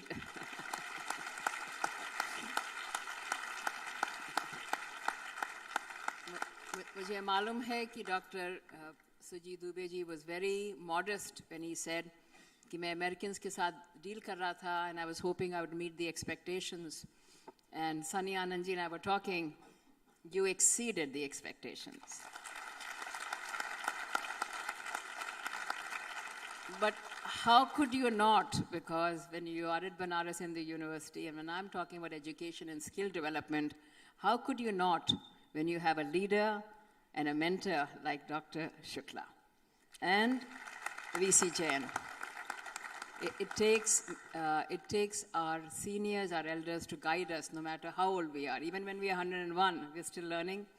And so having such amazing mentors, and I remember distinctly saying to Dr. Sunny Anand and Dr. Sundar Kamath that we must work with those who are from the soil of Banaras, because they will bring the aroma of the soil that nobody can bring from outside. And both Dr. Shukla and Sujit, Professor Dubeji and Professor Mathur, all are from the soil of Banaras. Since I'm talking about education and skill development, of course I'm from the healthcare industry and water is important, all of them are important, but since we are standing on the campus of BHU University, I will request everybody to stand up and give a standing ovation to our next generation, because you people did a tremendous job.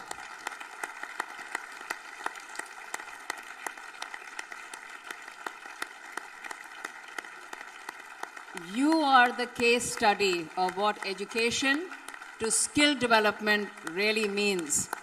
You are a living example of education being transformed into skill development. And we should take your spirit and this case study forward to the rest of India and rest of the world, where the young generation came together, and you also exceeded the expectation of Professor Sujit Dubey, Dr. Shukla, VC Jain, and all of us out here. So you are a living example of what education and skill development can do for the convergence on a global plane at Banaras Hindu University. I also would like to say that we were very fortunate in this convergence that we had Ambassador Kapoor, Professor Mathur, Sujit Dubey ji, Shukla ji, our very own Gauri ji, Dr. Sunny Anand, Sundar Kamath, Hitendra, and several others, Akansh, and several who are not in the room today, who came together such that we never had to worry that in any track will we have the appropriate speakers or not, because they were generously putting speakers into different tracks. So many of the track, even though I was co-chairing the track on skill development and education, there was no lack of generosity in sharing.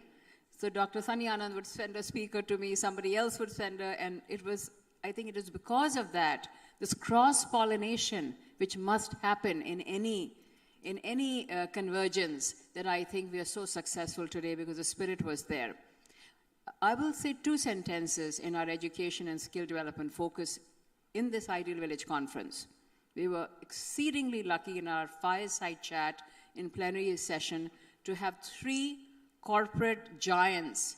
We had the TCS's former CEO, Mr. Ramadurai. We had our very own Arjun Malhotra, who is an IITian, and also who is somebody who has been very involved with IIT boards and also with Wheels. And then we had Mr. Arun Nanda, who is a mentor to Mr. Anand Mahindra, and he is also somebody who has recently joined and is chairing the efforts under the PARFI, which Akansh had started on focusing on a state level. And that fireside chat basically culminated in saying that first provide the opportunity to the next generation such that it can materialize in employability. And then let's engineer our way back to what the education should be. So let's not have an academic session and what skill development and employability shall be. Let's have a very well crystallized thought as to what the employability is going to look like. And the other facet which was important is that we must focus on the women in this country, because when you teach a woman, you teach the next generation. And as we all know, this is all about the next generation. So, thank you. I know Gauri and I are biased about women, but I know each one of you are also biased about women because you're all emancipated men also. And we had an amazing track. In that track, I'll just take 2-3 thoughts. One thought that came from Akansh is that let the job be there. Don't make it free, because there are no free lunches in America or even in India for that matter. So make sure there's some money attached to it. And then thirdly, ensure that the skill development is of such high level that people would want you rather than you are chasing a job. And lastly, being a venture capitalist in Silicon Valley, working with entrepreneurs, let's create entrepreneurs who create jobs rather than have people being trained only for looking for jobs. So that was this thing.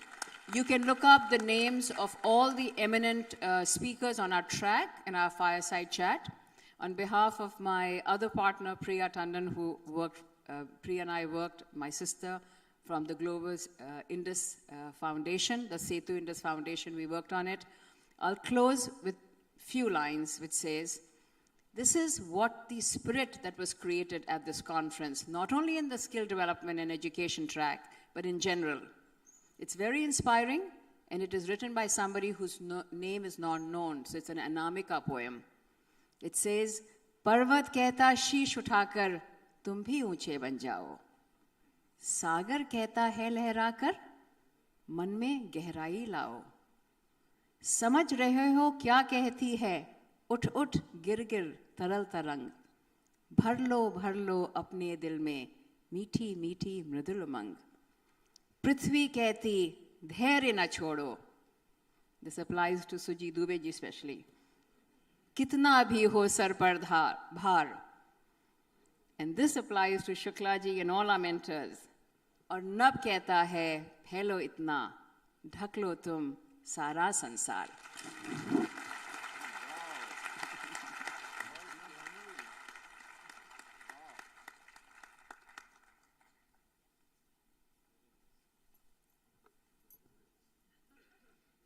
Thank you, madam. As it was said by someone else, you never fail to surprise us and inspire us. Thank you so much for your beautiful words. And you still must be wondering why the first time when this Ideal Village conference moved out of America, it was brought to India. And I have the answer. Because when something has to happen which is beneficial for the world, entire world, it has to be in the feet of Lord Vishwanath. Vishwa ke Nath, is Vishwanath. So that's the reason why you people are here and deliberating upon this. कहा गया है, जिसे चाहा दर पे बुला लिया, जिसे चाहा अपना बना लिया, जिसे चाहा दर पे बुला लिया, जिसे चाहा अपना बना लिया, ये बड़े करम के हैं फैसले, ये बड़े नसीब की बात है. So with these words, I once again thank all of you. Now we have someone who is the pillar, a very strong pillar of this movement, Ambassador Pradeep Kapoor ji, and he's going to talk on energy and environment, the biggest problem of the entire world. Sir, we wish. Okay, sir. Okay. Okay, sir, really we are honored to have you here in the valedictory session.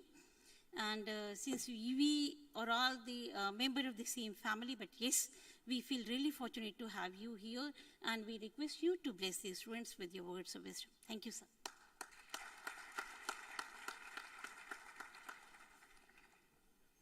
Thank you. Dignitaries on the dais, off the dais, delegates, dear students, ladies and gentlemen. Today I am delighted to be here with all of you during this valedictory function of the 7th Ideal Village Conference being organized by Institute of Management Studies, BHU, in association with the Stanford Ideal Village Project, Wheels Global Foundation, PAN IT, Alumni, Science for Society, CII, FIPA, FICCI, and ARDO. First of all, I'd like to express my deepest sense of gratitude towards the speakers of this conference, namely Dr. Sundar Kamath, Professor K.J.S. Anand, Madam Gauri Kumar, Dr. Sanjeev Behra, Dr. Nandini Tandon, Dr. Rahul Walwalkar, and Pradeep Kapoor. I would also like to extend my gratefulness towards Professor S.K. Dubey, Director, Institute of Management Studies, BHU, Professor H.P. Mathur, Dean Faculty of Management Studies, and the whole faculty and the students of the Institute of Management Studies. The Village Conference has been a successful nationwide movement for uplifting and empowering the underprivileged sections of our society, thereby creating the ideal villages through adoption of the best practices and utilization of appropriate technologies for the rural development. This reminds me when I think Nandini ji called me first and she informed me about this conference of Ideal Village. And she mentioned that they are trying to decide where to host this. So I just mentioned that Varanasi, as you all know, this is the oldest living city on earth. And this is the capital of knowledge which Malviya ji has created. And we're happy to know that he created during the British rule without any single pi support from the government. It is all created by the public fund. And such was his vision about a century ago, you know, that in independent India after 75 years, government could not create any such institution in the country.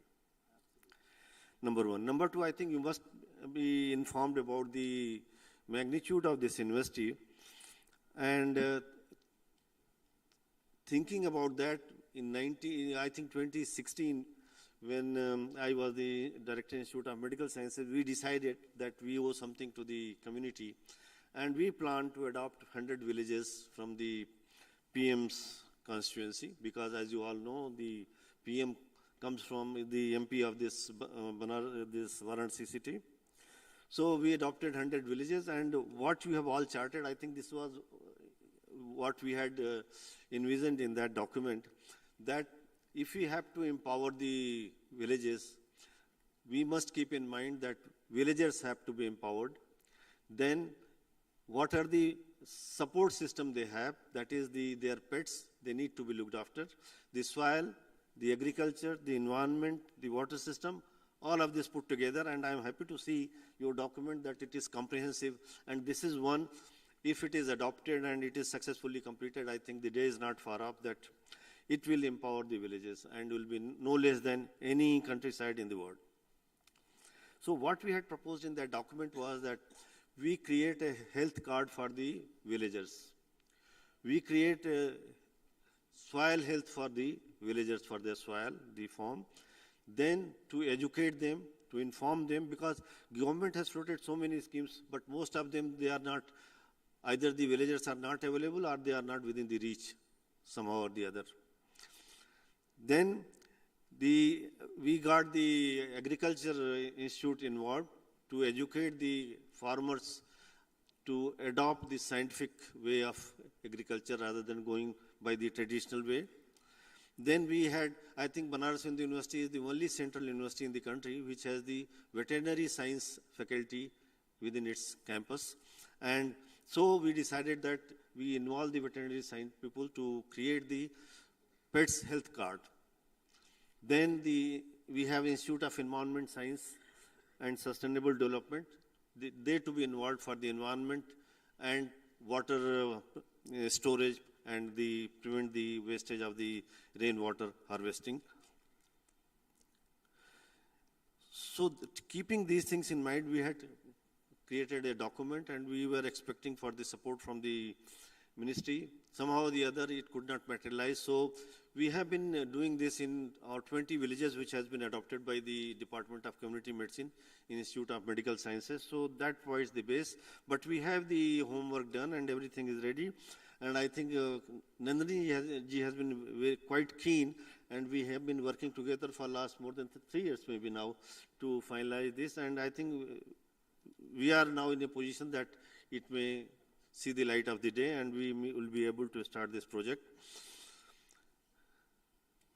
Then, as you all know, the central government and the state government of India have taken path-breaking steps for rural development in India.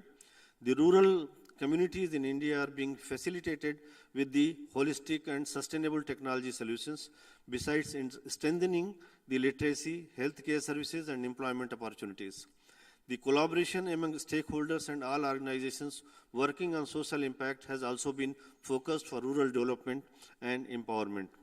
The 7th Village Conference has initiated a global movement for holistic and integrated rural development in this conference. Large number of speakers have covered a diversified topics, as has been mentioned by Dr. Anand, which are essential to be addressed for realizing an ideal village concept. The theme of the 7th Village Conference, Rural Transformation for Sustainable Growth, has been very relevant one. I was told that a varied range of topics, namely agriculture and farming, water and sanitation, healthcare and nutrition, education, skill development, energy and environment, and livelihoods and sustainability have been addressed during the conference through talks, paper and poster presentations, workshops, etc.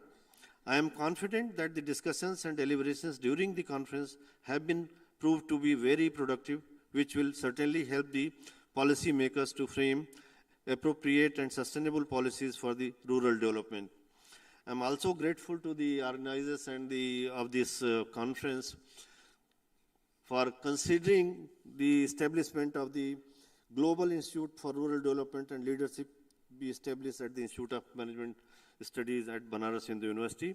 I am really grateful that you have shown your confidence and faith in the leadership of Professor S.K. Dubey and his team and the Banaras Hindu University for hosting this meeting, and I am sure their effort must have given you a memory to take away and remember, cherish it for future.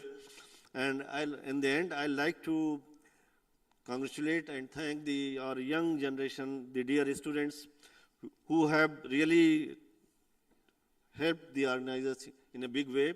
And I'm happy to share with you what Pradeep ji was mentioning, that he was in a workshop with you all in some hall, and he could identify 4 or 5 of you who have shown keen interest in the rural development and the creation of these ideal villages. So I think that is the purpose of the conference, that we ignite the young mind. And if we can motivate 5, I'm sure these 5 can motivate another 5, and that is how we built up the team. So I'll once again request the students that please think it over and try to take up this challenge and come forward. With these few words, once again, I'd like to thank you all for gracing the occasion, and I'd like to thank Dr. Dubey and Dr. Mathur and his team for giving me this opportunity to be here with you. Thank you.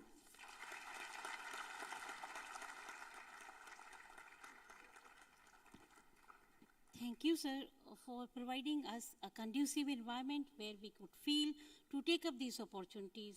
Now we would request our students to come forward with the memento shawl and book, memento and shawl, and I request our Honorable Director and Dean, sir, to kindly present the memento and shawl as a token of our love, regard, and affection. Thank you, sir. And we are really grateful to you that you took out time from your busy schedule and graced this valedictory function.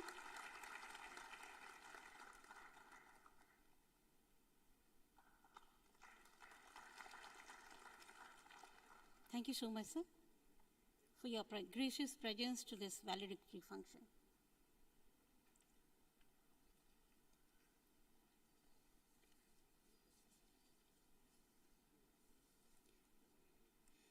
May I call upon sir? Okay. Sir, do you say? Feedback? Feedback? Feedback? No? Actually, we feel delighted by the presence of the participants. The way you have put forward your ideas, the way you have actively participated, I would like to know from you what further can be done to strengthen these ideas and how the ideas could be implemented on ground. May any one of you come forward and give your suggestion. Be precise, but your suggestion is important for me. Please come forward. Anyone from you?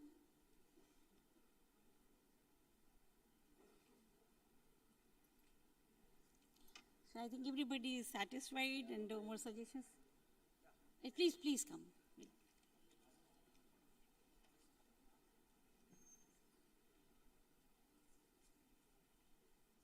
धन्यवाद, आपने मौका दिया है किसान को। मैं ideal village conference में मुंबई से आया हूँ। पोस्टर प्रेजेंटेशन यहाँ हुआ हमारा, बहुत अच्छा लगा। आपका आभार है हमें कि एक किसान को आपने मौका दिया, और हम लोग मोती उगाते हैं, तो यह कॉन्फ्रेंस मोतियों से भरी रही और ऐसे ही कॉन्फ्रेंस होती रहे। किसान खुद आएंगे और मोटिवेशन होंगे, हम लोग भी मोटिवेशन हुए। और मैंने दूसरे बच्चों को भी कहा कि आप भी पेपर प्रेजेंटेशन यहाँ दीजिए, और मुझे बहुत अच्छा लगा यहाँ के। Thank you, thank you.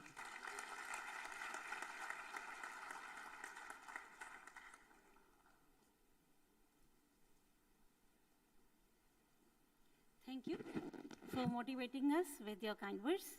Now I'll fail in my duty if I'll take out all the appreciation which is my students have deserved. It is the continuous mentoring by our leaders, especially our Professor H.P. Mathur, the Dean Faculty of the Institute, has always guided and motivated his students, and that is why the students are there, because of the leadership of S.K. Dubey sir and Professor H.P. Mathur sir. Please. Thank you, madam. Respected.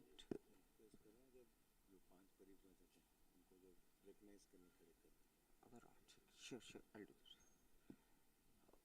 Our Honorable Rector, sir, Professor V.K. Shukla ji, all dignitaries on dais and off dais, dear delegates and dear students. The 7th Ideal Village Conference, which is again something very important and close to our heart for rural transformation for sustainable growth, has been organized here with a mission to launch a nationwide movement for creating ideal village that uplift and empower underserved, particularly communities, through adopting best practices in rural development.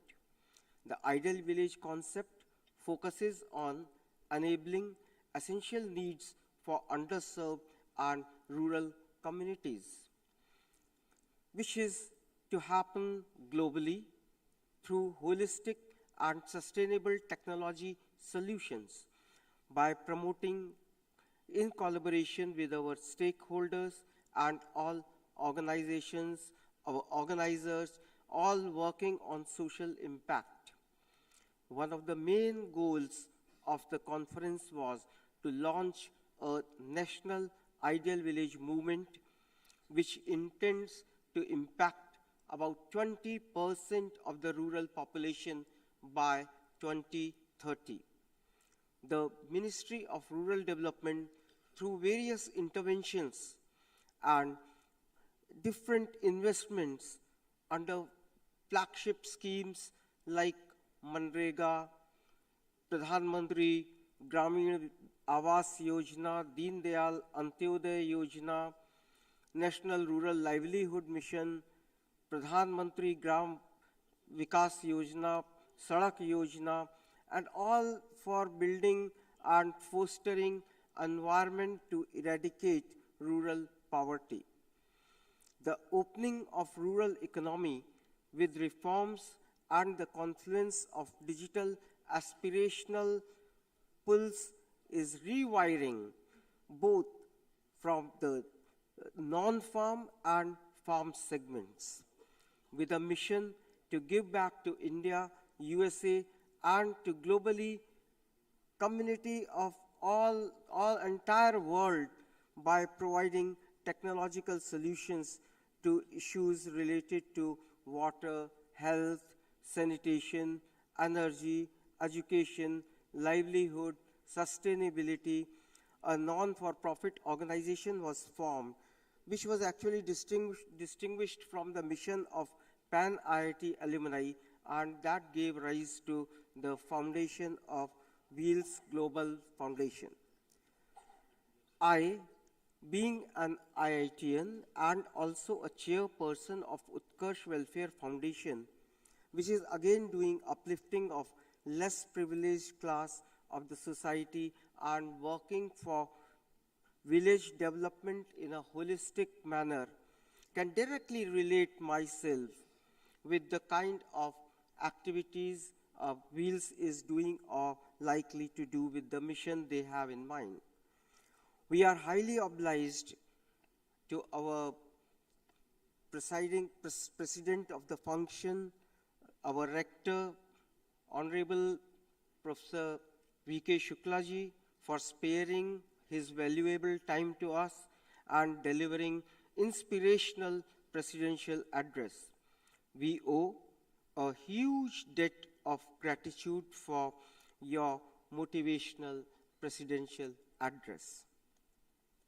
I extend my sincere thanks to Professor Kamalji J.S. Anand, Stanford University, Madam Gauri Kumar, Madam Nandini Tandonji, Ambassador Pradeep Kapoor ji, Dr. Sanjeev Bahera ji, and all others who were directly involved in various deliberations, chairing, co-chairing of sessions, and particularly for them because they gave the complete picture of what happened in last 3 days in different tracks. Thank you so much for giving a brief of what happened on all 3 days. Thank you. Now we are again thankful to them for declaring today that at Institute of Management Studies, BHU, they will be establishing a Global Institute for Rural Development and Leadership. So again, we thank you for this declaration. I would also like to express my sincere thanks to invited dignitaries, speakers, delegates, participants, academicians, and all faculty members who participated in the event. At the same time, they have also declared that they have identified 5 students to be associated with Wheels activities. And the identified students are Subodh Ranjan Mishra, he is from Geography, Jyoti Patel, our Institute of Management. If they are present, please come forward. Subodh Ranjan Mohan, Jyoti Patel, Aditya Pandey from Indira Gandhi Open University, Saheli Kumar, Geography, and Soumyabrat Mandal, again from Geography Department. If you all are present, please come on dais.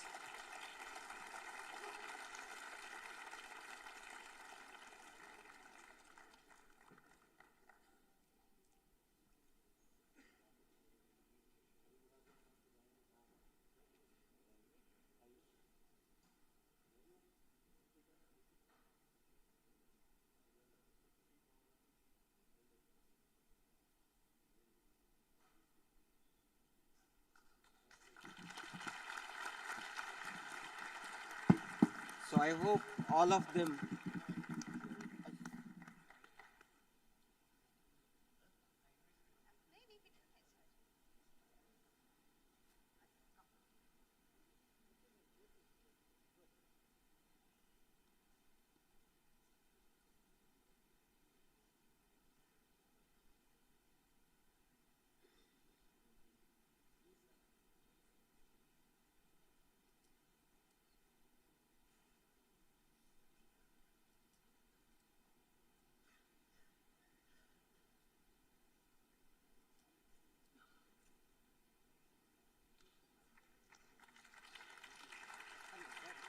it's our pleasure and hope these students will be working with Wheels Foundation and contributing to the society. Apart from this, we owe gratitude to our co-organizers, Stanford University, Wheels Global Foundation, IIT Alumni Network, Science for Society, CII, FIPA, FICCI, and ARDO. Without the coordination and support of these organizers, the conference could not have actually achieved the purpose for which it was there, like launching a national movement for creating ideal villages. My heartfelt thanks are due to our platinum, diamond, gold, silver, and bronze sponsors for their support in organizing the event. I cannot proceed further without extending my special gratitude to Professor Sangeeta Panditji, Professor Vidhi Nagarji for a soulful cultural evening. It was a wonderful evening we had yesterday.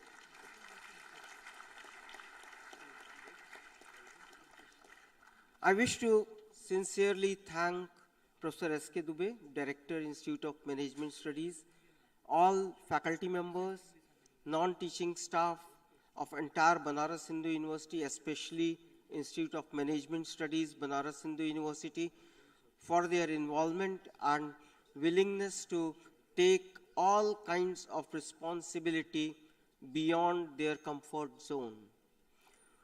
We appreciate our volunteers, not only we, practically everybody in the entire conference kept on appreciating our volunteers, research scholars, students for their immense work, their hospitality. Although we already had standing ovation, but I still feel we need to give once again. Can we have standing ovation for our volunteers and entire team, including our faculty members who work day and night. Entire team was actually led by our faculty members, and they were the pillars to guide our students. So we have all thanks for them.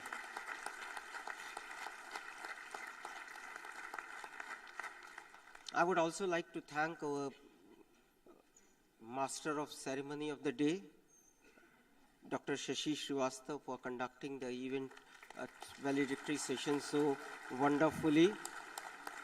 And last but not least, I would like to extend my sincere gratitude to press and media persons for wide coverage of the event, before the event, during the event also. And then definitely when we have gathered, I hope that all we gathered here had a fruitful and enlightening session. I lastly close with a quote of Sanskrit. Udyamen hi siddhyanti karyani na manorathai na hi suptasya singhasya pravishanti mukhe mriga. Which means, without rigorous efforts, nothing can be accomplished. Just like a deer does not enter a lion's mouth on its own without him going for a hunt. So we have to act whatever we have the outcome of this conference. Thank you. Thank you, everyone. Thank you all who are directly or indirectly associated with the event. Thank you.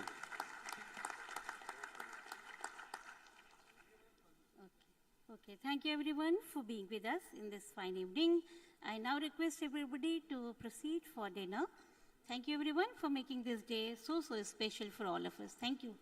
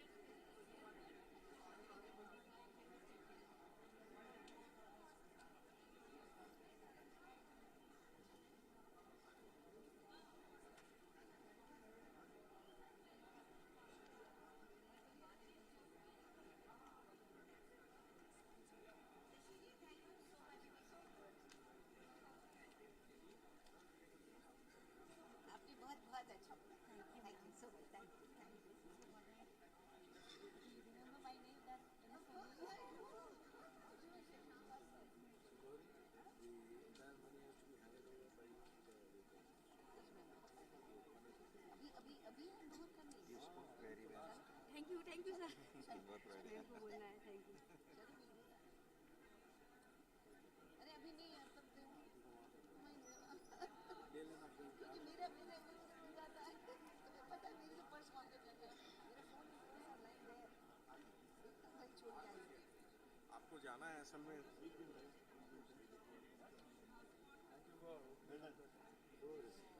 आइए Dr. Shukla.